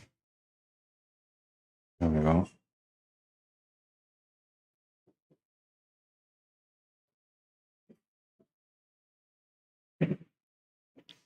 All right, there we go. I don't know what was going on. Something was going on with my camera. But there is the far rates, 700 and a 700. It's a race to 11. And the break has already happened, so they run the clock.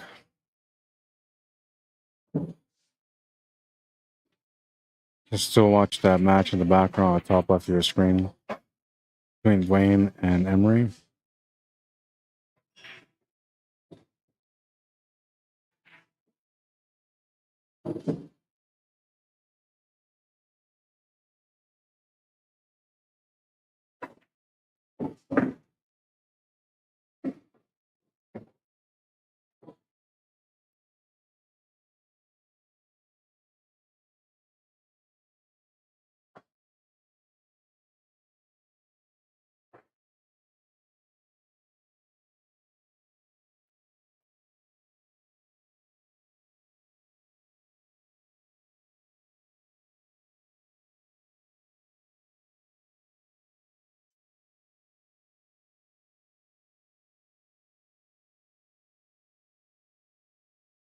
This is where we're at now. This is the semifinal number 1.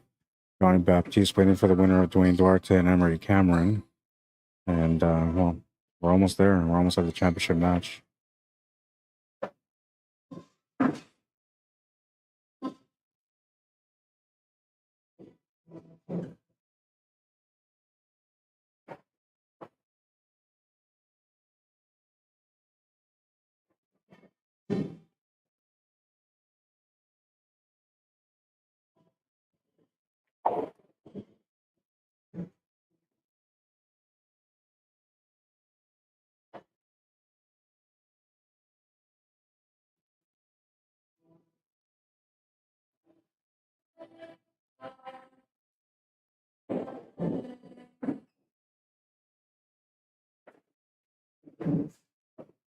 I don't know if he went too far. It looks like he went too far. Not sure what he was trying to set up for. I think he was just trying to get onto that one ball and just get it out of the way, but he ended up weird on it. And it doesn't go to the corner, and the only option he has here is play calmer to the side. Tough shot to do. Wonder if he's comfortable making a jump shot there. That might be easier. He's playing the combo. It's gonna just come up short. Played some extra pace on him, but it's still gonna leave an opportunity here for Mike Delgado.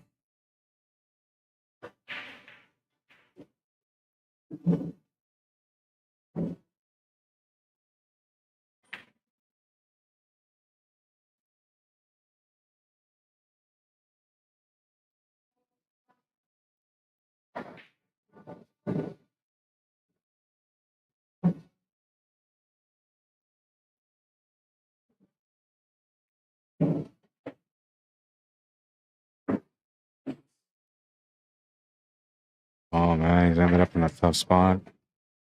See, in the last match, there was a little bit of like extra focus because in that one, he was trying to get even from the last time around, right? So he had like some motivation to play good. And, you know, there's no way that he was going to lose to Larry twice, right? And so that's why he played good like that. And this time around, like he's trying to play good again because he knows he's playing against Randy, but it's a different mentality now, and it shouldn't be. It should always be the same. Like he should always be playing the table, not the player, right? And see there, like a little bit of lack of focus got himself into trouble, but he played a good safety to get himself out of trouble, and he's locked up Randy pretty good. He's gonna call the 2-ball to the side.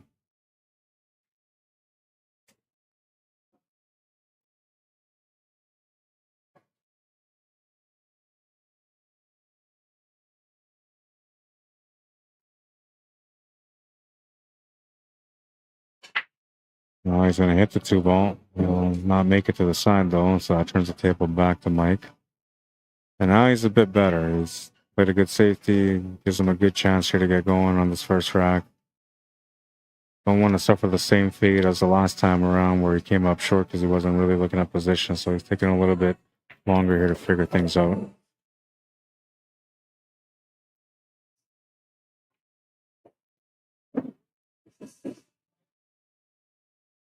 Options for the 9, the 13, or the 14. 14 is the one that's right in front of him right now, so he can just make that and then draw over for the 13 ball next. I don't know if you really want to move any of the stripes around. I think they're all kind of good in a good spot. The only ball I would move here is like maybe move that 12 ball away from that 13 ball and push him over to the right. Other than that, I wouldn't move any other ball. Yeah, he doesn't really have to. So the only way I was thinking about it is if you involve a different pattern. He's looking for the right angle here to get across for that 7 or that 11 ball. So that's what I was looking at was if you play that 9 ball to the side, set up for the 11, then I would use the angle to run into that 12 ball, giving me the 13 to the corner, and then the 12 ball to the side or the corner after that. That's the way I was looking at it then. He's looking at that too, but then he figures, you know, he'll just play shape off this line and come below for the 11 ball. And that's all he needs. Like, technically, if he even just gets set up for the 12 ball, that's all he needs. That speed's going to come and bite him, though. Oh, man, it just rolled up a little bit too far. Unbelievable. A little less and he can work with it. Not where he's at. He's in a tight spot. I'd be looking at the pool guys right now saying, what's up, man? What did I do?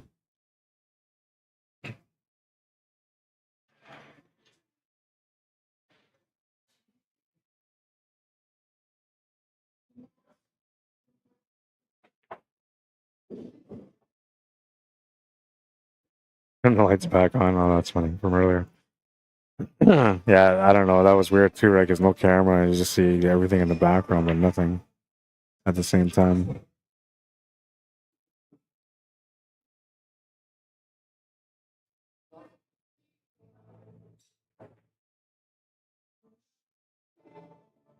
And he's able to hit it, but he's going to turn the table back over to Randy. Oops. Didn't mean to do that. Getting a little worked up here, you know?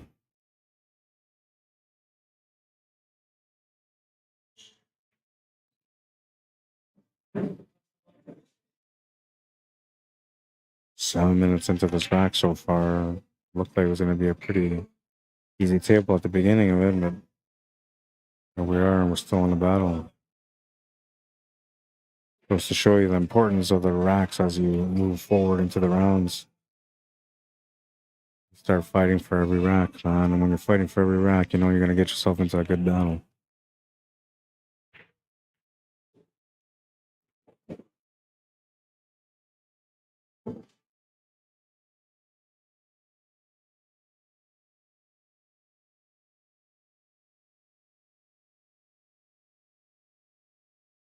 He's going to miss the ball altogether. That'll be a ball in hand for Randy. Gets rewarded for his safety play. And he's just trying to figure out how to get this one ball into play. That's the only problem ball he's got.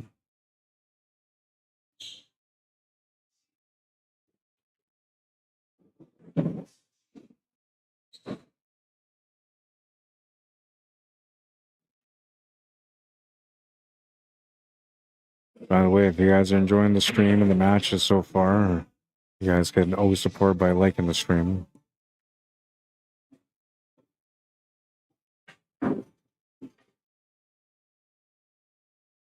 And do a little display here. If the verbal didn't get to you, the physical will, right?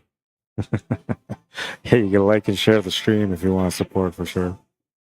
And if you've never been to my YouTube channel before and you want to subscribe to my YouTube channel, that would be another good way to support the work that I do.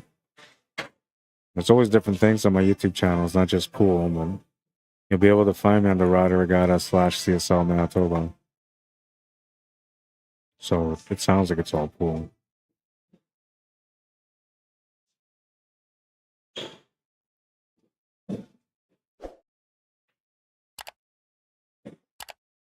Put it up there just in case. Easier to find when you can see visually what it is.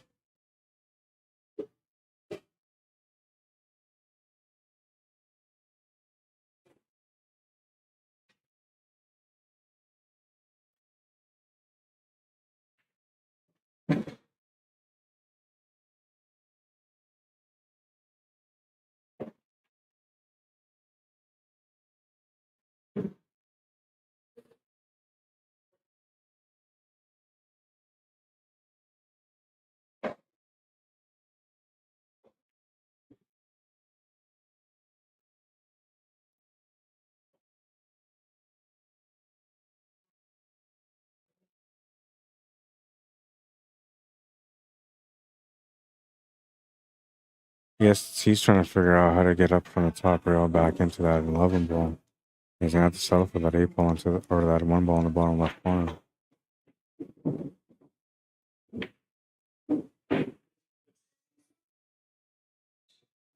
Interesting.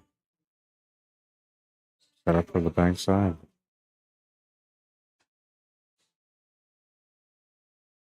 It was gonna be tough for him to get off that top rail and back into that 11 ball area. And then the one ball is going to be tough too. There's a little bit of lecture on the leave. He's not going to get it. He'll leave the 11 ball open and available for Mike, and then I believe he's also left in the 12 ball.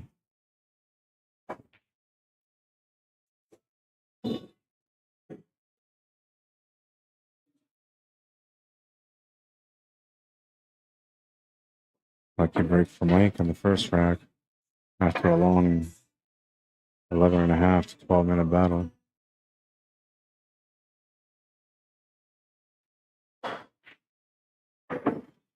But he'll face the first 8 ball.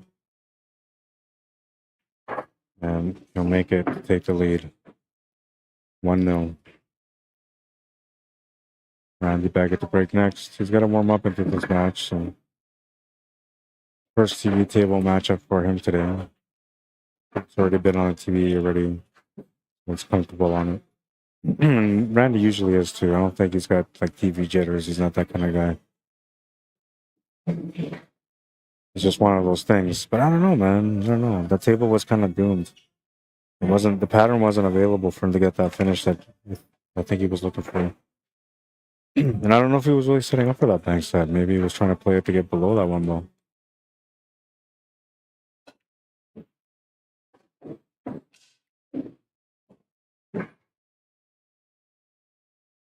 Oh, he made a stripe off the break.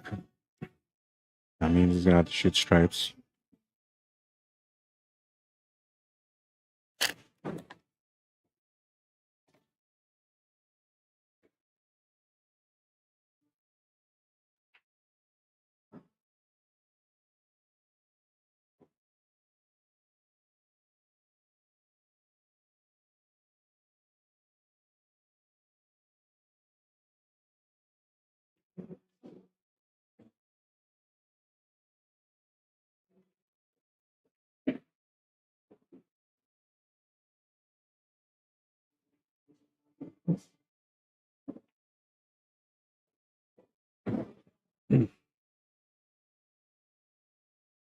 Johnny Baptiste just waiting for an opponent.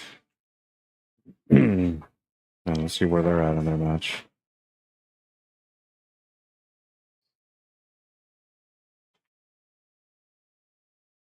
That match is 10-6 for Dwayne. And Dwayne's at the table right now trying to close out.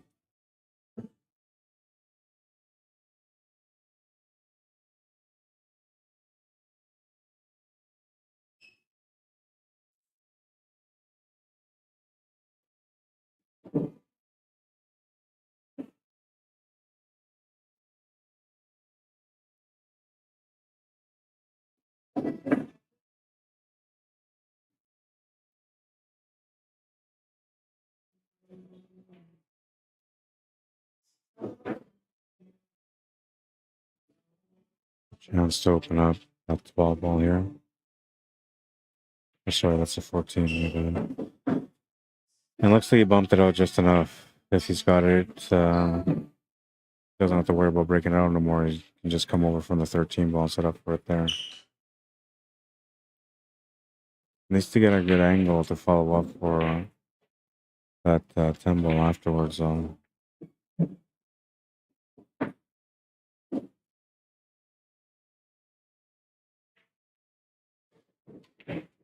Got the shot to the side available. He'll need to find the other side for the 10 ball. And then he's looking at the angle there to see whether or not he can just roll up from the 10 on to the 8 ball or if he has to break that out.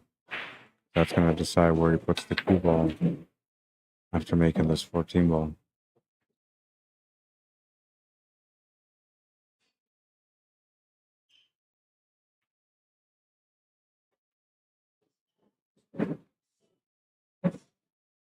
If it goes past that 4 ball to the bottom left corner, then he can just roll it up. That's the best case scenario. He's got a little bit of angle here, so he's got the option to follow through and set up for the bottom left corner if it goes by there. Or if he doesn't have that option, then he's got the option to break out into this 8 ball right now and try to get a shot after that. But the gamble is trying to go for the breakout shot, I think. if the 8 ball goes to the bottom left corner, then it's always best just to set up for that. I don't need to force the cue ball and do anything extra that way.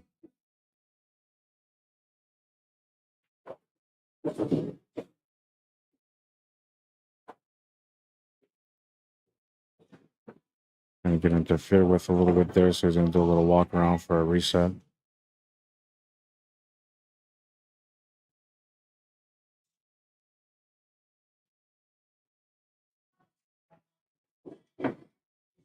And I'll have to break it out, and a good breakout gets it up for the 8 ball.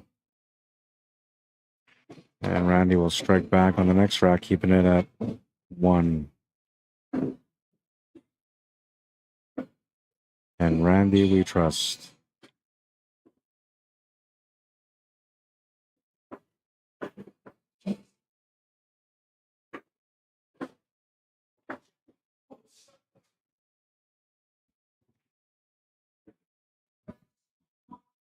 You need a few minutes before you play again? You need a few minutes before you play again? When you come back in, you can play against Johnny. You guys can play, I don't know, same table or 10, whichever one. He might want to have a different table. Yeah. So it's either 10 or 9, so, or 10 or 11. Put you on 10. I'll put you on 10. All right, so we're going to get that other match going in the background. Not yet, but soon. Table turn. It's going to be Dwayne Duarte and Johnny Baptiste. They're going to have a chance to go toe-to-toe in the background. And this match here is at 1-0. Or, sorry, it's at 1-1. Yeah, 1-1.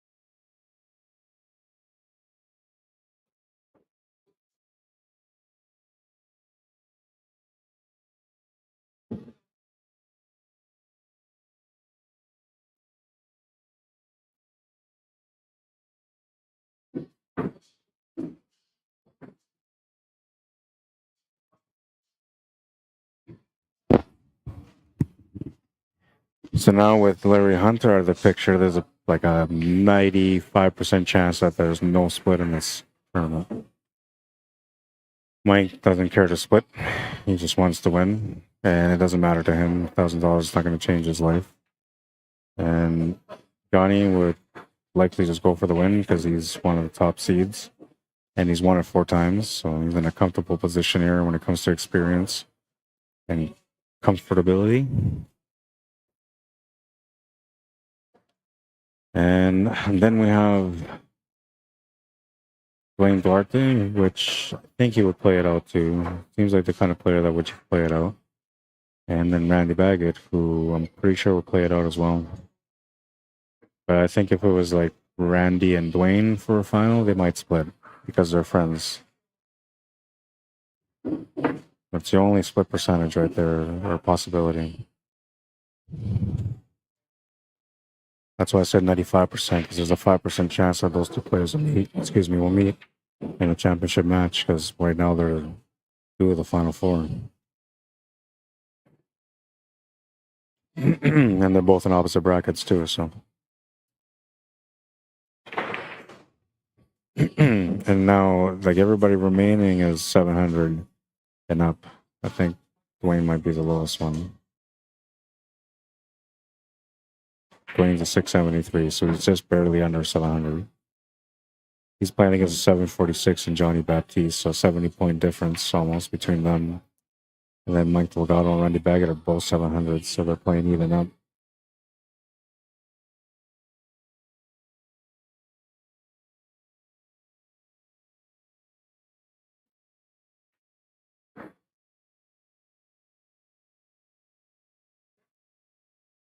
biggest thing you're looking for, excuse me, is to try to get the most that you can out of mentality when you're out here. You're playing on this one. This one, long first game, says Michael Hunter. Yeah, no, that was a long game for sure. But that's just how important it is now. Like every rack matters, right? They're taking turns on mistakes, but when they get going, it's going to be lights out. Yeah, that's the way it usually is. What's up, Timothy Bone? Says, hey, Rod, is Johnny still in it? Yeah, Johnny's still in it. He's looking for title number 5. He's the Michael Jordan of the King of the Hill. Looking for 6 titles. He's got 4 so far. Today he can maybe get the 5th one. I stopped making checks too. I used to make these big checks for the King of the Hill, but like I'm always giving them to Johnny, so like he doesn't need more checks. He's already got the 3 ones that matter. Got 1 of each. 1 for the 10 ball, 1 for the 9 ball, 1 for the 8 ball, and he would have had 1 for the last one too. We actually made it for him, but he left and didn't take it. So I was like, well, Johnny doesn't need the checks no more, so we're not doing checks no more. But if somebody outside of Johnny wins and they want the check, I'll make the check for you. Not a problem. They just won't have the signatures, which was what the cool thing about the King of the Hill, right? Is like everybody put their signatures at the beginning. So you got everybody that played in that King of the Hill, you got their signatures, and they were like your bounty collection at the end, those signatures if you want it.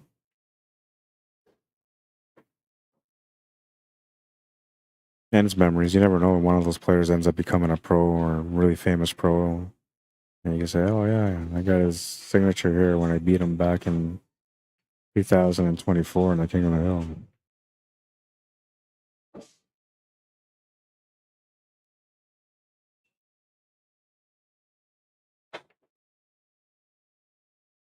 So the 4 players remaining are Randy and Mike, which are playing against each other right now. Johnny Baptiste and Dwayne Duarte, all high-level players. Who do you think, in your opinion, will be the final 2? Or who do you think will win it? So you don't have to say who the final 2 are. You can just pick who's going to win it. Or you can tell me who the final 2 will be and who you think is going to win on top of that.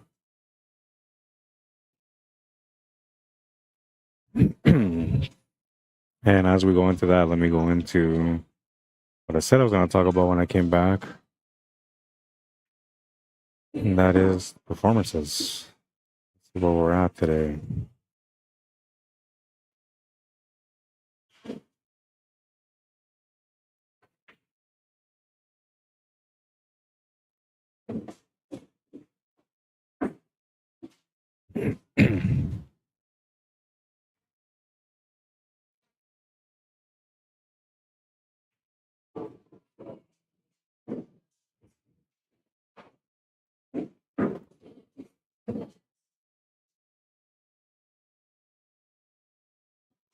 All right, I found it.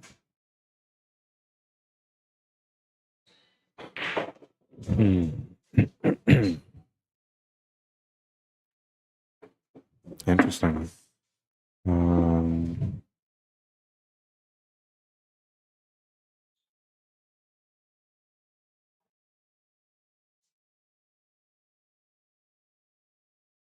All right, so Zach Warrington was performing. He's been eliminated from the tournament, but he was performing at 64 points above his Fargo today.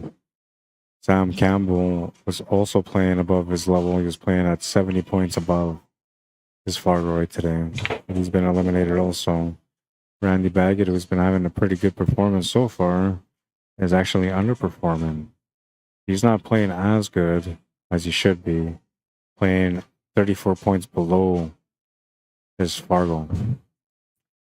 Mike Delgado, who's also underperforming right now, is at 691. So he's playing 8 points, 8.24 below his expected skill level at 700.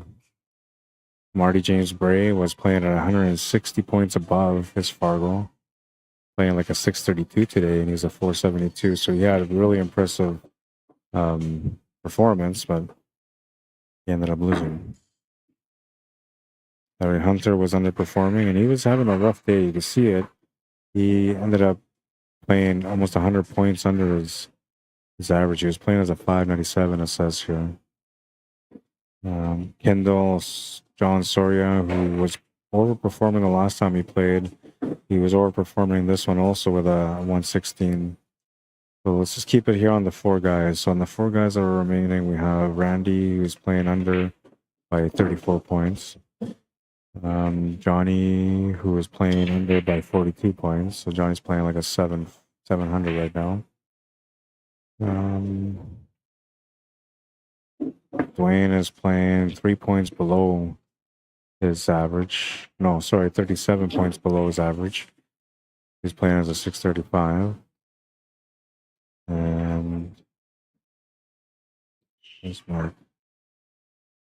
Mike was playing under by 8 points. Mike's the one that's been the closest to his performance level. And Randy's the one that's been playing good, but he's underperforming. So if he can find that next gear or find his game, he could easily be one of the guys that wins the tournament. And Johnny is sitting at 42 points below. So Johnny is playing, you know, like his B game almost, but he's still in the A, you know. He still has the run out, still has pretty good breaks, and it's to take what you make that's kind of challenging, I think. That's the way I'm looking at this information. To take what you make, that's what's getting to him. And that's probably what's affecting all these guys' Fargos right now. But I'm laughing because it's, you know, the whole idea of this tournament is to make it challenging for the players, right? So they can see, you know, how hard it is to really be a winner amongst other winners. Looks like Joni and Luana are about to get started. They'll be playing on the top right of our screen. I'll tell them though, if they want to play on the left, they can, but then like nobody's really playing in that. Well, I don't know. I think it's better to have that one person on the right than to have the people on the 9 foot plus the people on the 12, table 12, getting in your way. But I'll go suggest it to them so that way they have a choice. They don't have to play on table 10. I'll be right back.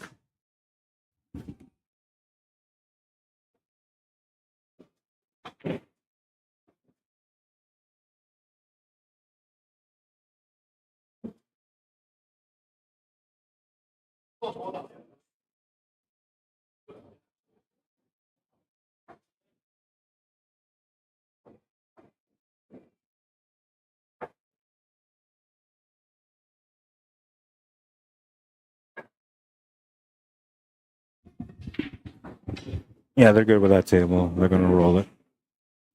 Roll with it.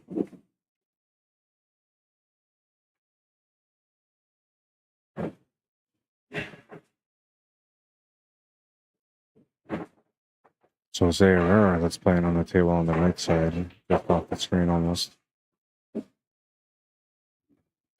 I was just trying to make sure that those guys were in a spot where they were both comfortable. Nobody's going to interfere with their game because, you know, we're into the final 4 now. So basically, like, winning this match guarantees the players at least $300, right? And a chance at 1,100. So the way I went was 1,100 and 300 because the original was set up at 16 players and it was supposed to be 12-4. So because we're 2 players short, we're going to short 100 from each one. So instead of 12-4, it'll be 11-3. And now this is the matches that matter because now we're in the semifinal.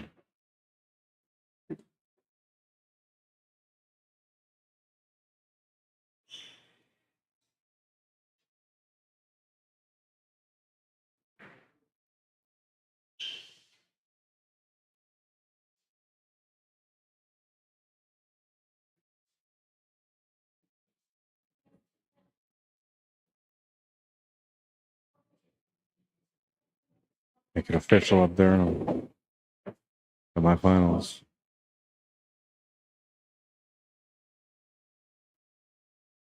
And the second semifinal is going on in the top right of your screen. That's Johnny Baptiste and Dwayne Duarte. So you guys will still have a chance to watch that match if you want to just focus on that match, right? And then you get to watch this one here. And then once this match is done here on the main one, then we're just going to switch over or get closer to that other one over there.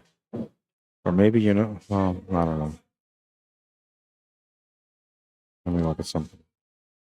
Wonder if I can get a little closer to that table over there, man.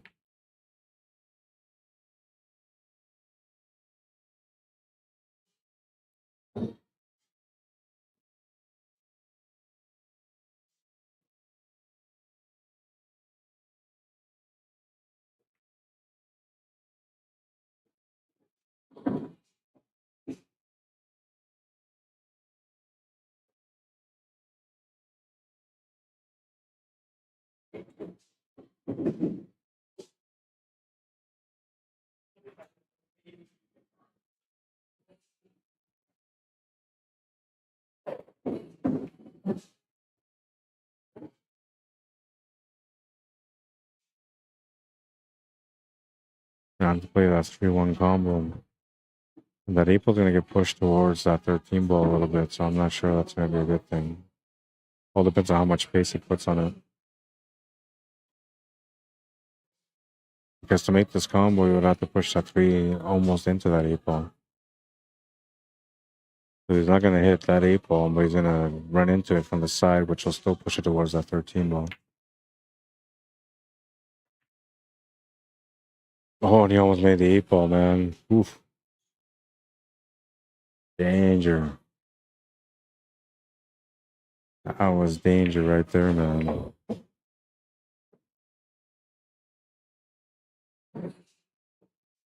I think even if I go to this camera, you still get a chance to see Dwayne's match in the background, yeah.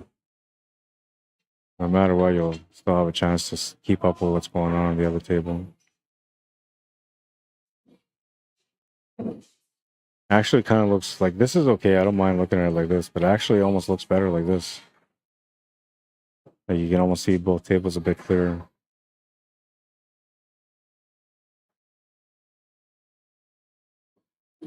And then when we go down to the last one, then we're gonna change her up, get a little closer. There'll only be one table remaining after this round is over.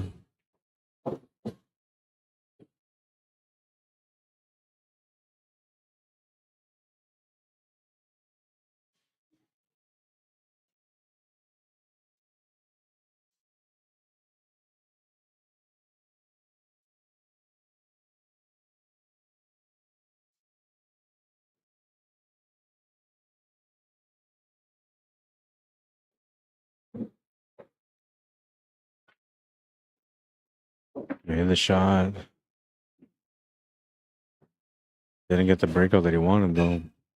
You know, he was in a tough spot. One ball is gone and rolled off the rail and back across, and it's right on top of the 14 ball now. So the only option he has is try to hit this from the top rail. Or the bottom, I guess, with some spin, but the top rail is the easiest way to go, and he can only hit that 13 ball.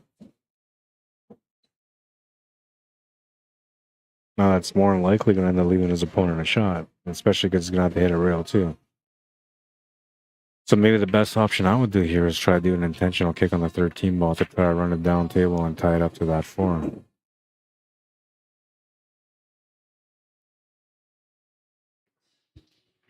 Oh, it's not even a 4, that's a 6 ball. Jesus. Where's my eyesight today, man? Like I'm colorblind. Like now, like when I look over, I can see the 6 ball, but on my screen on my computer, like I can't tell. And I thought it was the 4 ball for sure. I have to keep peeking over from the laptop to the left or the right just to look to see what color it is.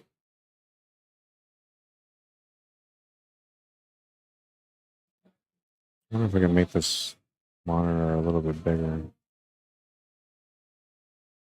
Maybe I'll just bring another monitor and connect that to the screen. That might be a better idea. Alright, so Randy's at the table. And a 1-1 matchup. I'm going to take advantage of this opportunity.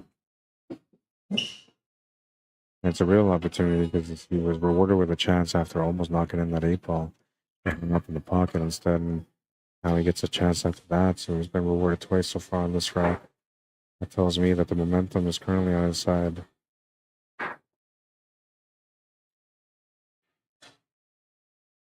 He still has to capitalize on it though.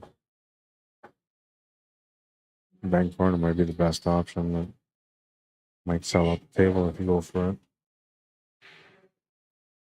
The back on the 5 ball is alright, but now if you push that 1 ball towards that 8 ball and knock it in, it's over. And if you're focusing on not hitting that 1 ball, then you're gonna maybe come up short on the shot of the 5, just because you're trying to control the cue ball and where it goes. And now if he makes the 5 ball, he has to take the cue ball off the top rail and then either run into the 3 and open that up, or run into the 1 and then have a shot on the 1 afterwards. He's gonna go straight towards that 8 ball, knocks it in, and it's a 2-1 score for Mike Delgado.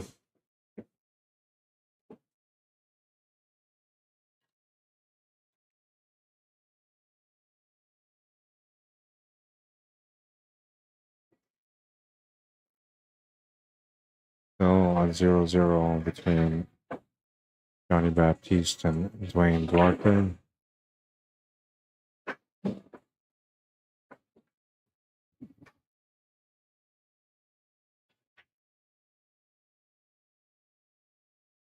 What's up, Dave? How you doing, man?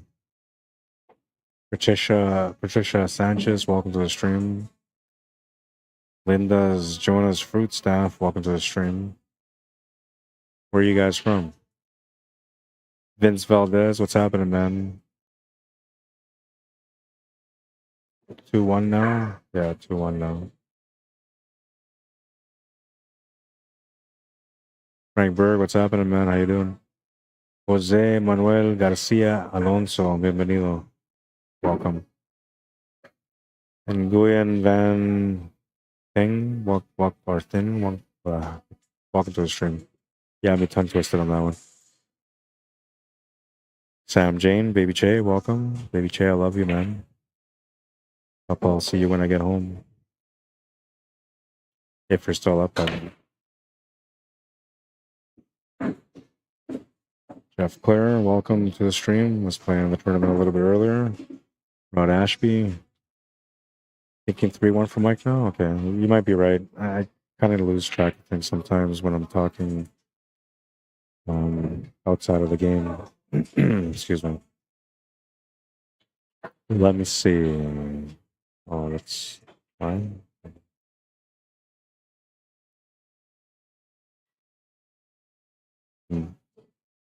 Yeah, it's 3-1 Mike. You're right. Sorry, my bad. 3-1 Mike. Well, he's off to a nice start. 2-game lead. So, and he's the one that's playing the most consistent to his game right now. So, when he's playing his level of game, he's usually the most dangerous player around. But like when these guys are playing their best game, they're usually the same.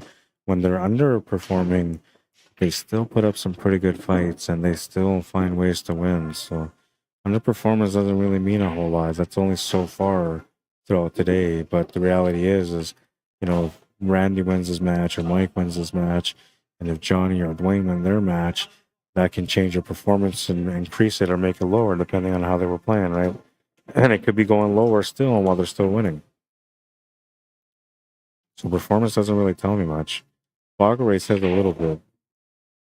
Like Dwayne Duarte and Johnny Baptiste, there is 673 and a 746. So like the match between them would be like a 2-game difference. 11-9 for Johnny. That's what the Fargo rate says it should be. This match here between Mike Delgado and Randy Baggett, like it can be anything. It can be a hill going to the 8 ball or a hill break and run. So like I just don't know what to expect out of this one. But at the moment, it's a 2-game lead for Mike Delgado, and as I mentioned earlier at the beginning of the day, you know, 2 games, 3-game leads are really not that much for high-level players like this. It's when they get like 4 or 5-game separations, that's when it makes it a little bit harder for them to come back. But as long as they have a reach or a chance to be able to get within there with their breaks, you know, especially out of the majority of the breaks, then they have a good chance to get back in the match, even if they're down by 3. Even at 4. I've seen guys in the King of the Hill, they've been down by like 6, 7, and they come back and push it to like where it's up tied at 1 or down by 1. I mean, not tied.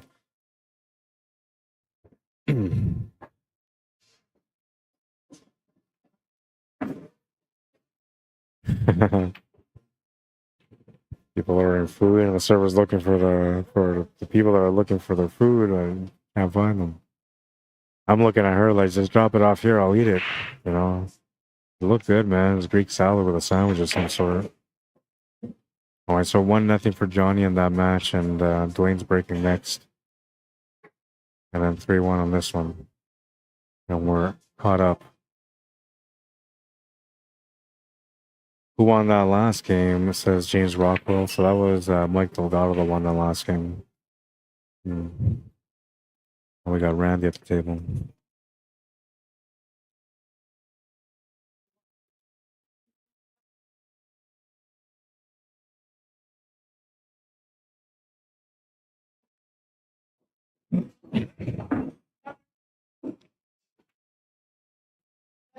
Got a bit of a bad bounce on that one, but we still make this work. Position to 15. Dangerous angle in a sense because I don't think he's gonna want to run into that 9 ball. I'm thinking he stripes. I don't know if he stripes. I thought I seen him shoot stripes just now. So I don't know if he's gonna want to take that 15. He'll just take that 9 ball instead. He needs to get set up for the breakout on the 13 ball, which he can do here with a 9 ball. Just needs the good angle on that 12. Looks like he's got it. And he's going to want to separate this, but maybe not bump it too hard, because what if he end up banking that 7 towards that 11, or even worse, towards that 14 ball? You just want to get it out of the way a little bit. And it's going to go towards that 11 ball, so that was going to be a bit of a concern. Something like that happened. Still okay, though. Has a shot on the side on the 14, but the setup for the 13 ball. From there, he can set up for the 11 ball. And then the 15 ball will have to be the finish ball. You can even set up for the 11 ball right here and then take the 13 ball after.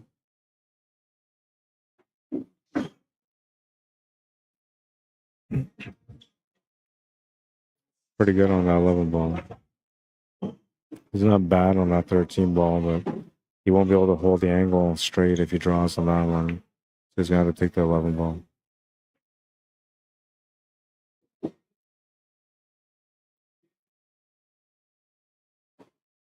And now he wants a little bit of angle, which he didn't get a whole lot of, but he should have enough to at least force a little bit of a stun draw. Like a half inch to an inch to the left, and he's perfect, man. But with this angle, like, he's got to force it a little bit.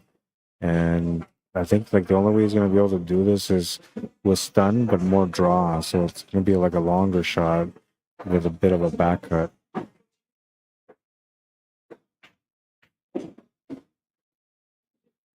He was able to stun it over pretty good. I thought he was going to have to draw that back more instead of stunning over as much as he did. So he's not bad.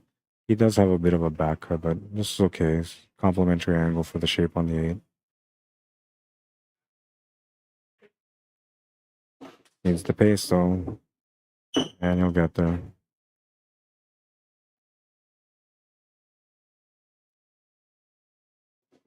He's down by 1.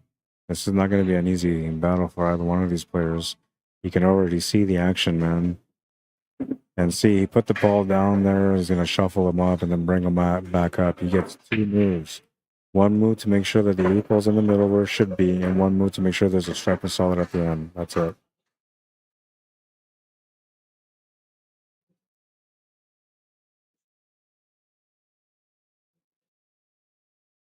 Here are the tournament rules, so you can see them. Race to 11, single elimination, alternate breaks, straight races, no handicaps, take what you make, 2-move random racking system, which we just seen there. Cue ball fouls only, no splitting, so championship match must be played. Magic racks are not allowed. They're playing on 7-foot diamonds, and only the top 2 players make money today. It sounded like a dry break. I think it was. So Mike will have an open table and a choice to pick here from the solids or stripes. It's kind of nice when that happens. I'm going to be back in a few minutes, and if that rack is over, I'll update it. But if not, then I'll be back in a few minutes.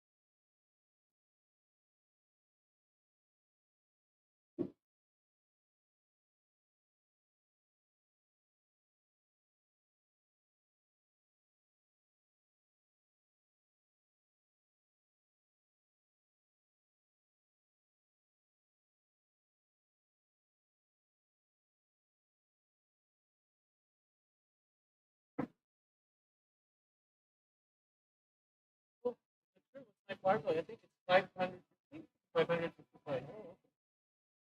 Probably because it's playing about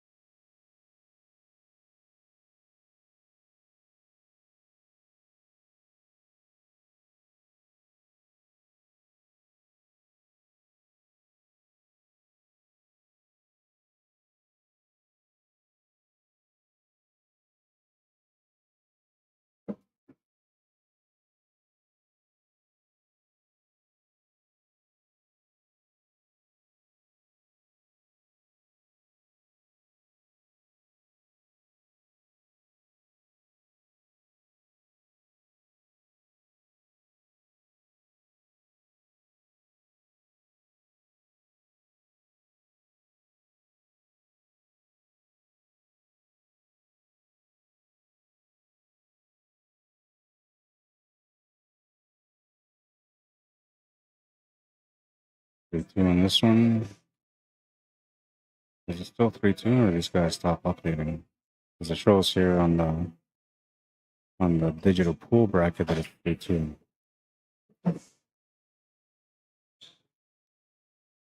There's a money match going on, which we always, I think almost every time that I've ever had a King of the Hill and players get eliminated early, they almost always have a set. And they'll find somebody that they'll want to play a set against.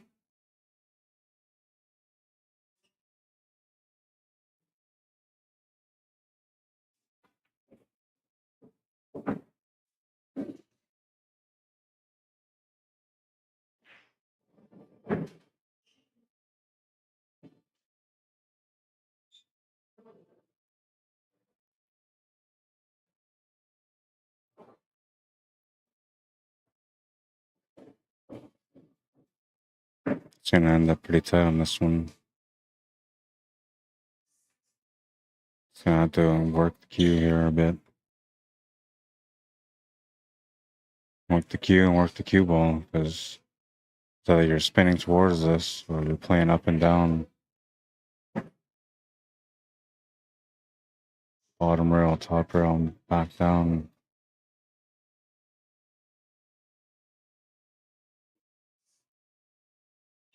I don't think you want to move anything, so I'm thinking he's just going to go up table. He's going to have to put some pace on it. And that's why we'll go off the bottom rail off the top and back down.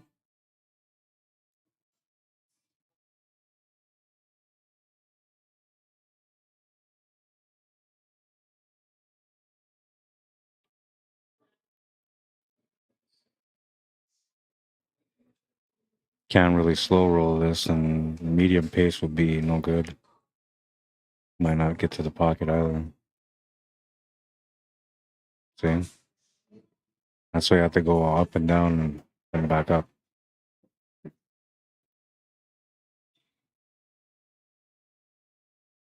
And he's giving Mike a great opportunity here with the 12, or sorry, the 7 ball. I'm looking at the 12 and the 4 too. Because you have the 7 ball and the 4 ball, and then the one of the two are a bit of work. Get to one, you should find the other.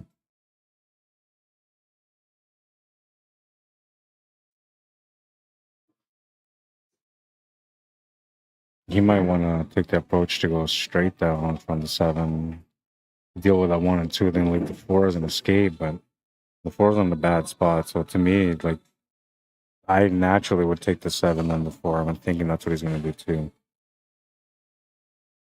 And from there, he's just looking for an angle to get across from the 4 and back down, which a follow through angle would work. You might have that perfect angle here. You can play the pace through on the 4 ball, come off the left side cushion, and then back to the right between the 12 and the 15, giving him the shot on the combo, and if he brings the cue ball far enough to the right, give him the shot clean on the 2.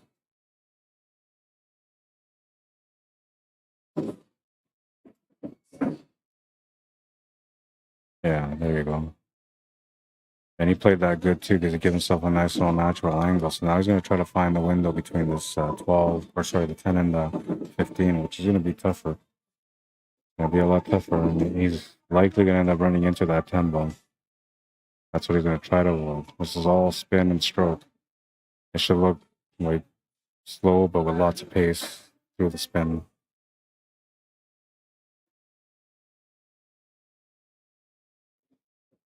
Yeah, there you go. Nice shot.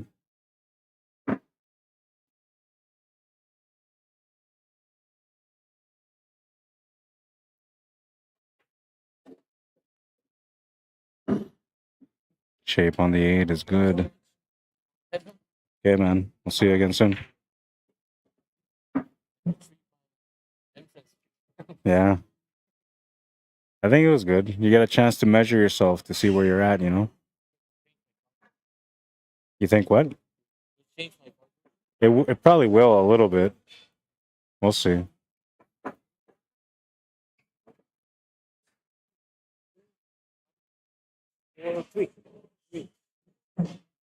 Three? You sure?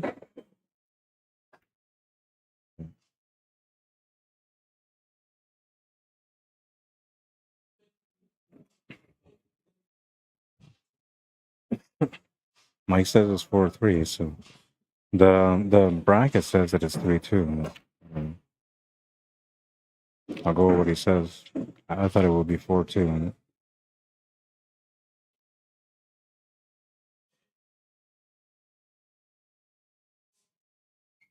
Well, because Mike's the one that's keeping track of the scores. That's why he didn't update Randy's win.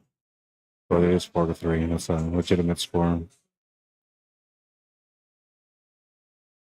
And the other matchup is at 3-1 for Johnny Baptiste. So they're in a close battle too. That one's supposed to be like according to Fargo rate, 2-game difference with the final score being Johnny winning this match. So it would be like 11-9. That's what Fargo rate suggests. And with the possibility of going to the hill. Especially if the higher level players underperforming, which right now, according to the performance, it says that Johnny's playing roughly around a 700 level. And Dwayne's not too far off from his level. But he's underperforming as well. These guys are... The one that's underperforming the least is Mike Delgado. Playing 3 points under.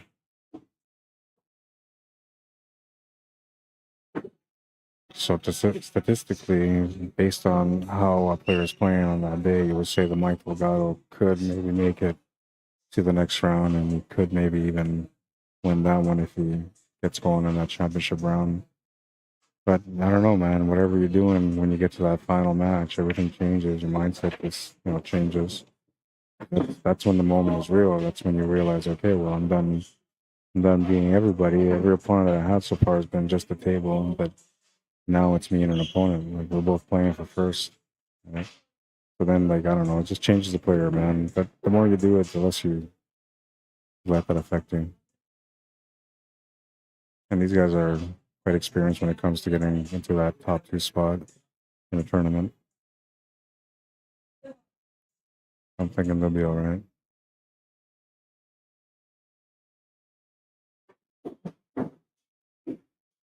Gonna get a little tight here. He has the shot to the corner.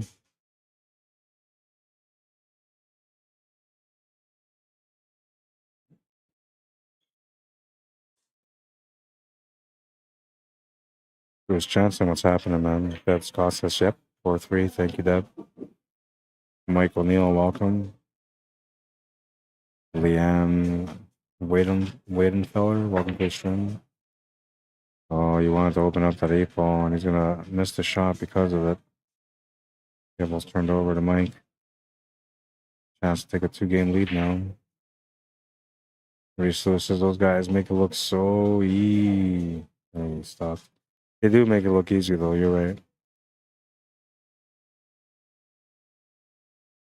And he also said they never got comfortable with that shot. You're right as well. Yeah, you can tell that's just the warming up, right? And I don't know, like another thing too is like one player has already been on the stream, the other one just on the stream for the first time today. Which he's been on the stream many times before, but first time today. So like maybe like that's also playing a little part in the back, especially if you feel like you're not doing as well as you can. And it doesn't matter what the score is. A player, when you're at a higher level, usually you're more performance based than you are on what the score is. But if the score is good, then you usually don't really care too much, right? But if you're in a close battle, then you might worry about it a little bit.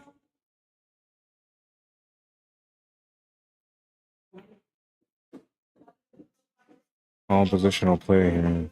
That was Randy's game, but he had to get that 8-ball out in the open, and he didn't quite have the angle that he was looking for. So he ends up coming up short on the angle, overstrokes the shot, and unfortunately comes up short. Mike Delgado with 3 balls remaining, looking good to take a 2-game lead now for real.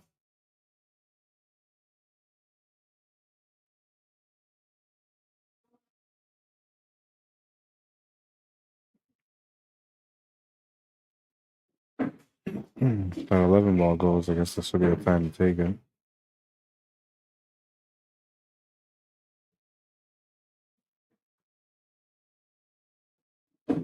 And the cue ball do the work, and he's going to get set up for the 12.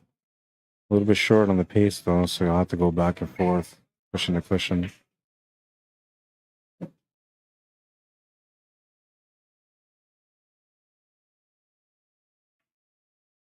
Gonna underhit that one.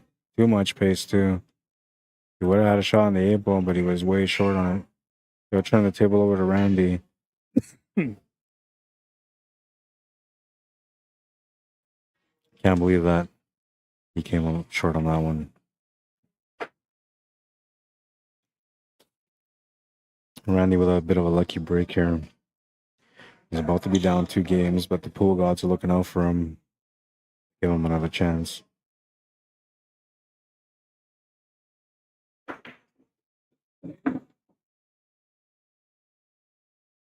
Just power draw off this 2-ball, get the cue ball over to the left side where he's standing, and then make the 8-ball on the top right corner from there. You can also do the follow through draw shot if he wants to. I think it's just power draw this over to the rail. Yeah. He accidentally dropped that ball, so I don't know what happens.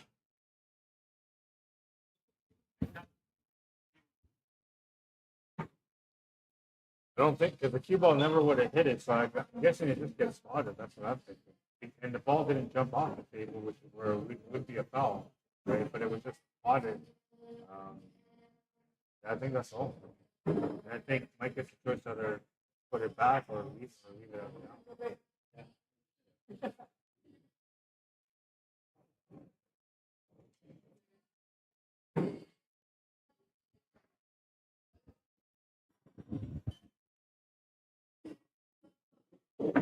Oh, he's almost scratched on that one.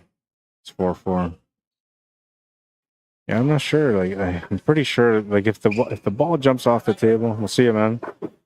If the ball jumps off the table, it's automatic foul and ball in hand. But in that case, like, he knocked it down with his cue as he came back on the shot. But the cue ball never interfered with that ball, so it wasn't the cue ball that made that ball go in or anything like that. It was just whatever. So normally, if you move a ball, you would just tell your opponent, "Hey, I moved the ball. Do you want me to roll it back?" And then the opponent has a choice to put it back or not. And Mike said, "Oh, well, it's okay. Let him shoot."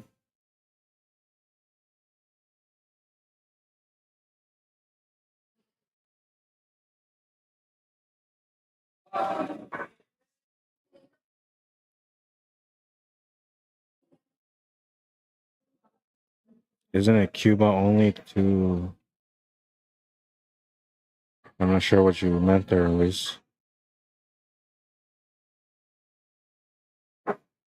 Isn't it cue ball fouls only? Yeah, so it's cue ball fouls only. So it wouldn't be a foul from touching the ball. Like that wouldn't be the case here. Like he was looking at whether or not like it would be a foul because he dropped the ball in the pocket. But I'm pretty sure like all that happens is that he has a choice to put it back or not. That's all that happens.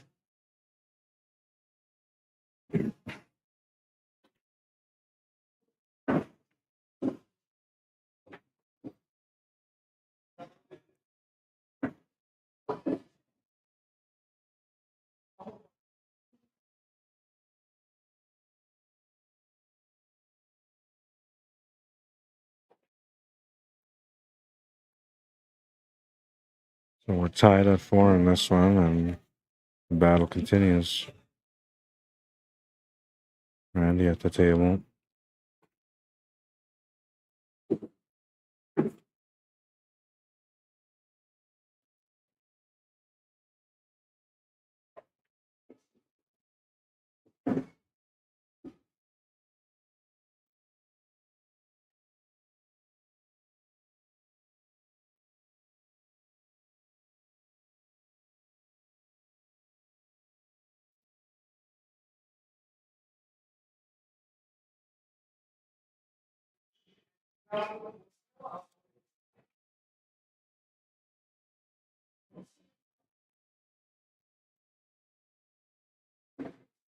He's got the shot for the 2-ball now.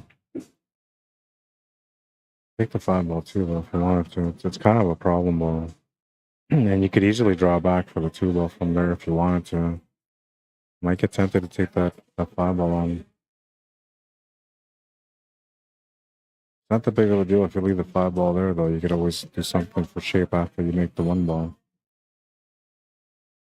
I'm thinking that's what he's looking at too.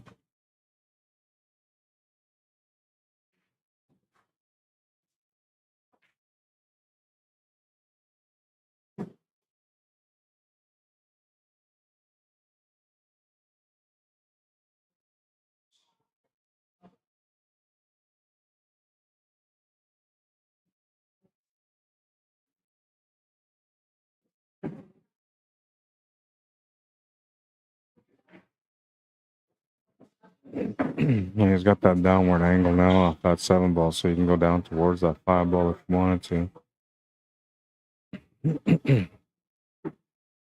I don't know if it's worth it to leave the 3 ball there though, so you might want to find a shot for the 3 ball first before going back down. But the angle that he's got here, like, definitely allows him to get down and get set up for that 5.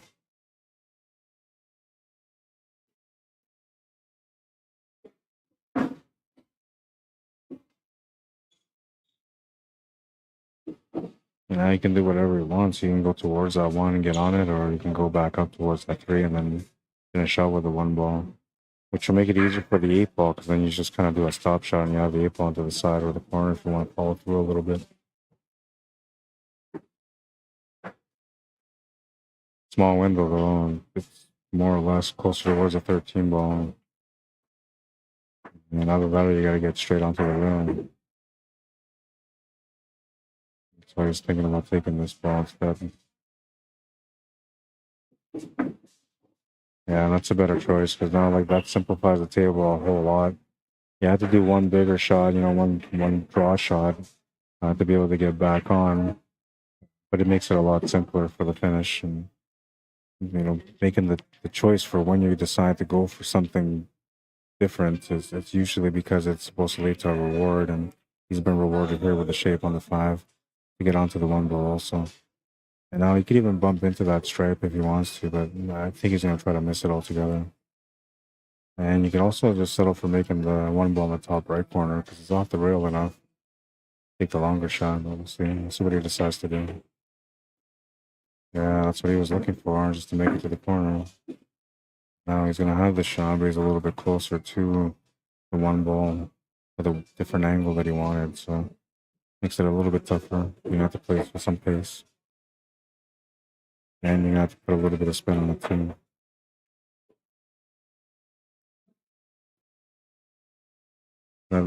A few inches ahead and he was perfect, but where he ended up makes this a little bit more challenging than it should have been.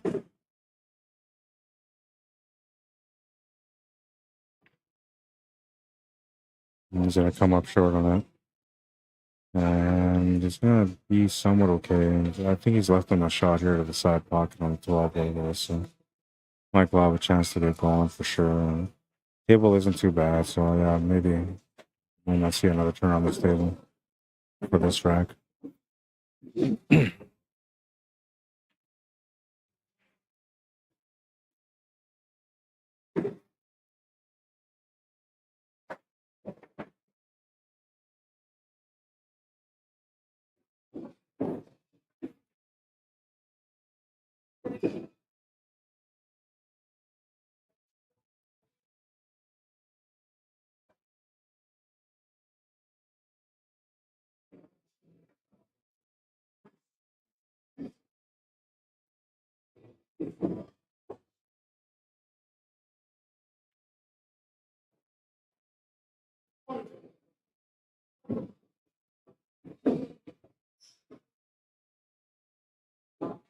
Well, now he's got to look at this 13 ball and decide whether or not he's going to play the shape for it, try to break it out, or what the option is with that ball.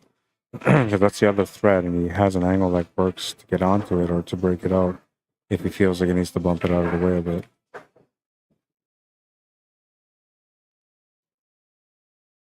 Oh, you hit that too late. That's going to be a foul and a ball in hand. Lucky break for Randy. Man, you can't believe he got that break.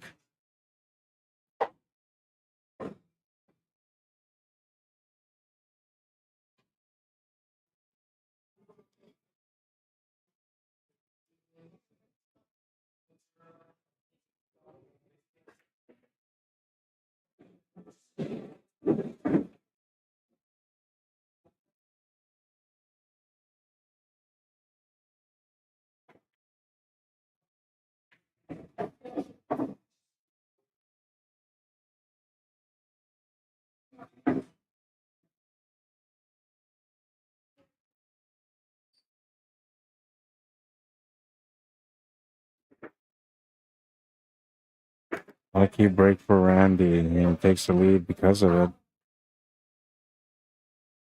it. Let's see what the scoreboard says for Johnny and Dwayne. So they're at 5-1 right now. Johnny Baptiste with a 4-game lead, but Dwayne Duarte is at the table at the moment. He's got a decent table in front of him too. He's one of those players that, you know, like if he's down in a match, he'll find a way to get into a rhythm and then get back into the match. So usually when you get a lead against him, you want to do your best just to keep pushing on that lead as much as you can.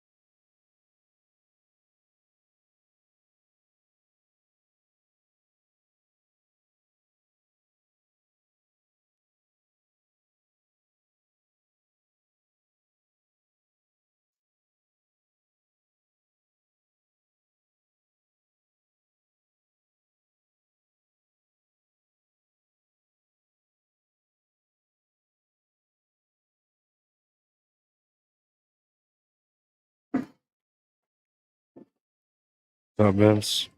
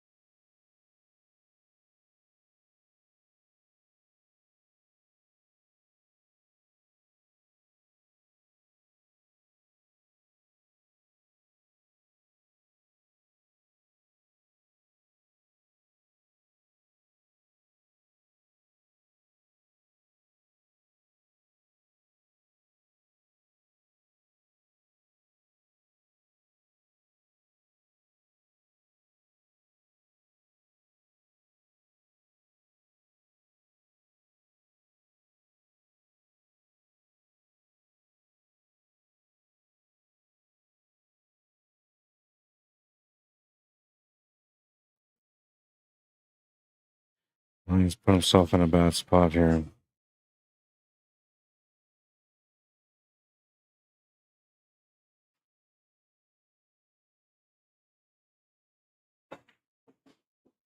I think he said that was a ball in hand, and Mike got that ball in hand and try to get to work on this rack.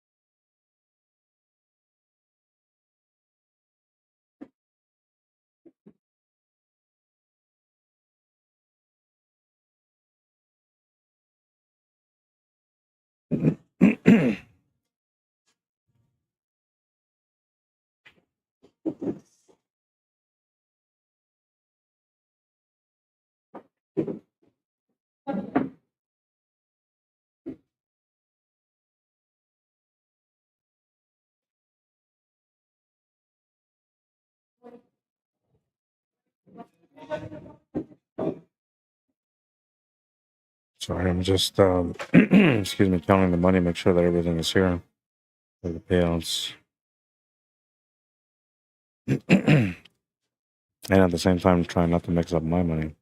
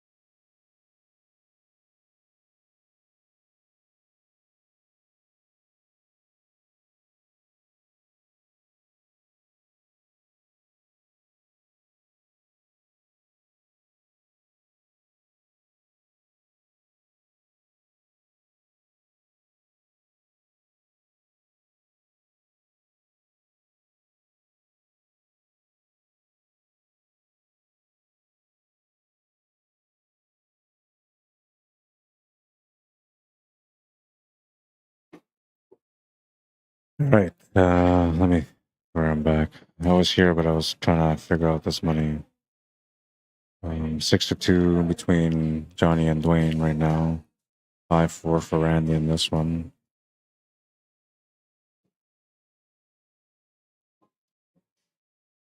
Unless they didn't update it.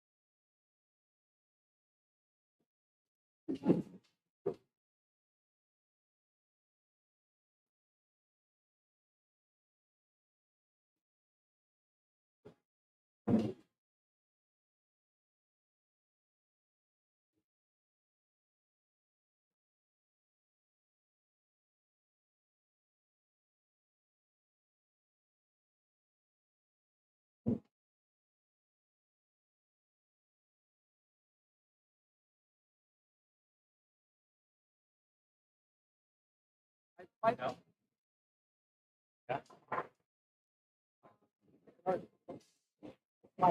5-5. Okay. 5-5. That wasn't updated. All right. Now we're good. Too many things going on, man. Not good for me, but as long as I figure it out, I guess it's all right. Dan says some really uncharacteristic misses by Mike that Randy failed to capitalize. Yeah, it's not often these guys play like that, right? But this is the part that I talk about, you know, when it comes to like endurance and stamina. You're getting exhausted as time goes by, and even if you're not playing back to back to back to back, you're sitting around waiting.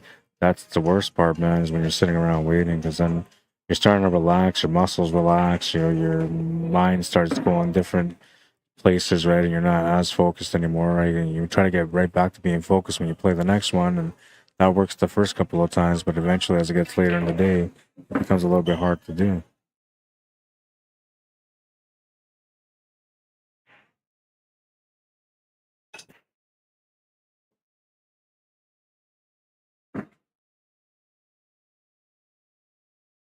Randy will take the lead now, 6-5.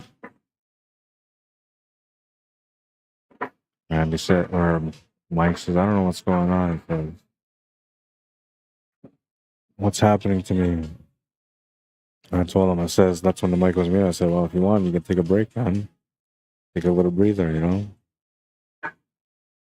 Sometimes that's all you need.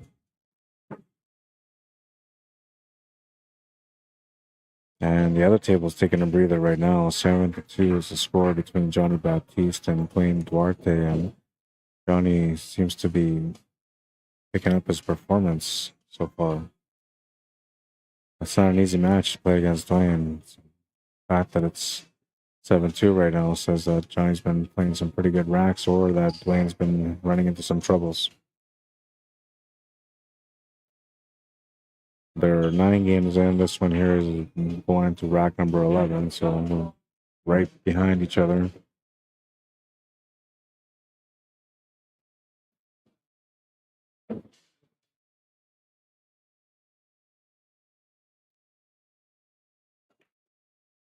They said we just keep giving it back to each other. Yeah, man, it's weird. Yeah, no sound, Jason. That was me. So it's tied now. Thank you, Debbie, or Deb. Appreciate that. You guys always keeping me in check.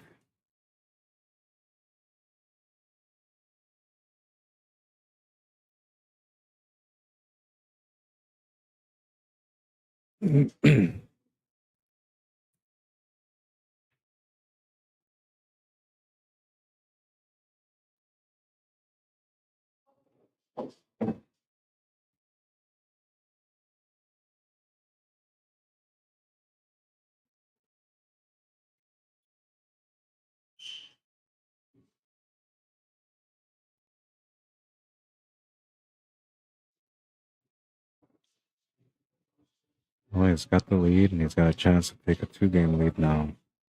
A decent table. A little bit of work, of course, but there usually is. And open up the 6 ball is the first piece of the work. And he's accomplished that. If he's got the shot on the 5, he's looking even better.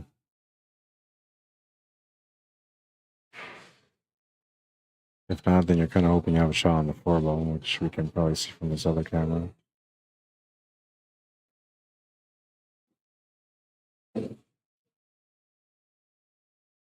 Was that the 8 ball? Let's see. Do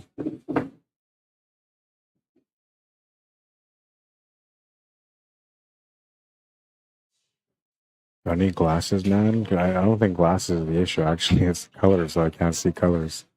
And I think it's just the dark side. I might have to go buy that pink and purple set and bring it out here.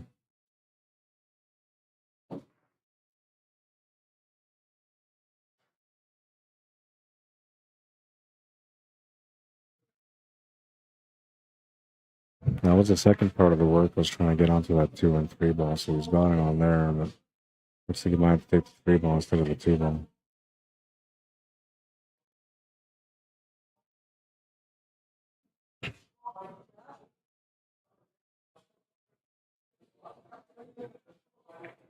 No, you can see the 2 ball. Okay. I thought the 3 ball was hugged on top, but it's fine.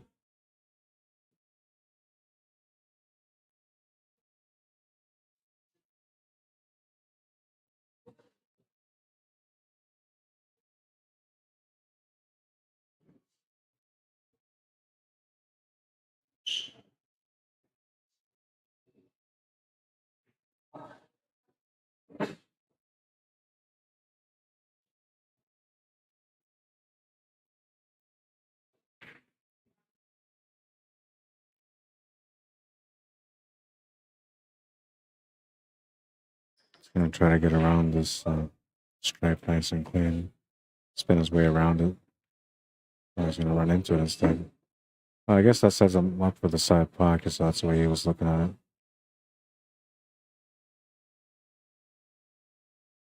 Usually you don't see players moving around anything on the table unless they have to. And that one there makes sense. It lays a little bit off angle to hold position for the 1. Just a little bit too. I wonder if he can run the cue ball to bump into the 11 ball a little bit. And just settle for the 8 ball to the right side middle pocket as a finish. I was going to get just beside it, which that will work too. I figured he would try to run into it just to create a little bit more angle, but whatever. As long as he gets on it, that's all that really matters. Gonna watch out not to get bit by the side pocket here, but it should be alright.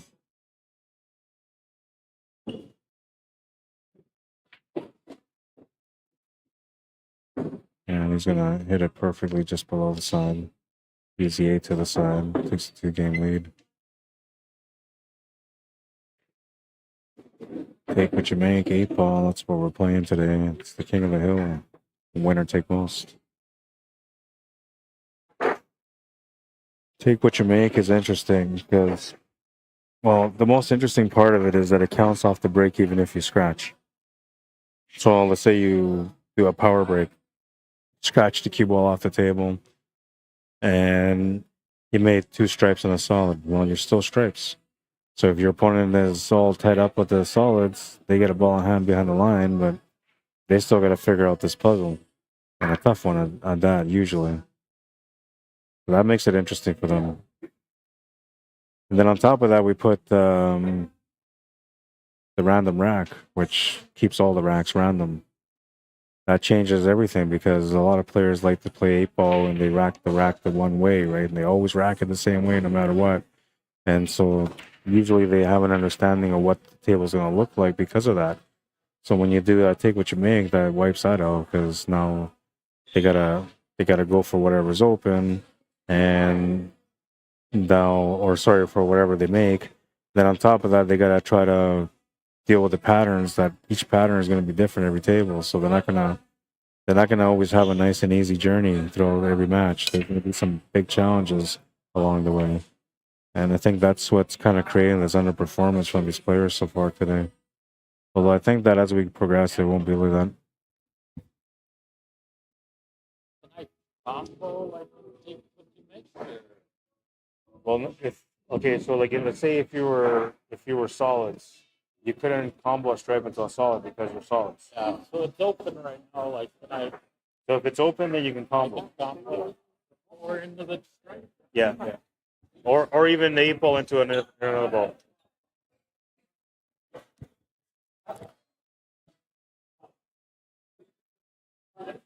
It's an open table. So Randy was asking like, if it's an open table, like, can I still combo a solid into a stripe? And like, yeah, on an open table you can do that for sure. But if let's say like Mike made a ball off the break, right? Like let's say he made the solids, then Randy would not be able to do that. Oh man, that was close.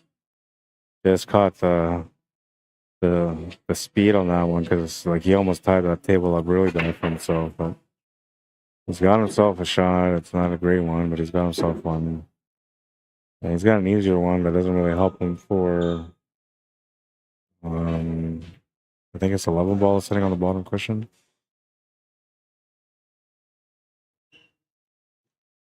So that brings him back to the 13 ball, which is not the greatest option right now.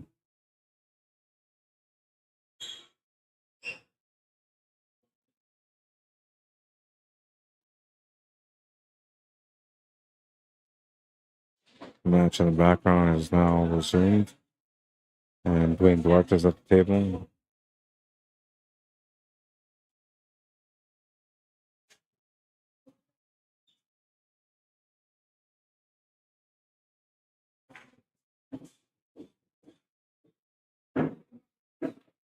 Match is still at a 7-2 score, but him winning that game that he's on right now would put him down by 4. And it just opens an opportunity to get back in and be looking for a couple of turnovers from Johnny and a couple of nice breaking runs from himself and get right back into the game.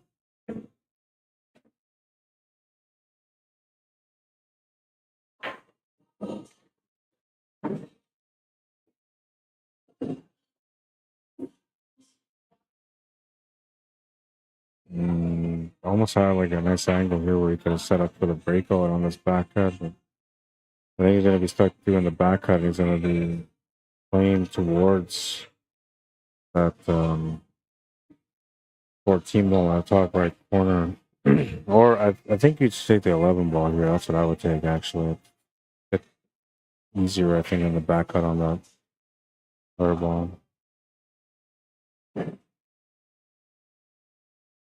Gonna come up short on it, just a little bit more pace and he would have been good. Yeah, difficult out after that though. You would have to take that long shot on the 13 ball.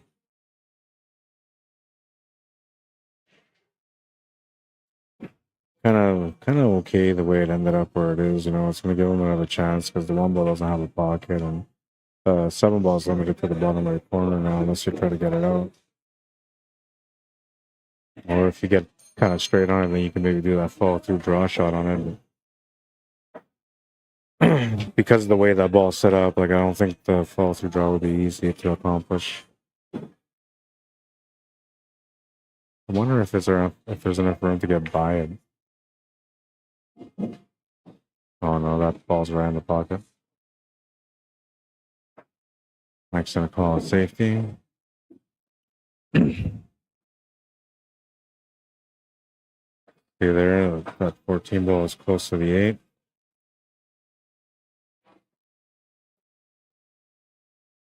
See from here that he almost has the shot on the 13 ball. He might be able to throw the cue ball around the 5 with some spin to be able to kick it in. Or maybe even like run into it and draw towards that 7 to push that. Well, no, you don't want to push that 7 towards that pocket. But if you can draw off that 13 ball to make the 11 ball in the corner, call the 11, that could work.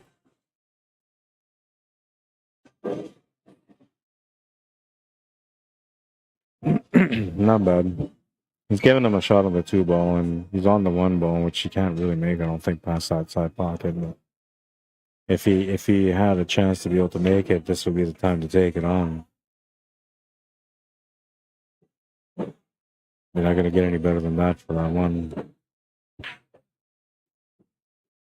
But you can see from this angle, like he can make the 2 ball and come back down or come across. Just don't think he'll be able to get that one ball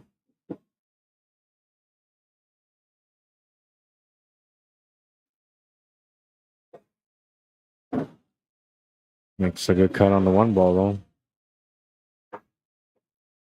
And that's opened up the table for him. So now, like, what he's going to figure out is how to get back to that 7 ball, which he can almost do from this 2 ball, but the angle isn't great. So he's going to have to play the 3 ball to get set up for the 2 ball to come back down for the 7 ball, and then just pop the 7 ball in the bottom right corner.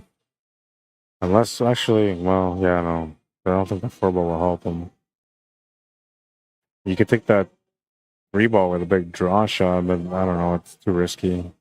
I think a player at his level wouldn't do that shot.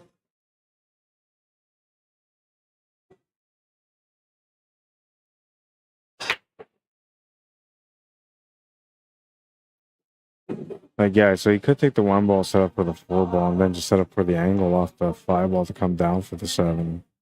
That would work. But then you still got to get the E-pole out. So then you have to create a big angle to be able to get into it. Open it up. 3 ball is the best option he's got for angles right now. But very limited angle. 5 ball gives him the most angle, but it's the opposite way, and so it doesn't help unless he was trying to open up that 8 ball only. Which he could. You could take the 5, try to open up the 8, and just try to get onto that 4 next, and kind of reset from there. It's not like the 8 ball is really causing that much of a threat on that 14 ball.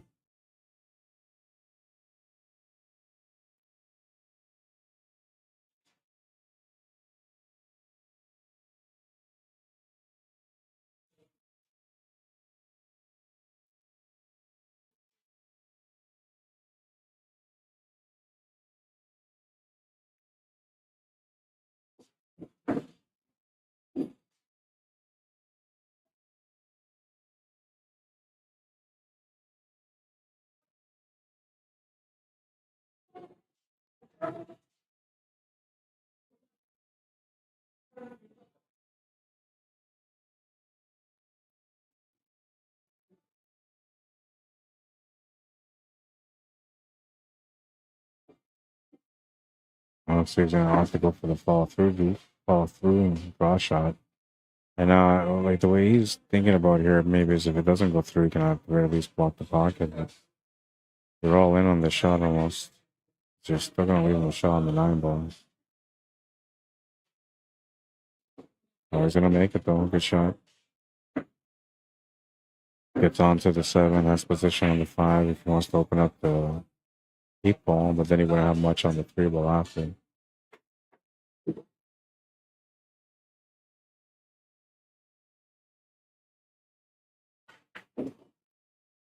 And this is better. Now you got the shot and the breakout, and you're likely going to get set up for the top right corner here. And if not, you should get a good bounce, and maybe even the top left corner will be available. Like if you run the cue ball into this, the 8 ball should come down a little bit, which would maybe leave him a back cut to the top right corner. That's what I'm looking at it. Unless you hit it with some good power. Oh yeah, if you stun over to the right, beautiful shot, man. But then you guys just make the shot. I like that. That was nice. I can appreciate that shot. I didn't even look at that option, but yeah, that was a great option right there. Doesn't have to break it up, and no risk, no worries. He's gonna make the shot after that. And make the shot, he will do indeed. He's down by 1, 6-7. It's on like King Kong right now. Match started off like this, and it's gonna continue to go like this. The way both these guys are playing, according to the performances on digital pool stats, it should be one of those really close matches. And the other one should be too, man. Let's go see where we're at right now on that one.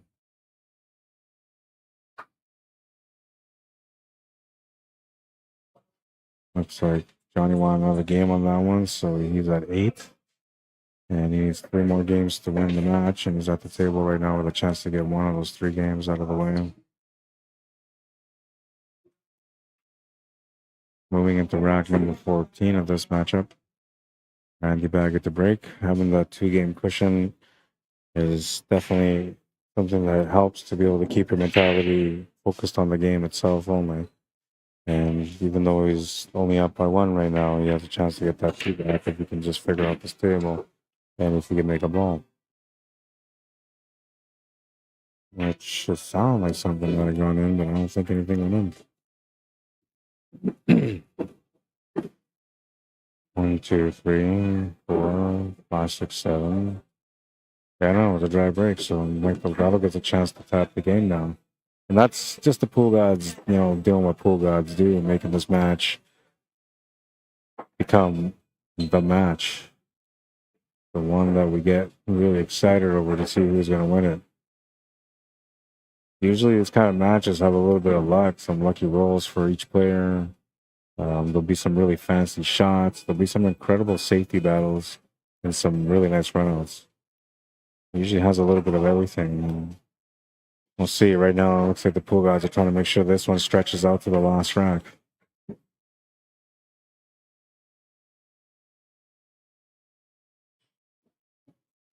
Jimmy. My bro Jimmy is here.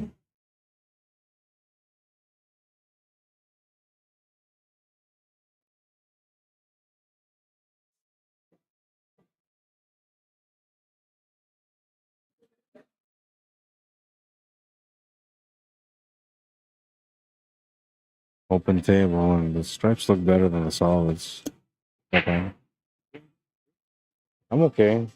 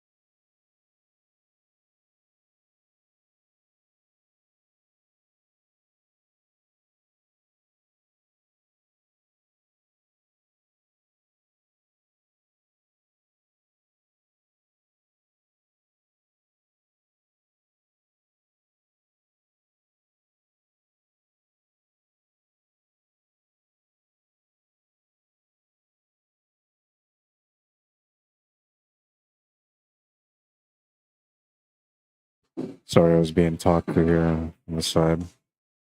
Well, we're almost 2 hours into this matchup now, and this one I think started true, right? I think they broke, and then maybe like a few seconds went by, then I started it. So true to time right now. Expected length of time for a match would be 2.5 hours, with some of the matches going up to 3 hours.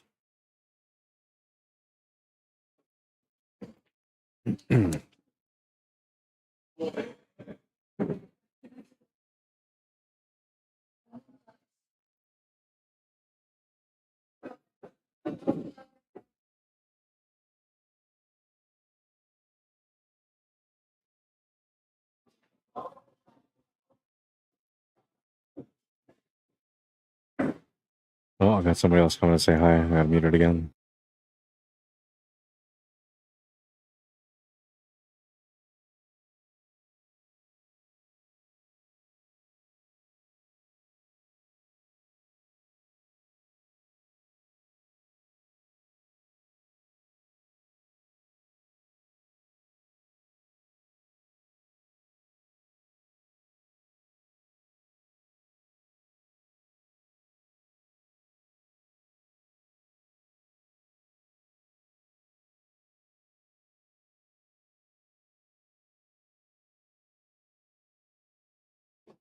All right, that was a quick one. He's a bro, so he knows we're gonna catch up before he leaves.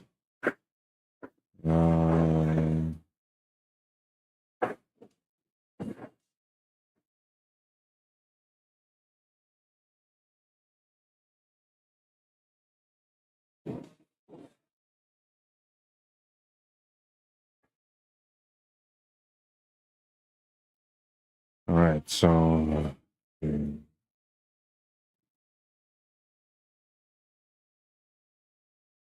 got 6-5 on there, 7-6 on mine. I don't think this thing is updating properly.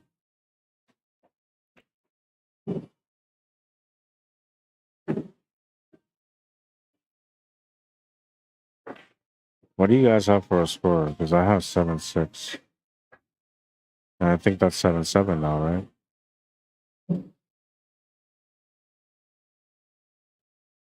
Am I right?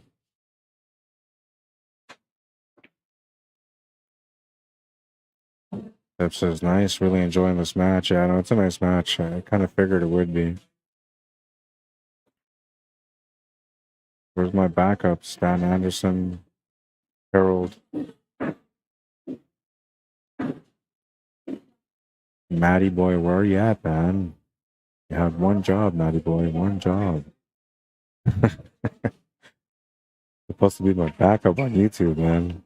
I have no idea what's going on in this match. Couple of hellos and I'm totally distracted and away from the match. Johnny Baptiste at the table trying to get on the hill right now.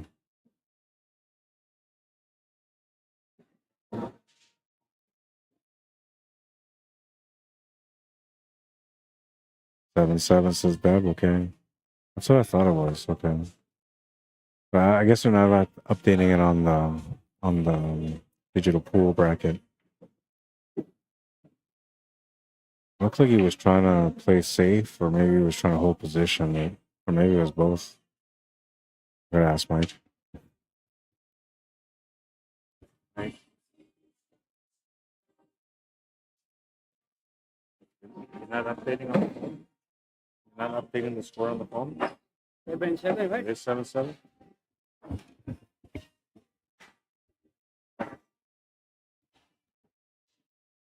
Yeah, they're at 7. He just hadn't updated it, that's all.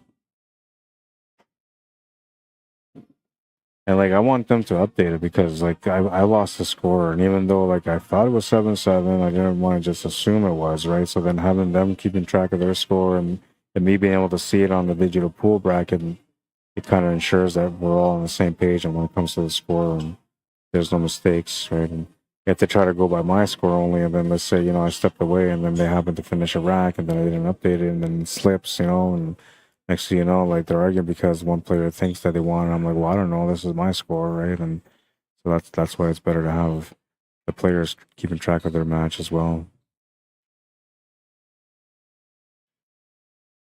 Alright, so Randy at the table and trying to work this table out. A lot of work here though.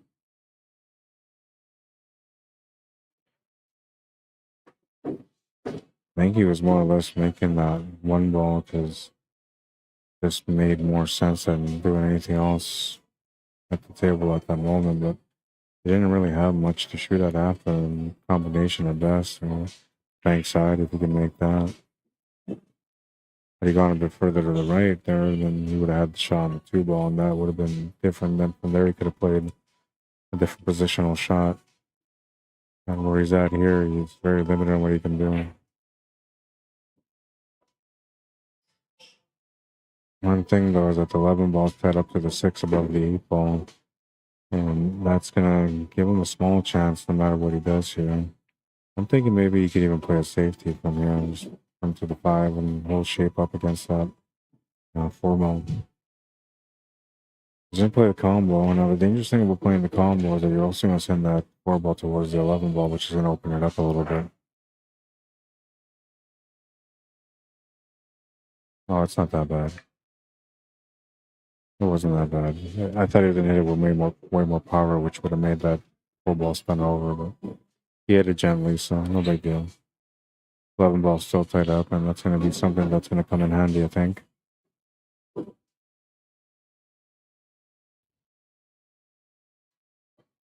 And this Mike can make the shot now.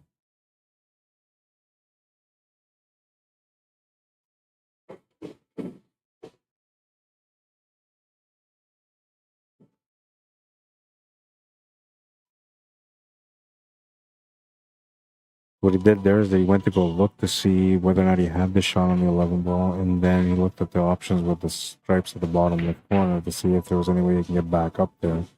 If he can get back up there, then he would have just left it there, and then he feels like this is probably as good as he's going to get for shape, considering the pattern that's left on the table. He's going for it now.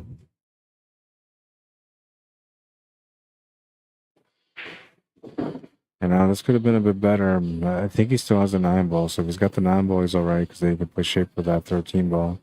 That allows him to play the 9 ball naturally with a little bit of topspin, complementing the shot.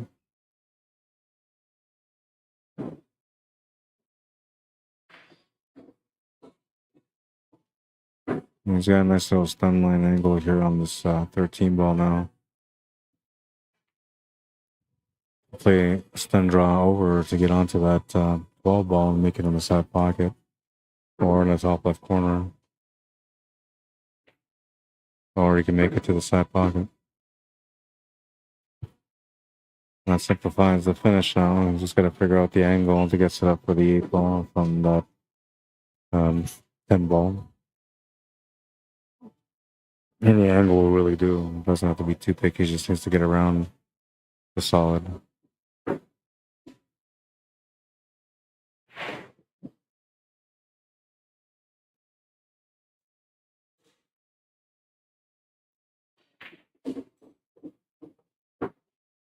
And that's going to give him the lead once again in this match. Close battle, man.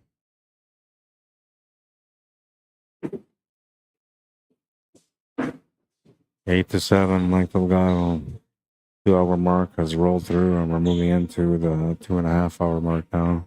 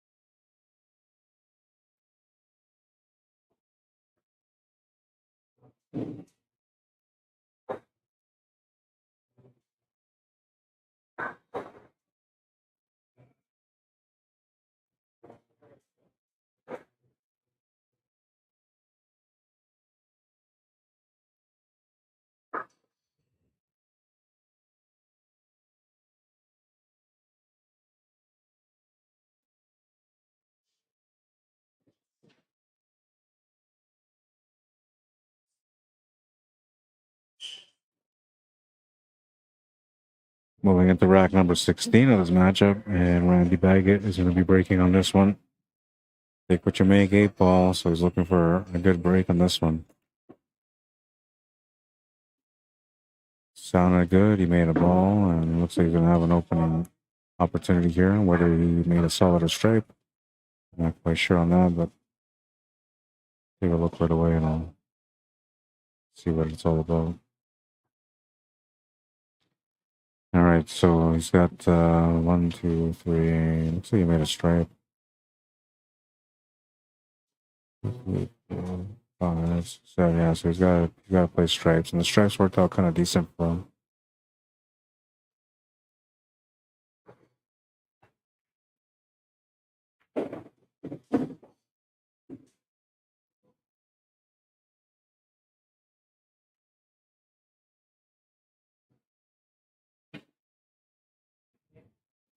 Well, it worked out pretty good, but he got a bad roll on this one.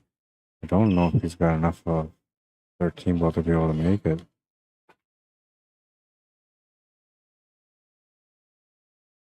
Definitely not the way that he was looking to play position here. And he had a pretty good table, but now, like, he got to figure out a finish on this one. Only one trouble ball for Mike Delgado, and not that big of a trouble ball, so he's got to be careful on what he does here, and he's going to turn the table over, and we're going to see what Mike can do with this opportunity. 2 balls, the trouble ball, it doesn't go anywhere, and it's leaning against the 8 ball, so he needs to open that up. There's no options around there to open it up except for the 1 ball, and Randy's left him in a spot where he's forcing him more or less to take on that 1 ball. The only other option that would give you sort of a breakout would be something with the 6 ball, but the 6 ball doesn't have a pocket. Only top right corner. And the left side middle, I guess, or bottom left corner, which none of those are going to help you to get that 2 ball opened up. If that stripe wasn't just above that 6 ball, it would be perfect for the breakout here, but unfortunately for him, that 10 ball is in the way. Looks like he's going to try it, but yeah, you recognize he's got the angle. He's got a pretty good line. Just needs to nick it a little bit. And if he just nicks it with the right pace, he should even get a shot on the 2 ball, but you're gambling on a shot there, making sure that you're pressing 100% into your shot making and positional play to be able to accomplish a good hit on the 2 ball for the breakout. Big of a gamble, I think. I know he thinks the same too. I wonder if he can just make this 3 ball. I don't know. He's gonna go for it. Looks like he's thinking about going for it. He's committed almost. You can see the line, it's there. It's just, but if he clips that 10 ball that's sitting just above the 6 ball, like, he's not gonna get the breakout. He's gonna be back at square one. However, he'll have a bit of an upper. Well, I don't know, maybe not. 4 ball being where it is gonna limit where the cue ball goes. He's almost, yeah, you might have to just go for the shot here. It's not, like, the only opportunities that he has for the breakout. Oh, and he just missed it. I'll have the shot on the 6 ball. It's a little funny on the 7 and the 3, so the only other option you'll have is the 4 ball, which the bank's not available, and the cut is really tough.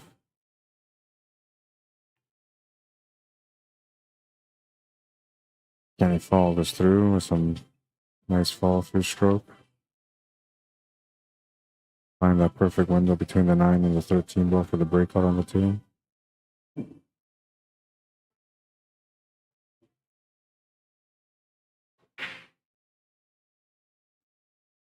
He's lucky that he didn't open up that 8 ball, but his opponent should have an easy time getting that open, so it's not going to be much of a threat or a problem.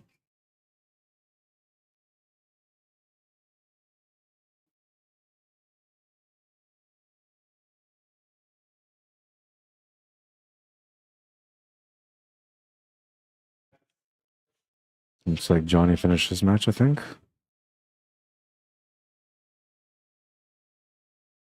And Johnny won with a score of 11-3.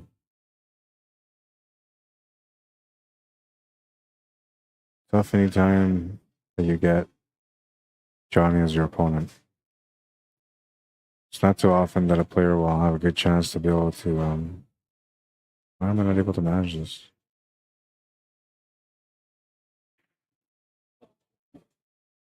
Huh?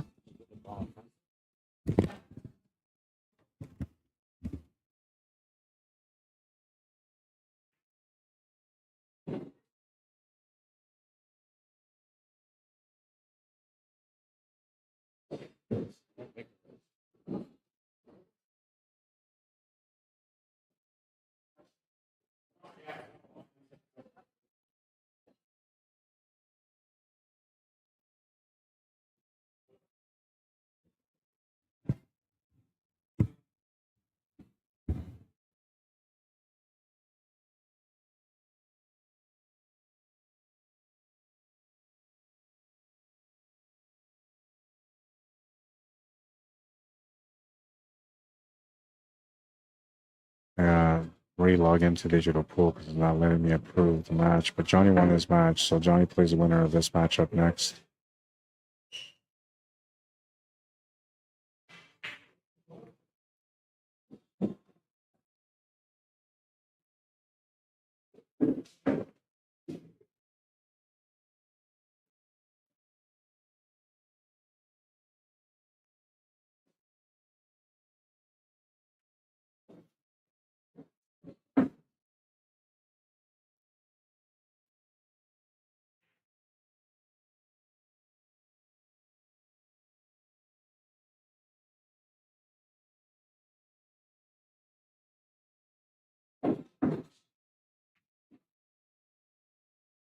Yeah, it wasn't letting me, so now I can approve it. Okay. Johnny moves on to the next round, looking for a 5th title this year. So I'll play Mike Delgado or Randy Baggett, one of the two. 8-7 for Mike right now. This matchup. Randy looking to make it 8-all.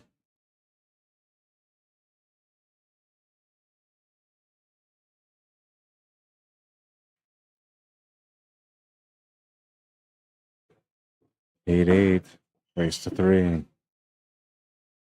This is to get into the championship match. First place $1,100, second place $300.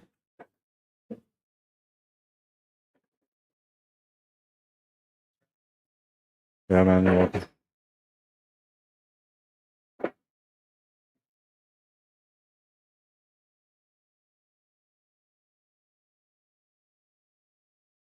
Sean Monkman, what's up, man? Welcome to the stream. Robert Aldana Jr.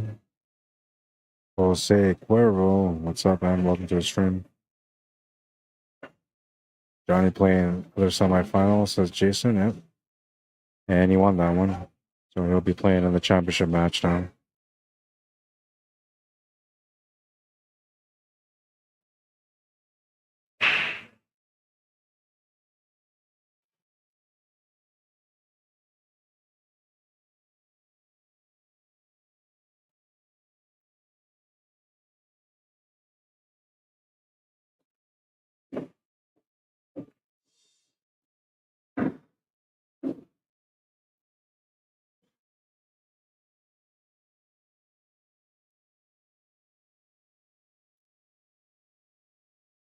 I'm happy about the result on the break. Take what you make is playing a big part in this match for every player. Or in this tournament, I should say, for every player. I like it though. That's what it's supposed to be. It's supposed to be challenging.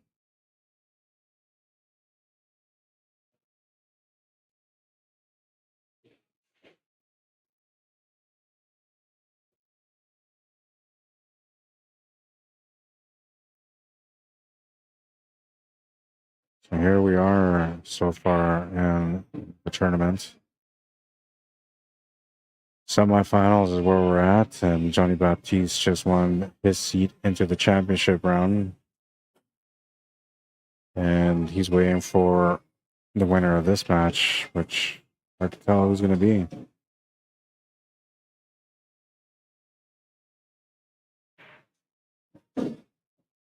Only one player can claim the glory and the money as well, usually. But today it's going to take most. So both players at the end will walk out with a little something. Originally, it was set up as 16 players, so it was going to be 12-4, 1,200 for first, 400 for second. So that's why, because we're short 2 players, it ended up being 14 players only. I went with 11-3. I was going to go 1,004, but then I felt like it was just, it's not that much of a difference. So 11-3 makes sense.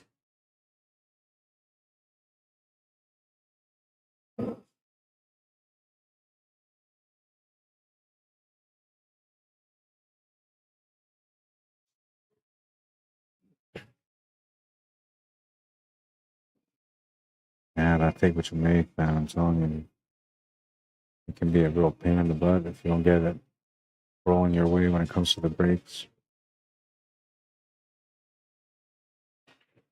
And what he wanted to do is he's going to have to compensate by making up with a better shot in the next one, or a bigger shot in the next one. He's got a good option here, though. He can make the 7 ball and take a breakout on that 1 ball, taking the cue ball off the left cushion and back to the right and into the 9. That will give him the 3 balls an escape shot and open up the 1 ball. So if he gets on the 1 ball, it's even better. You can also break it the other way around, which is the way he's going right now, but then you don't really get as good as a setup for the 1 ball. He's lucky he didn't break that out. Like, had he missed that shot and he broke it out, that's going to be no good. But because he didn't break it out, and he also removed the only stripe that was down there, that makes it a lot tougher for Randy to find a finish on this table. Mike Delgado should get another chance here.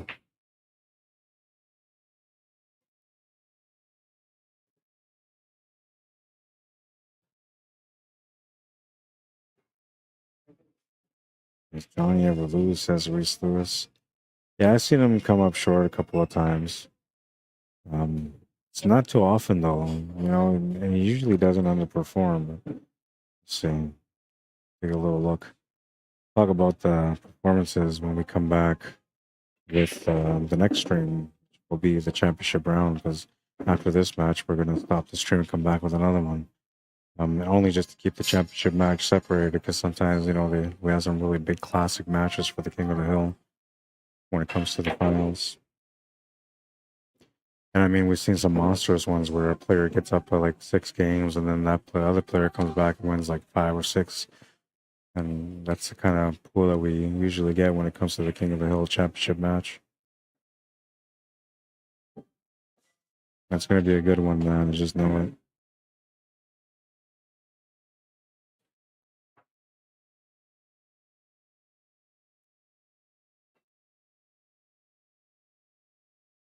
We had a chance to watch Johnny play at the beginning, too. He got on the stream here on the main table. And that's because he was last King of the Hill champion. So usually if the champion comes back to play in the next King of the Hill, I almost always start off with their match no matter who they play against. Unless there's going to be something crazy, like then they're getting like a one-sided match where for sure it's going to be a one-sided match, then I may not put them on there, but usually I'll put them on there no matter what. And then that's just like, just a preview to see how the champ is playing from the last time around. See if he's got the fire and, the next time around. And so we get a good glance at how the players are playing. And even though, I don't know, like Digital Pool says that, according to the way that Johnny was playing and the scores, he was underperforming. But I don't know. I felt like that match against Jeff was a good match. I mean, he had a good, strong lead, and then he started losing that lead, and then Jeff made it a big battle. But I think that's because, Jeff is a great player, and if you give him a chance, you win twice. Next thing you know, the match could be tied up, right? So that was the case that was happening there. But it shouldn't take away from the way that Johnny was playing. Johnny was playing good too. And, the only thing that I think that Johnny's underperforming with today is his breaks. His breaks aren't there.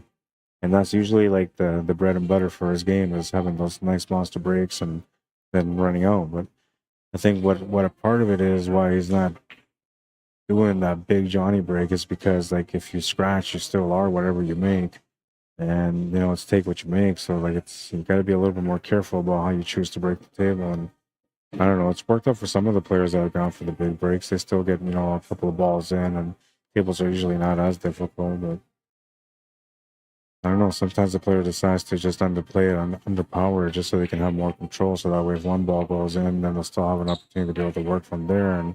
And if they end up with a tough table, and then their opponents will have a tough table too. So then they kind of change the way they break, which I haven't seen these two guys do so far. Both Randy and Mike are stepping into the breaks, and we'll see. Like the breaks is a big part, like I said, especially at this high level.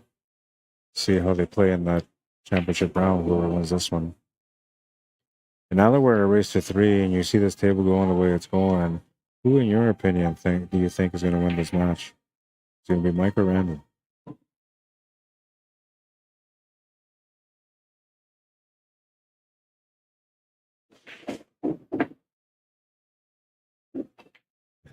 Johnny says summer Johnny planned. Never playing in summertime. He actually never does. Never does. But it's the king of the hill, right? It's a good chance to make some decent money, and he's usually a good player that can get to the end. And if he doesn't, it's usually because somebody they have that power of the gods behind them. And usually Johnny, when he comes out, he's right there, right in the mix. 4-time champion so far. But summer Johnny, he can be beat. Not too often, man, but he can be beat. You can't beat him on a golf course, though, but you can definitely beat him on a pool table.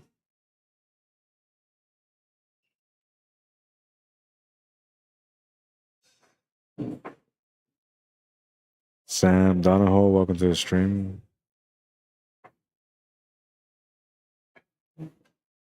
Matthew Rupee, welcome to the stream. Jeremiah Hampton, what's up, man?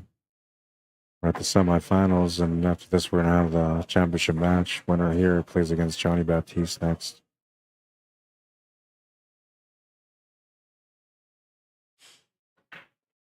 And Johnny was our highest seeded player with 746, I think it was. Yeah, 746. So he's our highest seeded player.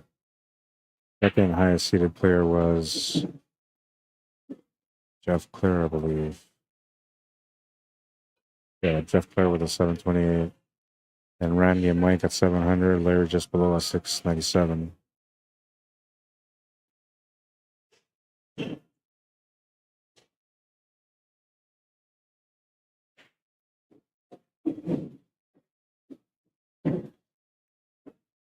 Oh, he's going to miss the shot. But didn't scratch, so that's a good thing. And the 9 ball is still tied up to the 1, so he still has life. He's just not impressed with the fact that he missed. But really, what else can you do there? At least he's got or maybe he actually didn't even miss the shot. Maybe he intentionally left it there so that way he's got a breakout shot for the 1 ball. And Randy knows that, so he's going to try to. I don't think he's going to try to play the shot here, and he might just try to play safety instead. And maybe move that cluster a little bit, open it up a little bit through the safety, then hook him.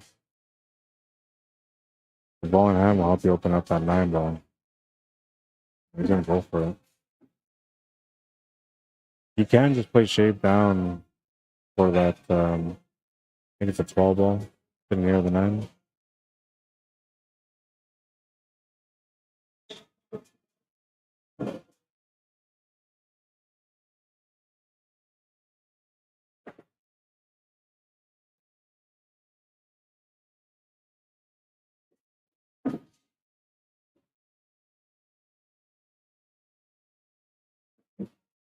So now he's got to set up for the breakout.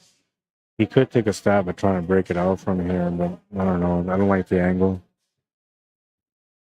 And I think it would require you to jack up on the shot a little bit just to force that cue ball over. And we'll see. He might go for the breakout here.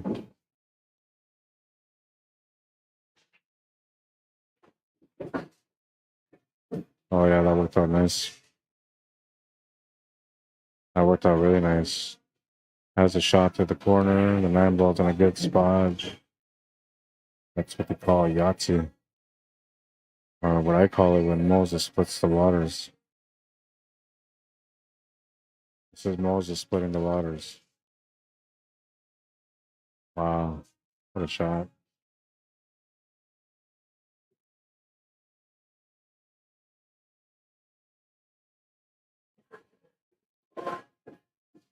That was a big shot at the right time.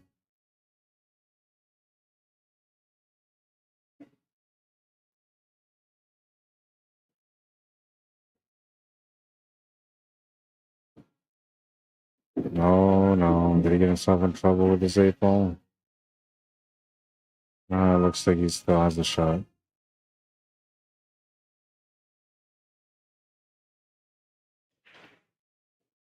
It looks like he might have got himself into trouble there, but look at this. Oh, man, no way. Wow. I can't believe the luck on that one, man. I can't believe the luck on that one. He plays that just a little bit lighter and he's good to go. I can't believe that one. But we're going to watch it again because I just can't believe it. It's the perfect angle off the bottom rail.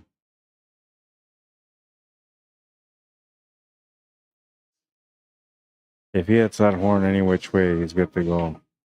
If he hits it a little lighter, he's good to go. It's just the perfect weight, perfect bounce and spin off the bottom rail. And Mike Delgado getting a bit of a lucky break here on this one. The race to 3, and he's taking the first game in that race to 3.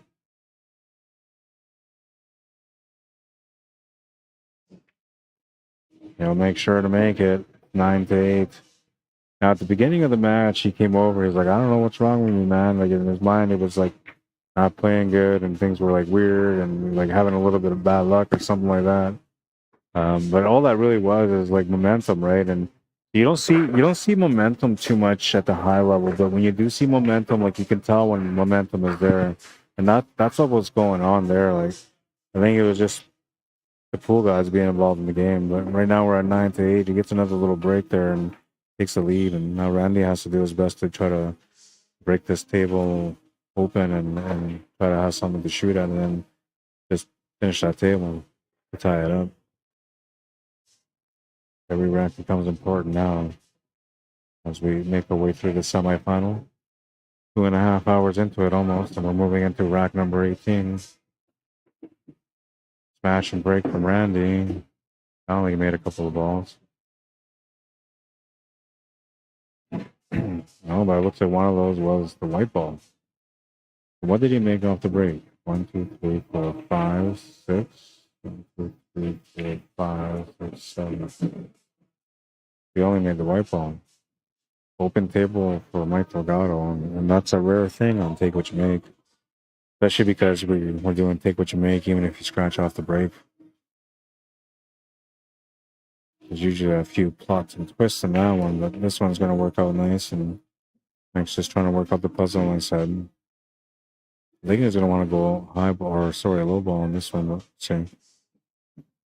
It's not that bad for high ball. It's pretty good for high ball. I mean, you make that shot on the 10 ball if it goes past the 5, which I think it does. Looks like it's close, maybe not. But if that goes, then you open up that 13 ball, 15 ball from there. You got a nice shot on the 1 ball if you want to start with low ball.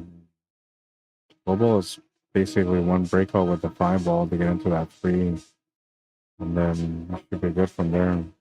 I actually like low ball a lot better, but let's see what he chooses.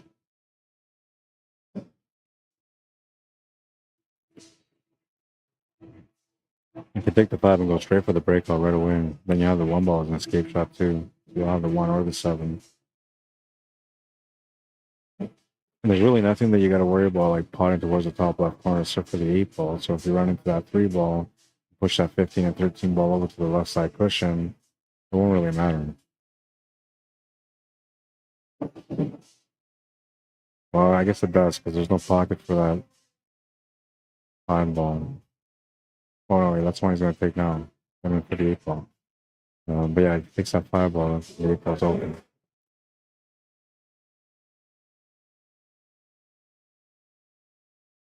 Somebody must have kicked my tripod. Real quick.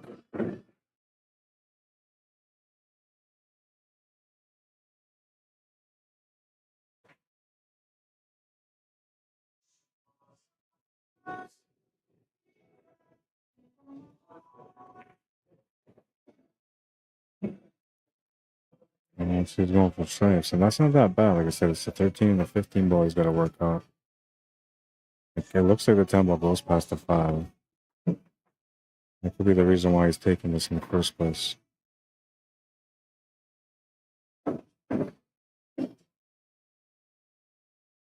Bit further than expected. Or maybe not far enough, depending on what he was trying to set up for. He could have been setting up for the 9 ball, maybe. He doesn't seem to be happy right now with where the cue ball is, so I don't think that is what he was trying to do.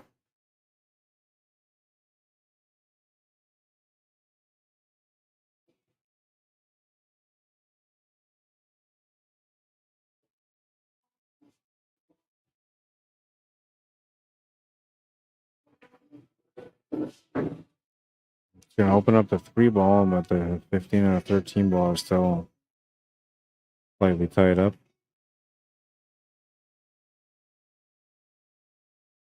If he's got the shot to the corner past the 7 ball, then he can bump into that 13 ball and 15 ball again. Played as a 2-way shot with shape on the 14 ball to the right side middle pocket from there.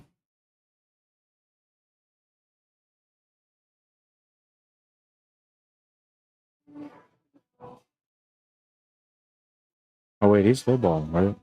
Yeah, I'm talking stripes, but he's low ball. No, he took high ball. That's right. Oh no, talking crazy, man. Short-term memory. I had to go check out my doctor and see if that's one of the side effects from the pills I'm taking. Like, it's really short-term memory, man. That was like minutes ago that he just played that strip. Yeah, so he didn't really have that shot to the corner, so he just ends up playing the safety and picked the best spot that he could, but he's given Randy a few different opportunities here. Shot on the 6, shot on the 2, a couple different things he can do. What's up, Brad Nilsson? Welcome to the stream.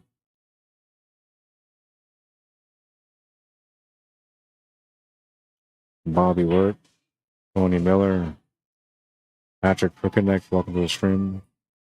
Wayne Knight, what's happening? The boss man.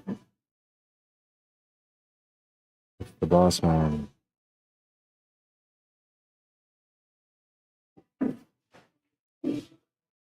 Brad Engage, how you doing?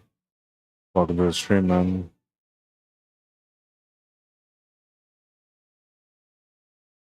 Check up on YouTube, man. They were quiet for a while, so I kind of left them there. Yeah, they're still quiet. Not chatty. Just enjoying the pool today, eh? Hey, there's a Canadian side of me. Yeah.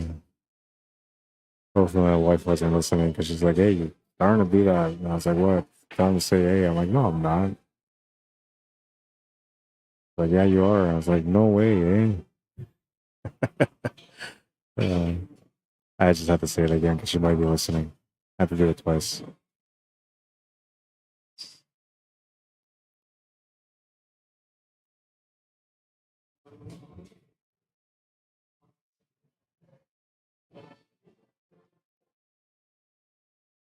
Oh, he's got the 14 to the side on a tight cut. It's about all.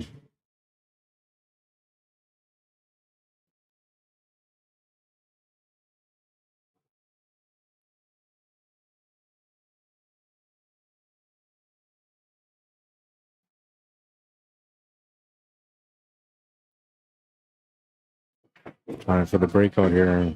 Oh, nice breakout. Very nice. That was a big part of the puzzle there.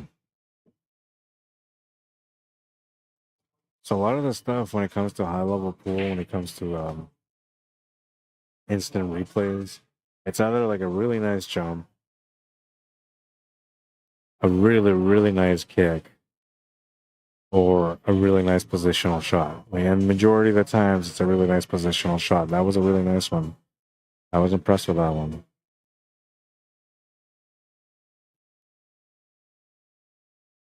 And just one more trouble situation here. It's not really a trouble situation, but it's an area of concern, if you will. And it looks like he's locked in on it, so he's committed to it.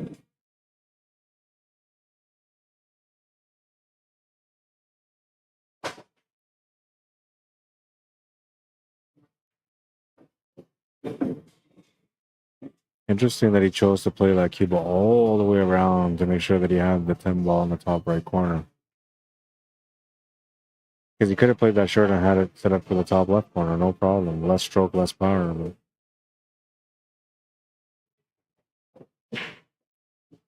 this is interesting here too. Taking the harder route almost. Just needed to get a drawback angle to stun draw over for that 10 ball. And he can do whatever he wants, but here at this point, you don't want to stun over to the right. You're just stunning over to the left now.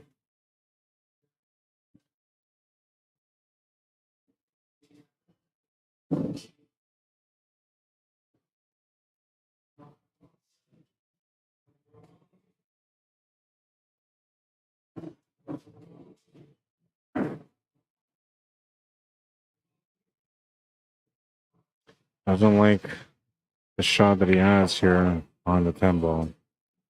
You're going to look to see if the 8 ball will go past the 1 ball. If it doesn't, means he's got to come up with something different.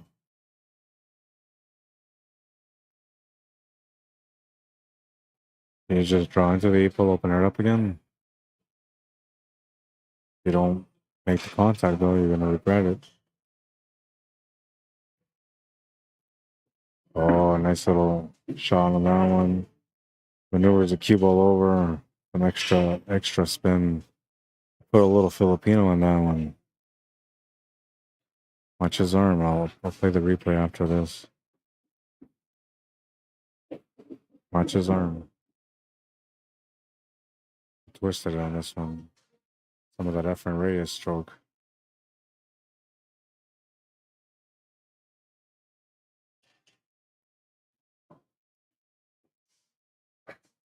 Ten to 8, Mike Delgado is on the hill. Randy Baggett with his back against the wall needs to win 2 racks just to push it to the last one. Good news is if he can win this one, he's breaking on the next one. So then, he's kind of got a good opportunity here. The bad news is that if he ends up doing that and pushes it to the last rack, it will be Mike Delgado that breaks for the match at the end. Now, what do? You soft break if you're the hill and you're in this tight of a match, or do you hammer break it?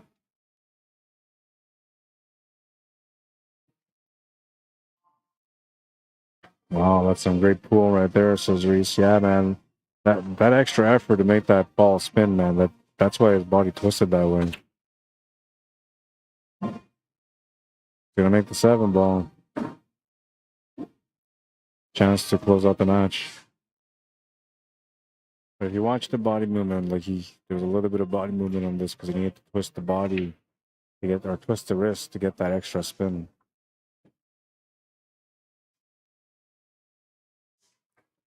Think of that like a punch stroke, but with a follow through. Like that's basically what he had to do. And instead of punch stroking, it's like it's the beginning of the punch stroke, but you end with a follow through. So it's like the intention is like a punch stroke, and then because you follow through, it gives you an extra spin. That's how he made that happen. It's one of the shots you got to work on a lot, but a lot of people don't really work on. It's really simple. I mean, all you got to do is just follow through on the shots as much as you can. Get used to that follow through, right? And then you can slowly incorporate the punch into that and get that nice punch follow through.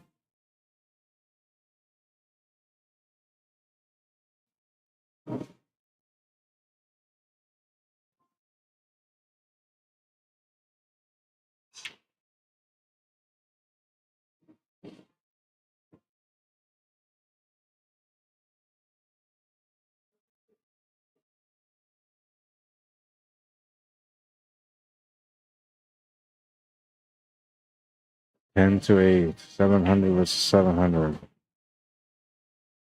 These guys have met a few times before.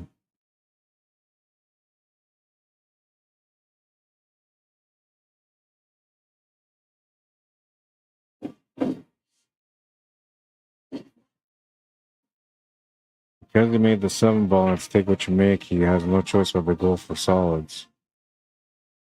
So the opening shot in this kind of situation is so important because you basically like have one opportunity to get right on point for the next breakout, and if you don't get that breakout, then you're in trouble.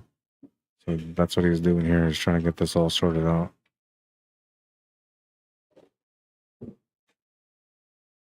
To set up for the 1 ball next with a draw angle to open up the 8 ball. And we'll give him the setup on the 4 ball after that.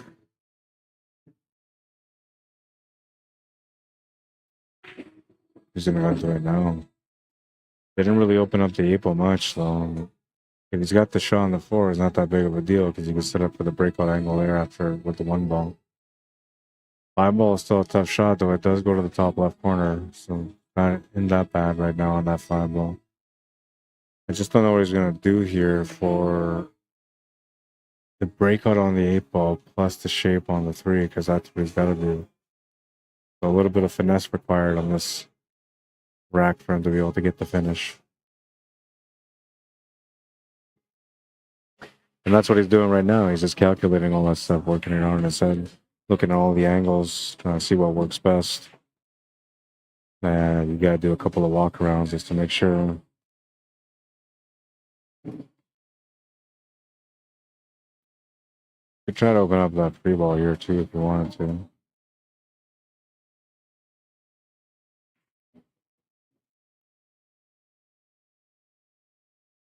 Oh, he's going to give up on the shot.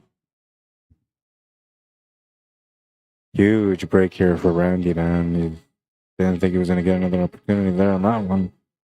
And I don't think he was going to get one either, but Michael's trying to table over. So now if Randy can punish him on this one, you know, this could be the momentum swing for him now.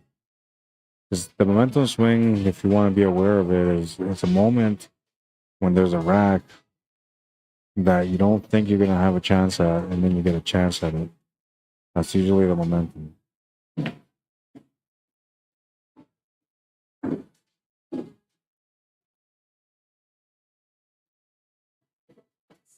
Looking for an option on the 10 or the 13 ball here, whichever one goes, which I think the 10 ball goes.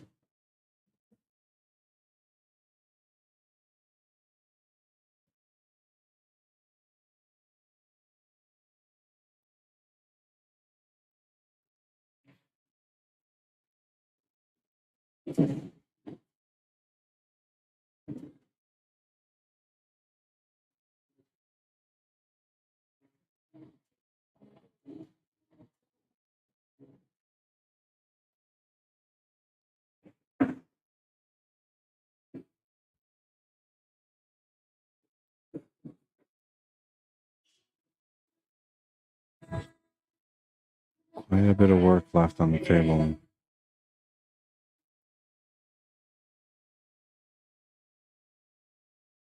Try to open up the 11 ball, get onto the 11 ball now.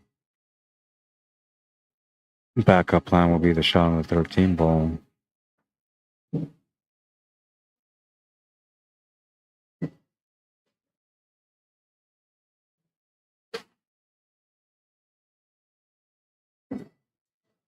Trying to get behind the 11 ball to make it to the top left corner. I like his choice. Smart.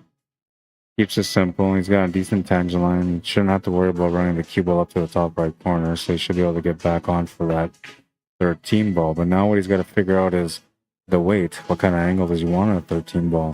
Because he needs to come down and try to get a shot on the 15, not on the 9. Unless he can draw all the way down to get to the 9 ball to the right side middle pocket, then that simplifies the table for sure. But the way these guys play, they don't usually play a lot of crazy shots and too much traveling. They're usually a little bit more contained, and they try to just rely more on the angle than anything and play the pace the way it's supposed to be played.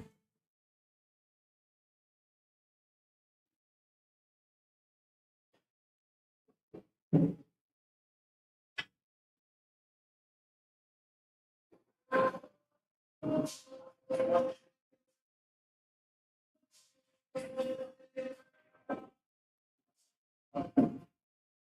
man, he decided to go for the breakout. I don't know why he did that. I don't think he needed to do that. I thought he could have played that naturally off the top rail and come back down and have the shot on the 13 ball, but maybe the face on the 13 ball that he had available wasn't really a shot that was going towards the pocket.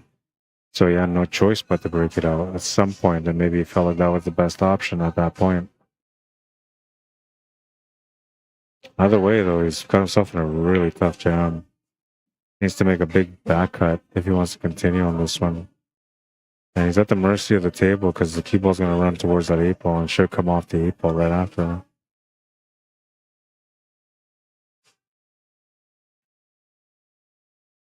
Oh, man. Just missed the shot. What an effort that was, man. Just missed the shot. Mike Delgado with a chance to close out now. He's going to call the 4 ball and get to it.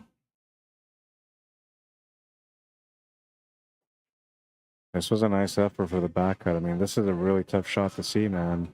And he just barely overhit it. Just barely. And Mike to the table. Who knows? He's got a chance here. Been to the championship match for the King of the Hill before, but has not been able to win it. He is one win away from getting into another opportunity at winning his first King of the Hill.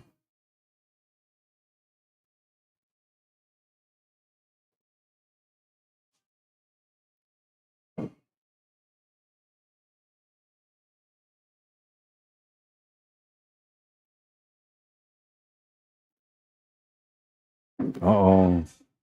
Oh, man. Perfection there. Could have been a trouble situation there, but instead he's going to land onto the 5 ball. And that's going to give him the chance to get out now. He's 3 balls away from winning this match for a showdown with Johnny Baptiste, which I believe Mike's played him once before as well for a chance to win it.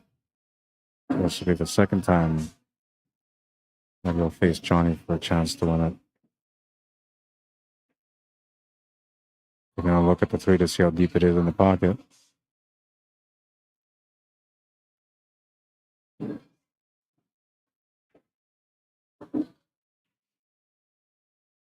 Good decision on that one. Makes the shape for the 8 ball. That's going to be the match. 11-8, your final score. Mike Delgado will win that match. Nice little shape on this one. Good decision to play it all the way through back to the middle. Good decisions lead to good results. I gotta talk to these guys for a second.